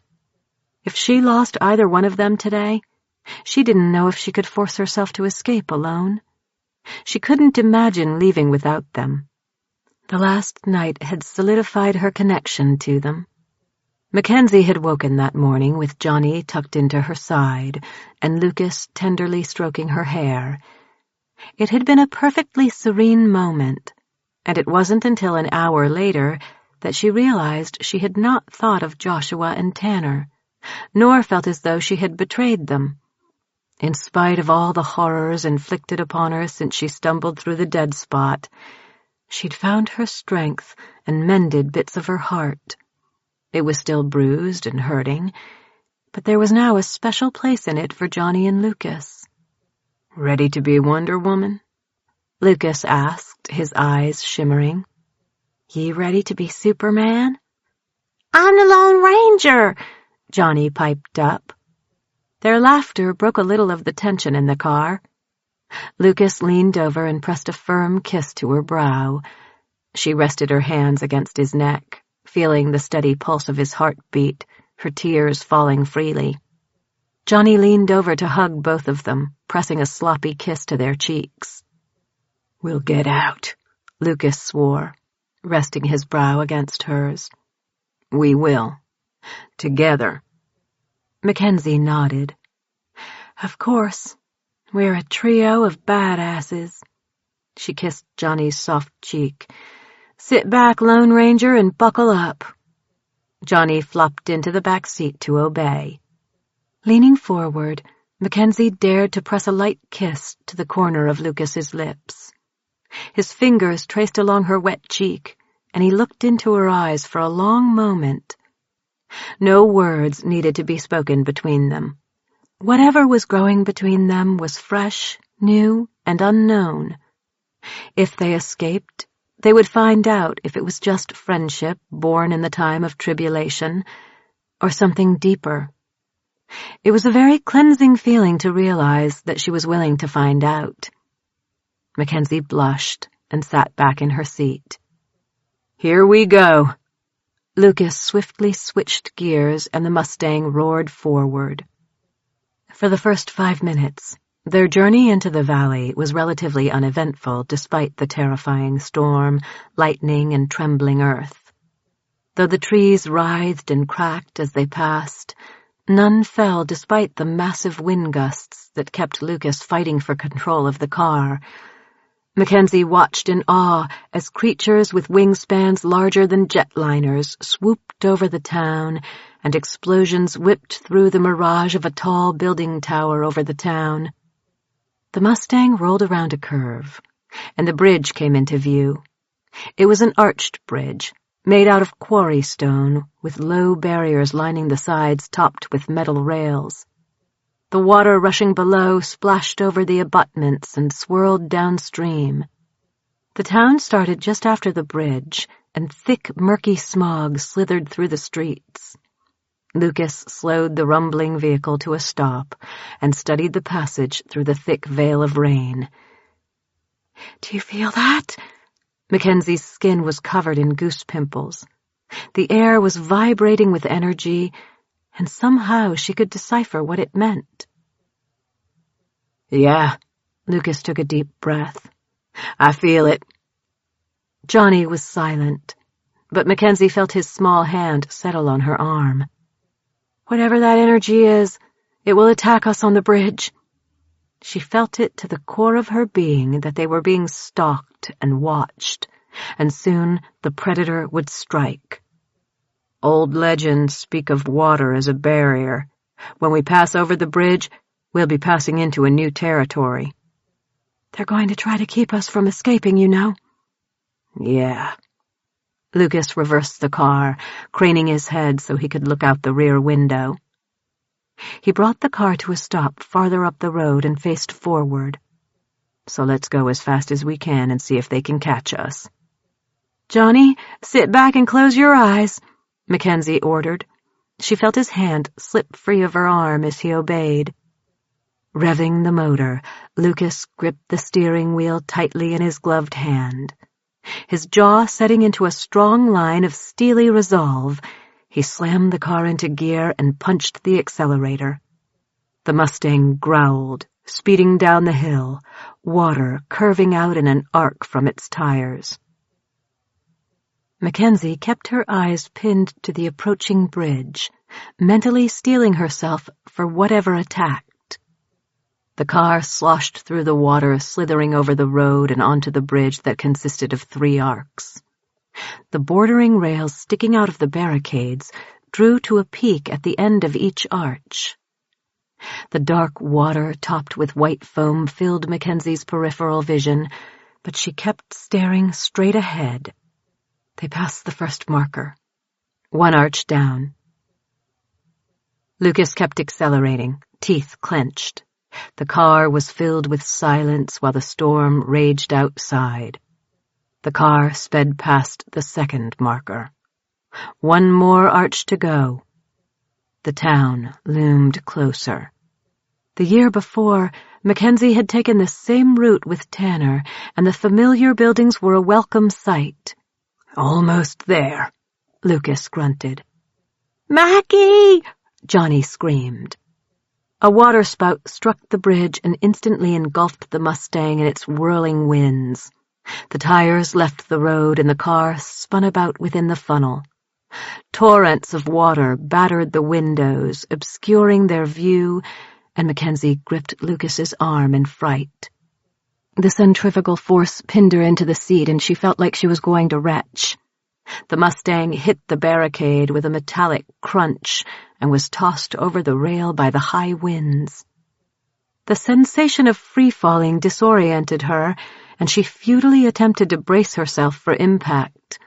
Her purse dinged around the interior of the car, striking her in the face seconds before the car splashed into the river. The Mustang rolled, knocking them about, before settling upside down in the dark, murky water. "We need to get out," Lucas said, unbuckling himself. He fell onto the roof and crawled to the back seat. Mackenzie's numb fingers found the release of her seatbelt and yanked it. She landed on her face and hands. The contents of her purse were scattered around her, and she saw Joshua's blanket floating against the rear window. Only blackness dwelled beyond the glass. She strained to reach the blanket but realized their time was swiftly running out. Water was seeping into the car, sloshing around her body. With a pang of sorrow, she realized it was time to let it go. They needed to get out of the car. Mackenzie crawled under the passenger seat to where Lucas was struggling to free Johnny. The little boy was hysterical and grabbing onto Lucas, making it difficult for him to get free of the seat belt. "Mac, help me!" Mackenzie and Lucas shuffled around so she could take hold of the little boy and lift him. Johnny clutched her jacket and hair, whimpering in terror. Lucas finally freed him, and the boy fell into their arms. Lucas splashed through the swiftly rising cold water to the driver's door. "We're going to have to take a big breath, okay? Johnny, are you listening?" "Yes," the boy wailed. "A big breath, then we're going to swim out of the car and go up, okay? I want you to hold on to my neck and don't let go." Lucas hauled the boy toward him through the foot of murky water. "Mac, are you okay?" Nodding, she bravely fought against thoughts of drowning in the muddy grave. "Stay right behind me. Hold on to my belt, okay?" Again, she nodded. Lucas studied her face, anxiety etched in his face. "We can do this." "We are going to do this," she answered. Gripping the crank for the window, Lucas placed his other hand over the little boy's arms, which were around his neck. "Hold on." He started rolling up the window swiftly, the muscles in his arms bulging. Water poured under the lifting glass, filling the interior of the car. Tucking her fingers around Lucas's belt, Mackenzie fought against her growing terror as the water rose around her steadily. When the window was finally fully open, the last few inches of air were speedily swallowed up. With a choking sob, she took one last breath before water filled her nose and blinded her.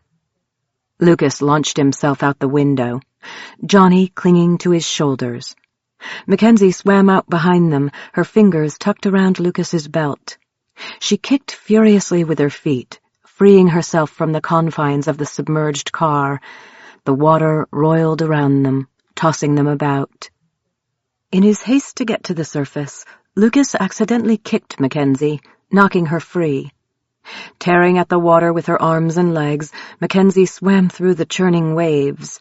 The powerful currents tore at her clothes and hair, but she kept fighting despite the burning in her lungs. Her body screamed for oxygen, and confusion swept over her. Terrified, she was swimming downward and not toward the surface. She screamed into the water. Through the panic saturating her mind, Mackenzie realized what she needed. A life preserver formed in one of her hands and swiftly tugged her upward. Seconds later, her head broke free of the surface. Gasping for air, she was carried along by the foaming waves. "Lucas!" she screamed. Rain battered her and lightning struck at the trees bordering the river. Thunder boomed, drowning out her screams. Her feet tangled in debris lining the bottom, and she furiously fought to free herself before she was tugged under. To her shock, her foot hit the riverbed. Digging in her heels, she half swam, half climbed out of the water, dragging herself up into the trees. "Lucas! Johnny! Mackie! Johnny's voice shouted from farther downstream. Grabbing branches to heave her body up the incline, Mackenzie crawled toward the road above her. Johnny, where are you? Mackie! The trees rustled around her. With a growing sense of dread, Mackenzie continued to ascend. Johnny's faint cries grew more frantic, spurring her forward. Her hand closed over a branch, and she hauled herself upward. A blackbird landed next to her fingers, its red eyes glowing. It let out a strange raspy hoot, then pecked viciously at her fingers with its curved beak. Instead of drawing her hand back, she gripped the bird by its scrawny neck. Rage filled her as its bat wings battered her, and the bird's maw opened wide, exposing serrated teeth. Willing the creature to die, she felt a sick sense of pleasure when it burst into flames. She hurled it into the raging river, its burning body instantly consumed in the dark water. Relieved, she pulled herself over the barricade and onto the sidewalk. The road ran parallel to the river. Businesses lined it for a block before houses took over for one more. Immediately past the line of houses was the edge of a park. It was there that Mackenzie saw Johnny's tiny form trying to evade his grainy black-and-white zombie tormentor. Summoning a shotgun, Mackenzie broke into a sprint. Her boots were filled with water, making it difficult, but she hurtled toward the boy at top speed. "Run, Johnny!" She was too far away to even attempt to shoot the zombie. The little boy was so worried about evading the monster, he didn't see a small cluster of short bushes until he tumbled into them. The zombie grabbed Johnny's collar, jerked him out of the foliage, and threw him to the ground. It then instantly fell on top of him, pinning the boy while it stretched out its hand to grab a big stone that materialized beside them.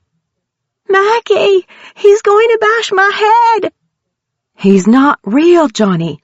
He's not real! He's an apparition! He's your fear!" Mackenzie dashed toward the struggling figures that were partially obscured by the bushes. If Johnny died, she had no idea where he would reappear. The thought spurred her on even as she felt her stamina waning. "He's not real!" Johnny struggled beneath the zombie. The black-and-white monster finally grasped the heavy stone and lifted it into the air. Skidding to a stop, Mackenzie raised her shotgun. She was too far away for a clean shot, and in panic she ran forward. "Johnny, he's not real!" she shouted. "He's not real!" If Grant had told her one truthful thing, she hoped it was that their fears gave form to the monsters. Maybe if Johnny stripped its form away, he could save himself. "Don't believe in it! It's not real!" "You're not real!" Johnny shouted, picking up on her words. "You're not real!" The zombie teetered over the boy, the rock in its upraised hand. "You're not real!" Johnny managed to get his legs between his body and the zombie and thrust mightily, shoving the creature away. It fell over, dropping the rock. Johnny climbed to his feet, snagged the rock in his hands, and screamed at the zombie. "You're nothing but a stupid nightmare. You're not real. You're stupid." He flung the rock at the zombie's head. The black-and-white monster vanished in a swirl of inky mist. Gasping with relief, Mackenzie tossed the shotgun away. Her side aching, she jogged the last few hundred feet through the cold rain to the little boy. Johnny screamed a rage-filled cry and kicked the rock away before tossing himself into her arms. She swung him up onto her hip and hugged him close. "Where's Lucas, Johnny?" She twirled about, searching for him. "The shark came, Mackie. Lucas pushed me out of the water and told me to run." No. Mackenzie clutched her eyes tightly, pressing her face against Johnny's neck. Sickened by the thought of Lucas dying, she clutched Johnny tighter, terrified she'd lose him too. "Can we go find Lucas now? I'm cold. Can he make the car again?" Opening her eyes, Mackenzie saw the women in white floating along the edge of the water. Their gossamer gowns and hair were whipped about by the wind. Instinctively, she knew that they were warning her that Grant was near. The shark had been Grant's creation, and she feared that he had managed to kill Lucas. Remembering her vow to Lucas, she set the boy on his feet and said, "We need to go now. Lucas will find us." Walking briskly across the park, Mackenzie set them in the direction of the old haunted theater. Tremors rippled through the ground and pushed up tufts of earth. Wide cracks crisscrossed the lawn, breaking apart the sidewalks and fountains. "Mackie?" "It's okay. Don't be afraid." It was clear that the wraiths were making their move. Fighting back her own fear, Mackenzie tugged Johnny through the park. A long, scraggly arm burst out of the earth a few feet away. A bowed head covered in dark hair rose from the dirt, followed by another long arm. The mourner pulled her torso out of the ground, lifting her face in a silent scream. Mackenzie dropped Johnny's hand, rushed the mourner, and kicked her in the face. The mourner scrabbled at Mackenzie's leg, trying to trip her and drag her down. "Not this time, bitch." Summoning a hatchet, Mackenzie lifted it over her head and buried it in the creature's head. The mourner collapsed, melting into the ground. Mackenzie could feel the nightmare creatures advancing on them. Her skin was crawling with the sensation. Reclaiming Johnny's hand, she towed him along behind her. Their best chance to find Lucas, if he had managed to survive the shark, was to head to the theater and hope he'd meet them there. "The wolf man!" Johnny screamed. "Mackie! The wolf man!" The creature romped toward them, snarling, its fangs dripping thick saliva. It looked fake and hokey to Mackenzie, but Johnny was virtually climbing up her side in fear. It, too, was in black and white, except for its glowing red eyes. "Do you know what kills werewolves, Johnny?" she asked loudly as the creature barreled toward them. "Silver bullets." She willed a gun into existence and fired into the snarling wolf face. Exactly. The wolfman vanished in a cloud of black mist. Lightning sizzled around them, setting trees ablaze and sending Mackenzie and Johnny sprawling to the ground. Thunder exploded so loudly overhead that Mackenzie's ears rang. It was clear that everything she and Johnny feared was manifesting in an attempt to either drive them away or kill them. Black and white zombies, wolfmen, vampires in cloaks, and various Frankenstein monsters lurched out from behind the trees, while deep graves unfurled in their path, unleashing the silent mourners clutching their disturbing rag dolls. Mackenzie barely dodged the creatures, maneuvering to the best of her ability around the graves, pitting the ground around her. Together, the two of them scurried through the rain, dodging the lightning crackling through the air. Holding her hand over her head, Mackenzie willed a barrier to form. If she could make one of the predatory birds burst into flames, maybe she could form a shield against the lightning. Desperation and anger spurred her to action. She had created Johnny's zombie to fight off the clown before, so maybe she could do something similar. Picking up Johnny, she dashed into the street and closed her eyes. "Mackie, they're coming." It was difficult to concentrate knowing that the creatures from their deepest fears were advancing, but Mackenzie knew she couldn't fail Johnny or herself. The agony that ripped through her brain sent her reeling, but she felt something within her give way, and the air around her thickened with energy before exploding outward. "Wow, Mackie!" Though her vision was blurred when she opened her eyes, she saw black-armored men and women in SWAT vehicles lining the road. One of the officers ran over to guide them behind the barricade. "Ma'am, come this way," he said, rushing them along. Sharp pops of gunfire exploded once they were safely behind the cars. The silent mourners and zombies jerked about as bullets riddled them, their bodies tumbling to the ground. The sound made Mackenzie's head throb even more violently, and spots swam in her eyesight. The officer returned to the front lines, firing his weapon at the creatures with eyeless faces clad in misty black dresses and the black and white dead cannibals from an old horror movie. Fleeing up the road toward the old theater, Mackenzie cast wary looks around them. They appeared to have escaped the worst of the onslaught so far. "Don't be afraid," she urged Johnny. "We're almost there." "But where's Lucas?" "Maybe he'll meet us at the theater." Mackenzie darted around a corner and stopped in her tracks. Beasts made of smoke, sharp fangs, razor claws, and red eyes prowled along the streets.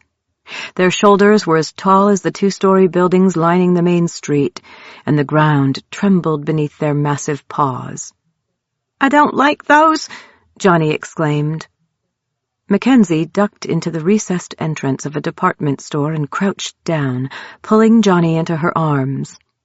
Shivering from the cold and the rain, they huddled together watching the fearsome beasts roving the street, their claws shredding the asphalt.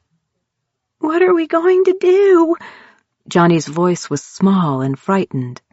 His cherubic face was pale and his lips were tinged with blue. "Don't be afraid. We're going to find a way out of here," Mackenzie promised. The painful pulsing in her head was not diminishing, and she wondered if she could concoct something that would deflect the giant creatures. The mere thought sent another stab of icy pain through her brain. "I found you. Finally," a voice whispered. Chapter 32. Startled, Mackenzie saw a man slide around the corner and into the entrance. For a second, she feared it was Grant, but then Johnny flung himself into the newcomer's arms and she realized it was Lucas. "Johnny said there was a shark," she gasped, relief flooding her when he embraced her. "There was, a big one. I pushed Johnny out of the water so I could deal with it." Lucas looked very pleased with himself. "What did you do?" Johnny asked. Lucas tweaked the little boy's nose playfully. "Everything in here is made of dream stuff, remember?" "Uh-huh." "So I made him into a goldfish." "And then what?" "I ate him." Again, Mackenzie marveled at how Lucas could make the little boy laugh in the face of such horrific manifestations. Even she giggled a little. Leaning over, he whispered in her ear, "I actually had a bit of a battle with it and had to do some major healing. That's why it took me so long to get here." Alarmed, she gazed into his blue eyes and saw that he was speaking the truth. "Did you?" He shook his head. Close, but no cigar. Directing his attention to Johnny, he said, "That goldfish gave me a lot of indigestion, though. Don't eat goldfish raw. They're not very good." "You're silly," Johnny informed Lucas, snuggled into his side. A great roar from above rattled the glass around them. Johnny gasped and buried his face in Lucas's chest. Mackenzie wrapped her arms around her legs, trying to press herself into the corner by the door.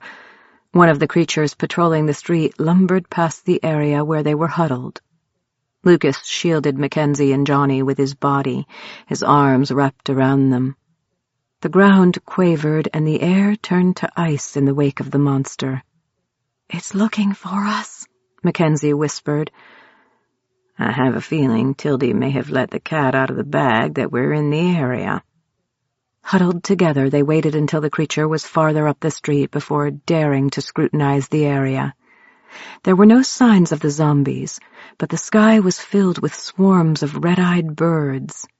The fires up the street raged in fiery glory, consuming the ghostly hotel and the buildings around it.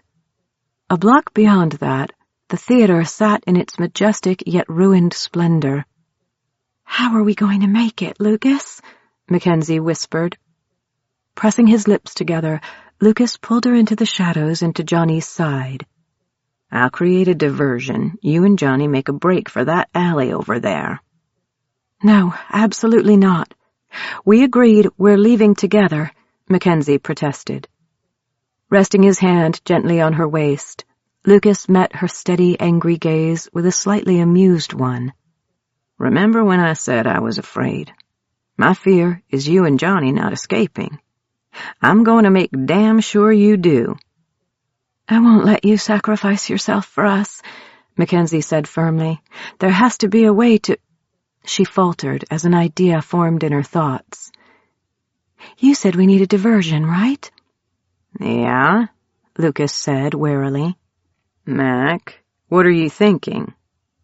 Don't let me fall, she said, gripping his jacket.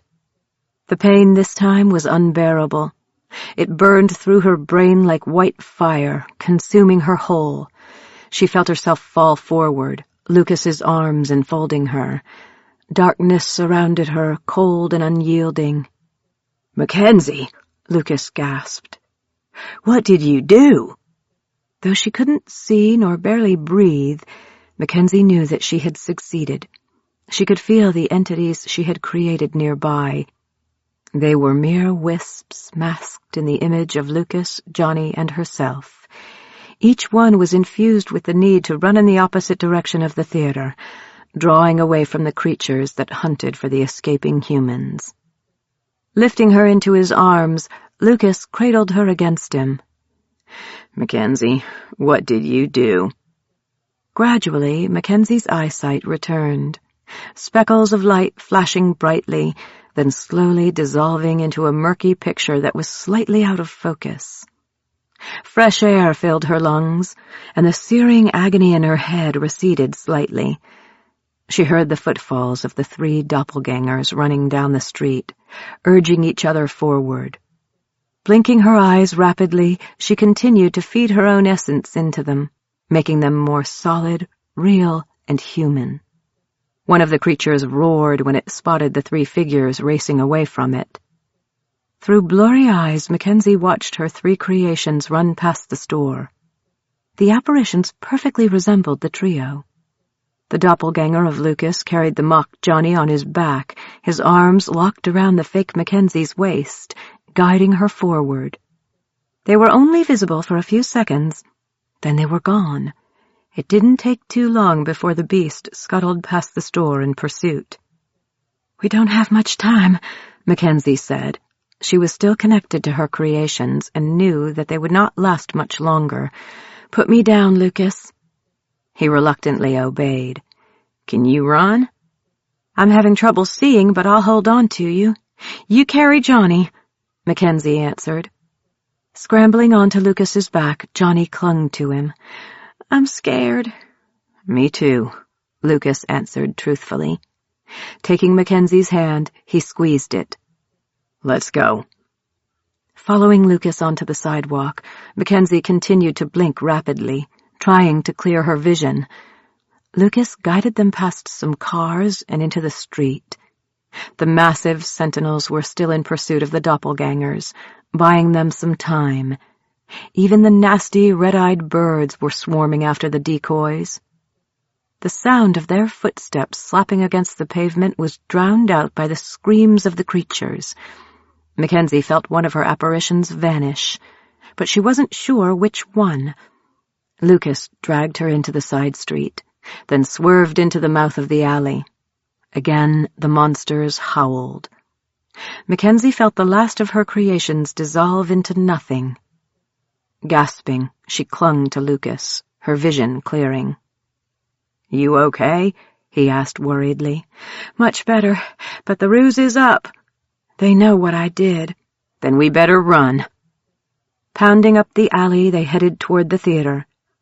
Mackenzie could feel the power of the dead spot even from a block away. Maybe she was growing stronger or more aware of her own abilities, but she could almost see the massive blot of darkness that consumed the building, writhing tentacles flashing outward, grasping hungrily. The thought of entering such a place terrified her, but she knew they no longer had a choice.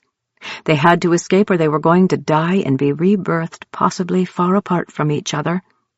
The thought of losing Lucas and Johnny induced crippling anxiety, so Mackenzie focused on only surviving each step they took toward their destination.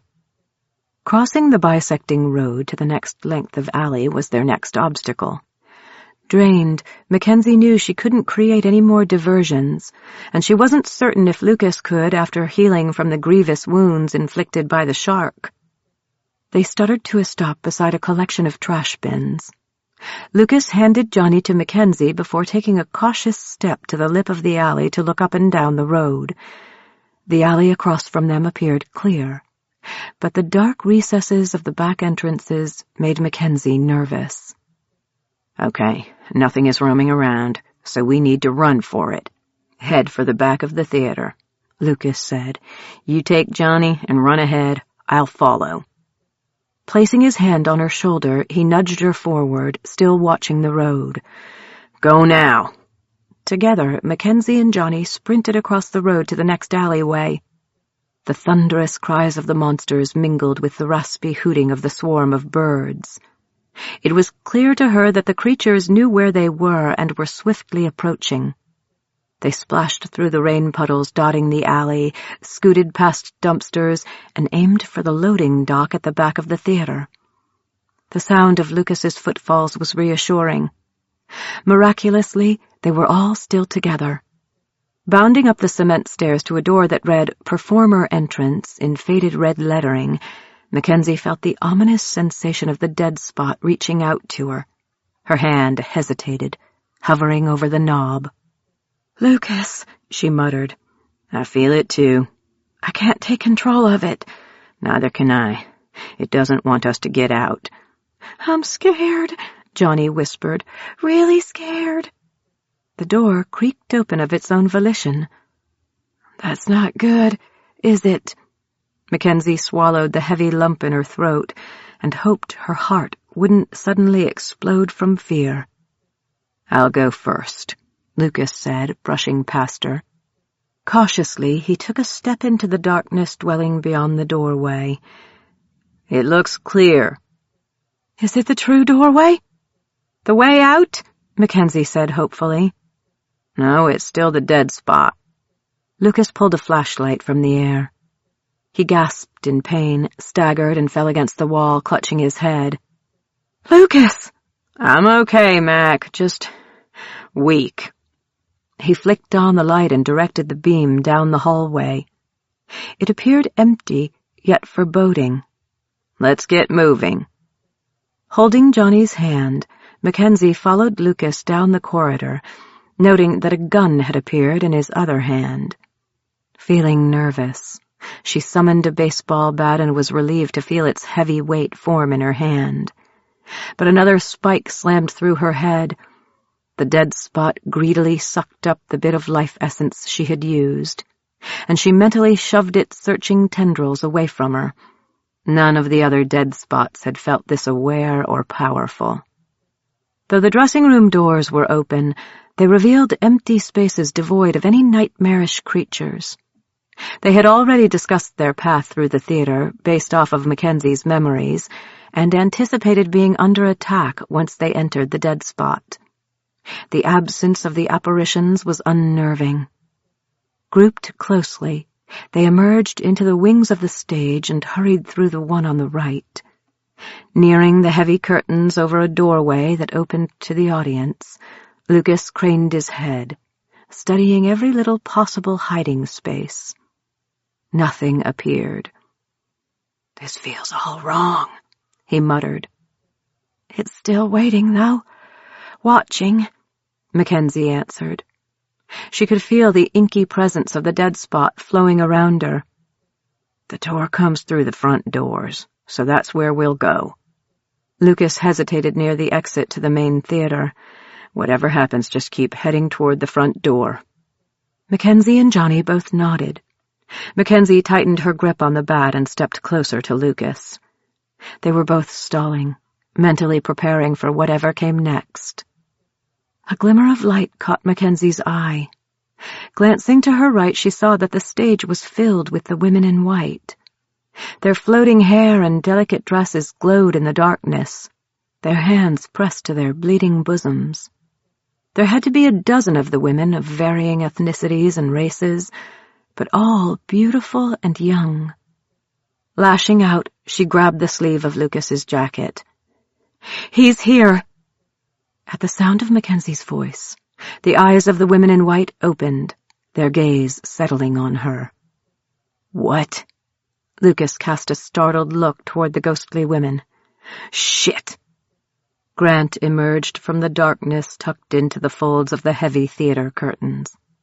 His eyes were black, glittering and cold. Mackenzie only caught a glimpse of him before he snatched Johnny from her grip and brutally hurled him into the wall.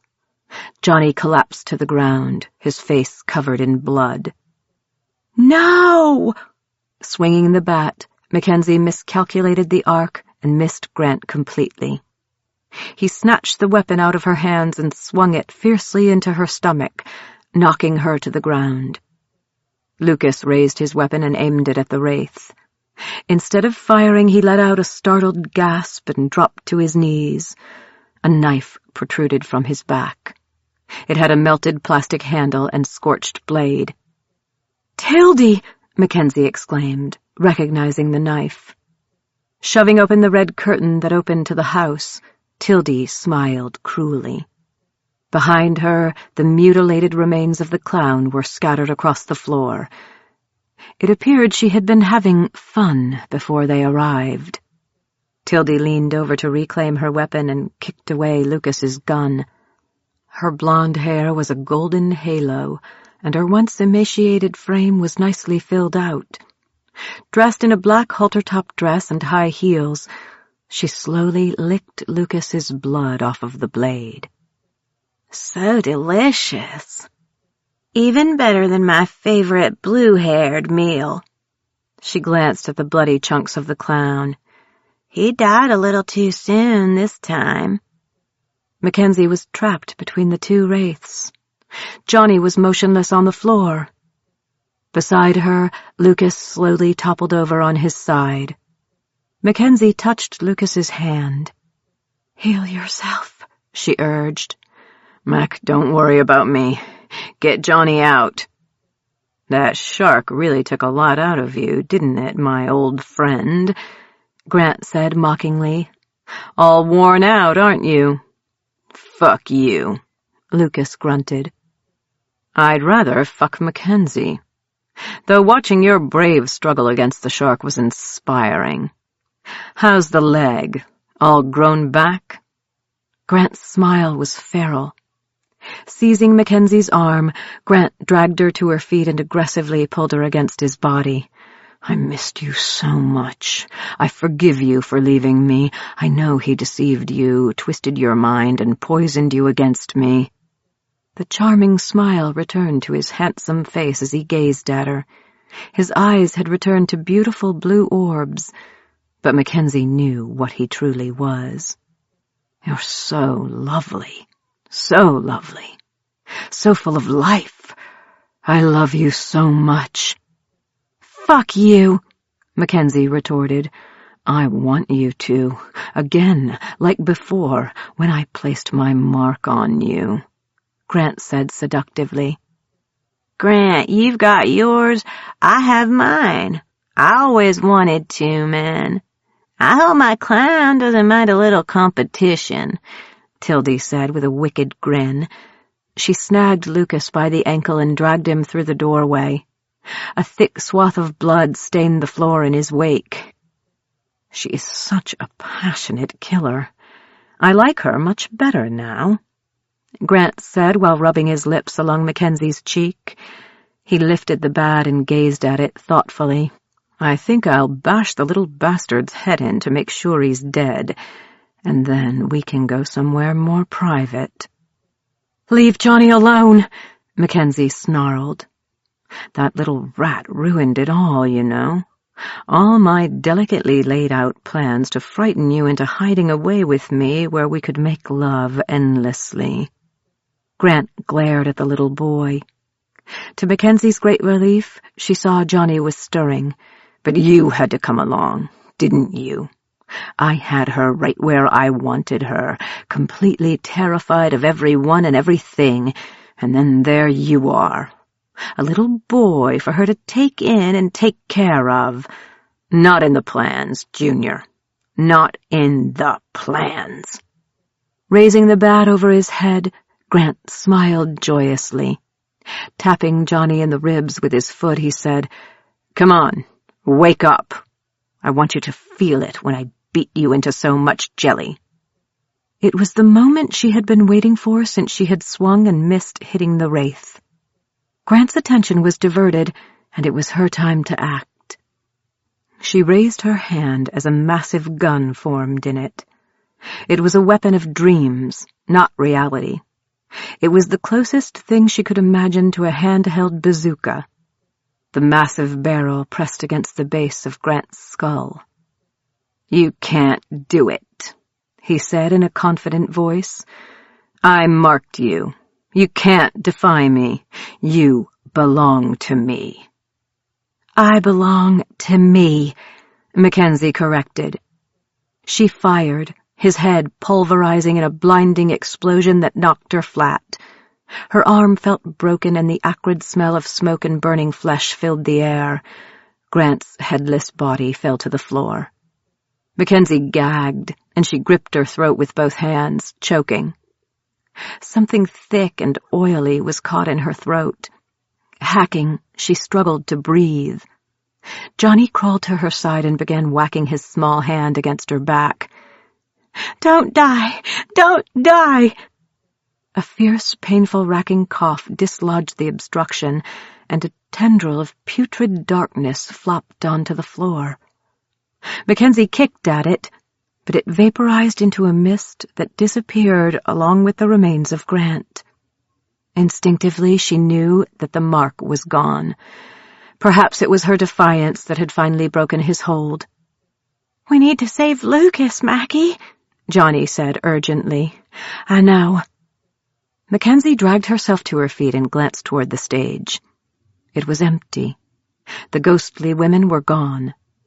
Picking up the massive gun she'd created, she shoved open the curtains and stepped into the cavernous main area of the theater.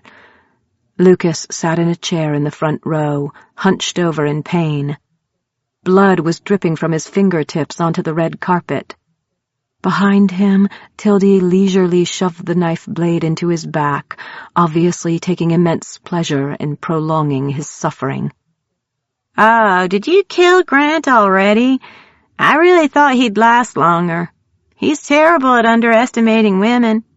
He thinks we're stupid little things.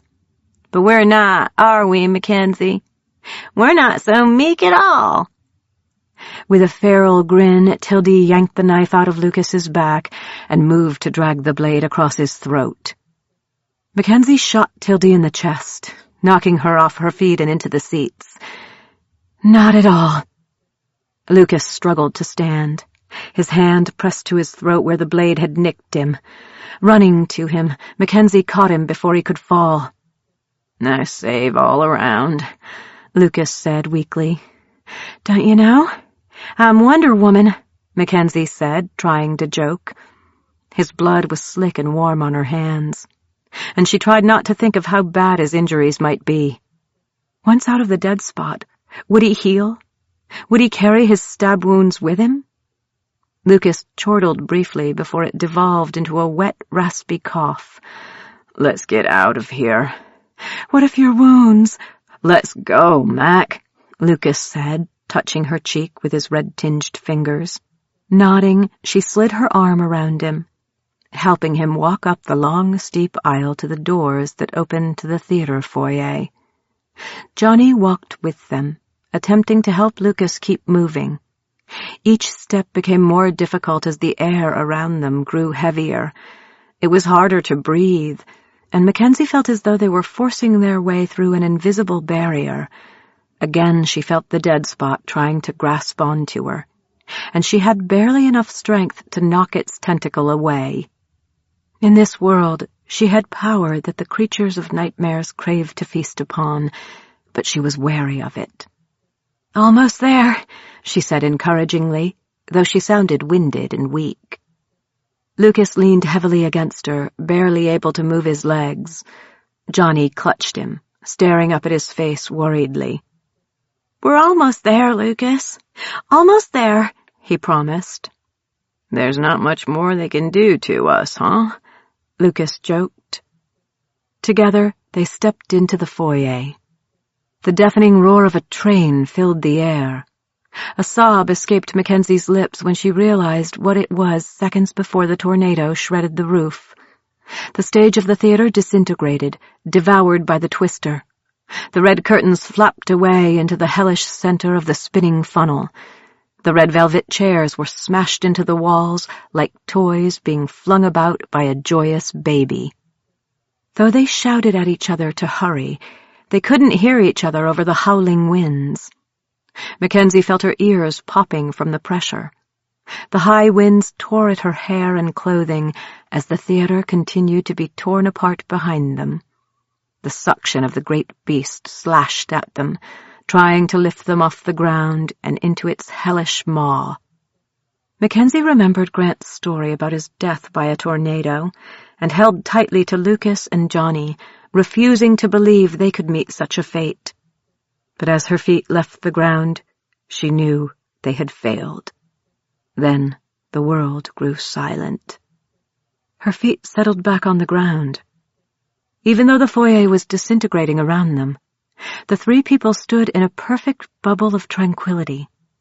The heavy doors to the outside stood before them even though the walls around it were torn asunder. Suddenly, Mackenzie understood that Lucas hadn't been too weak to help himself. He had been reserving the last of his strength to secure them safe passage to the real world. Go, Mackenzie. Lucas slumped to the tiled floor. Take Johnny and go. Come with me, she cried out, kneeling beside him. I have to hold the storm back and keep the door intact, he answered. I have to make sure you get through. Shaking her head, she took his hand. No more dying today, okay? We go together. Please, Lucas, let's go, Johnny said, tugging on Lucas's jacket sleeve. It's just 5 more feet and we're out, Mackenzie exclaimed. I don't know if I'll... Lucas stopped himself. Fuck it. If I'm going to die, it's going to be a real death. Don't say that, Mackenzie protested. Shaking his head, Lucas forced himself to his feet. No, I'll never get this shot again, and we all know it. They'll never let another one of us get this close to an exit. Let's go. Clinging to one another, the three of them took the final steps to the door. Outside the pocket of safety Lucas had formed, the angry gray winds carried the debris up into the funnel rotating above them. Through the crack in the door, Mackenzie could see a twilight sky. Tears of happiness filled her eyes. Reaching out, she set her hand on the handle. Mackie, Johnny said softly, what if I'm not real? We're all real, Lucas assured him. Let's go home, Mackenzie said. She stepped through the door. Epilogue.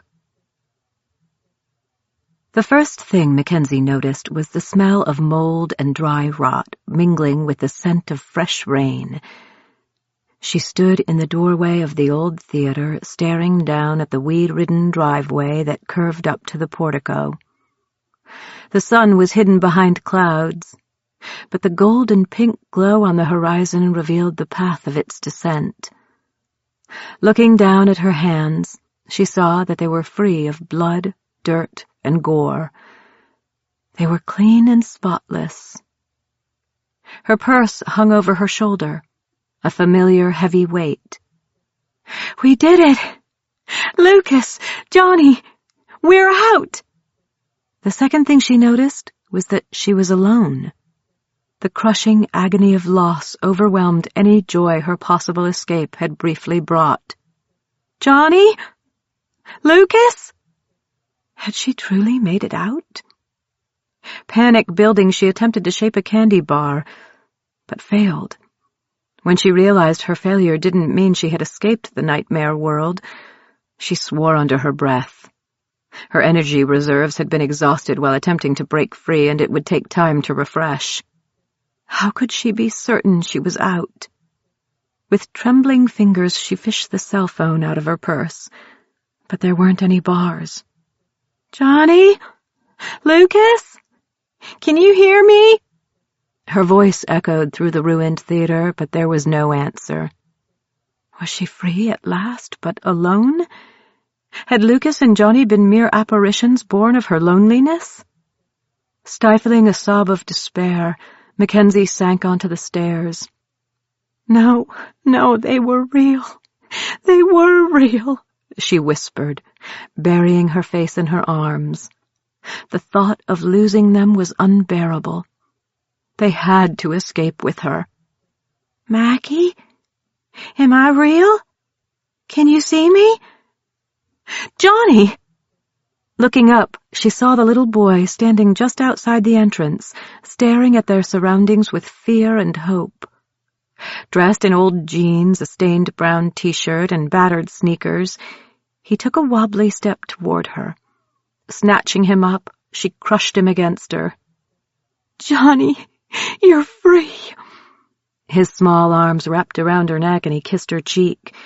"Don't cry, Mackie. You're real too." Laughing through her tears, Mackenzie smiled at him joyfully. "I am, and so are you." Yet their happiness was short-lived as they both stared at the open doorway to the theater. "Lucas came with you, right, Johnny?" Again the band of fear tightened around her heart. "I followed you, and he said he was right behind me." Johnny fidgeted, tears in his eyes. "Mackie, he didn't die, right?" "Of course not. He's tough. You know that." Johnny nodded, his tiny face pinched with worry. Licking her lips nervously, Mackenzie stared at the entrance, willing Lucas to appear. It remained frighteningly vacant. Johnny wrapped his fingers around hers and watched with wide eyes. "Mackie, he was real, right?" Mackenzie nodded, unable to accept the possibility that Lucas had been anything other than another human that had been trapped by the dead spots. Of course he was real. He's coming.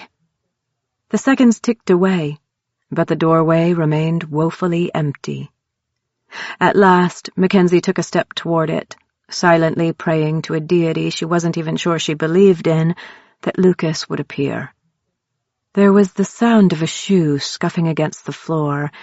Then a figure emerged from the murk, lingering just beyond the entrance. Quick little fearful thoughts flitted through her mind. What if it was just the tour guide? What if Grant had somehow followed? What if she wasn't out of the dead spot? She took a step toward the door and stopped, remembering the possibility of the dead spots luring people into their traps.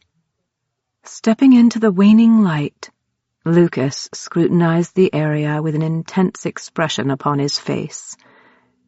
He was clad in black jeans, a tight band t-shirt for a group she had never heard of, and heavy boots. All his terrible wounds were gone.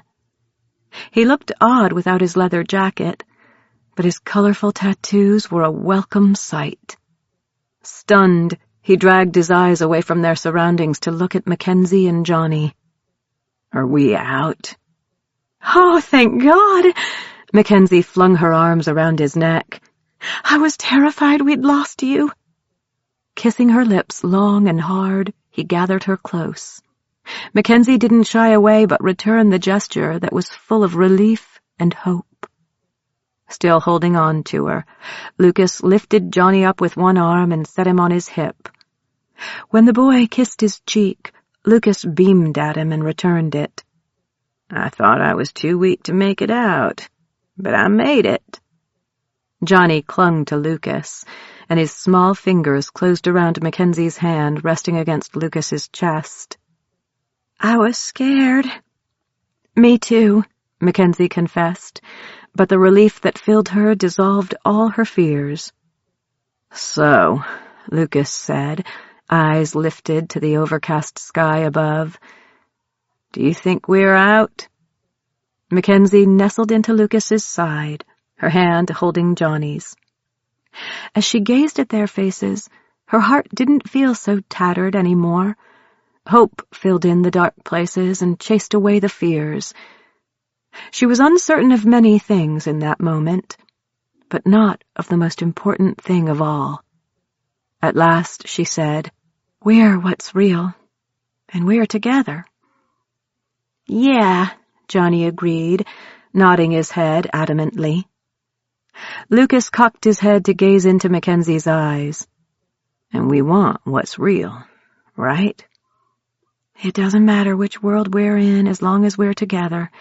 It's not the world that defines us, but who we are. We can make our own dream palace anywhere." Lucas nodded. "Yeah, you're right. Absolutely."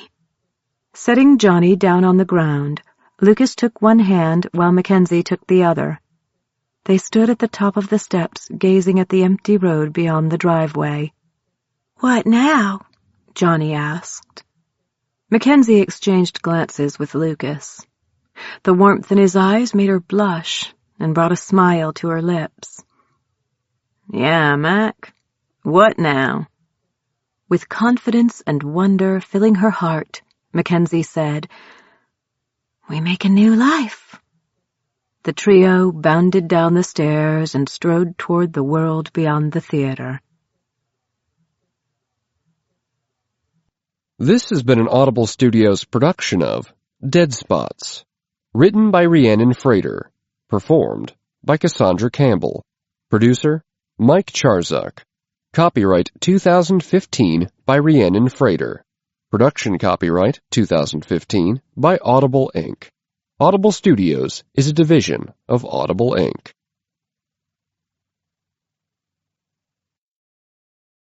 Audible hopes you have enjoyed this program.